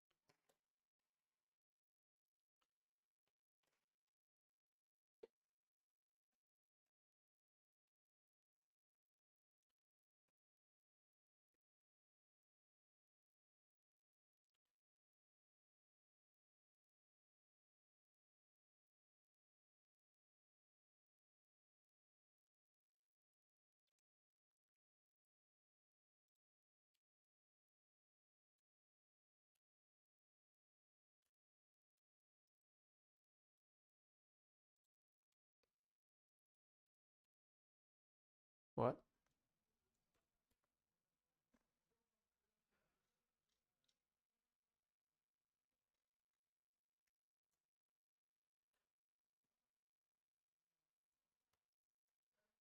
Huh.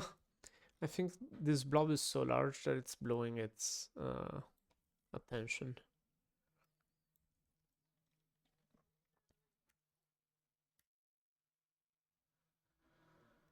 Ah, right. And I gotta skip the one at the top here.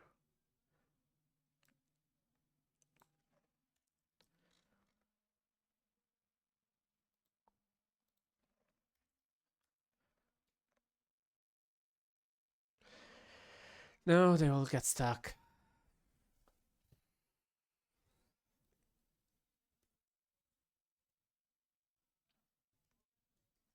I'm afraid I'm not debugging this tonight.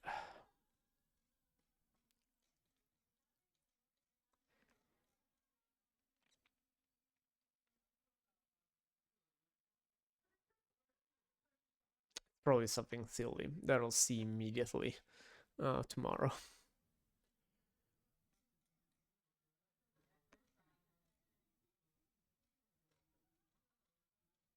Yup.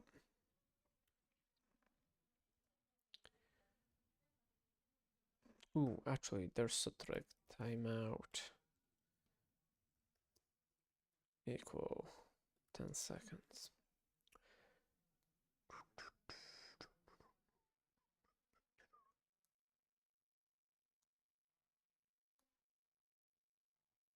There we go.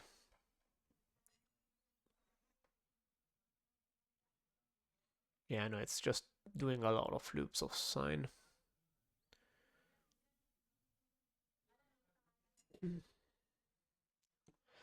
We need to go into every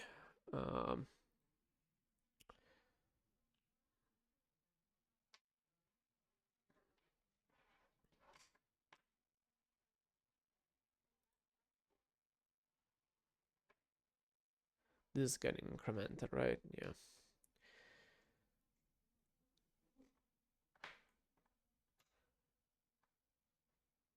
Yeah. It's not looping over the first one. You'll use this. Yep.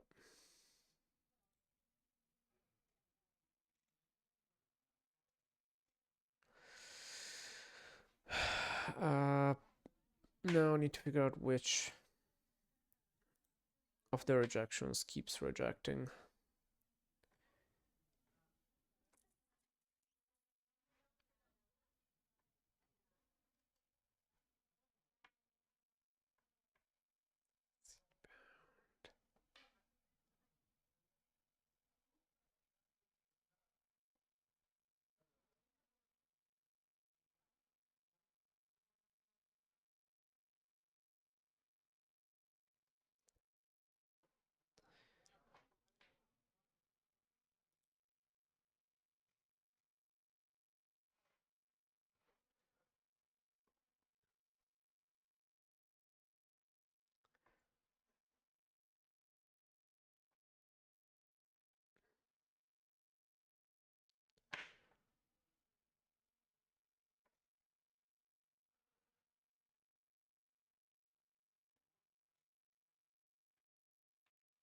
No.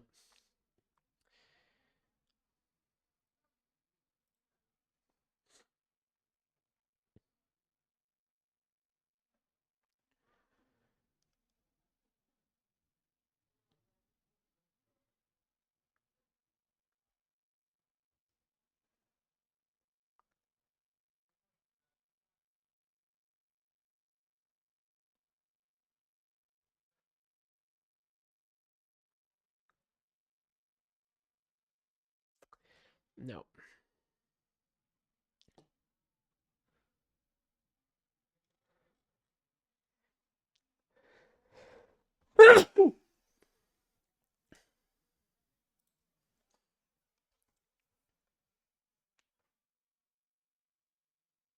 Maybe the infinity norm is wrong.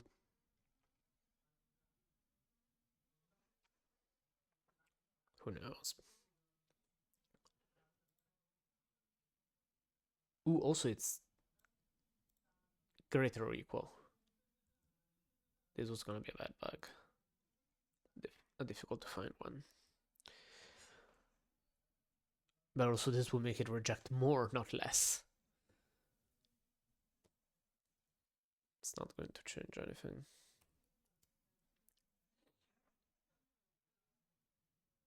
Yup.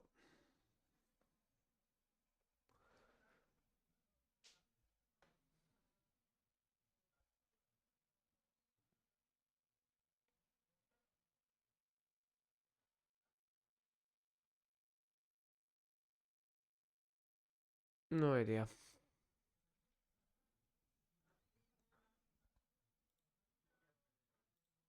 No, I'm going to commit this and go to have dinner. If anybody has any questions, now is the time.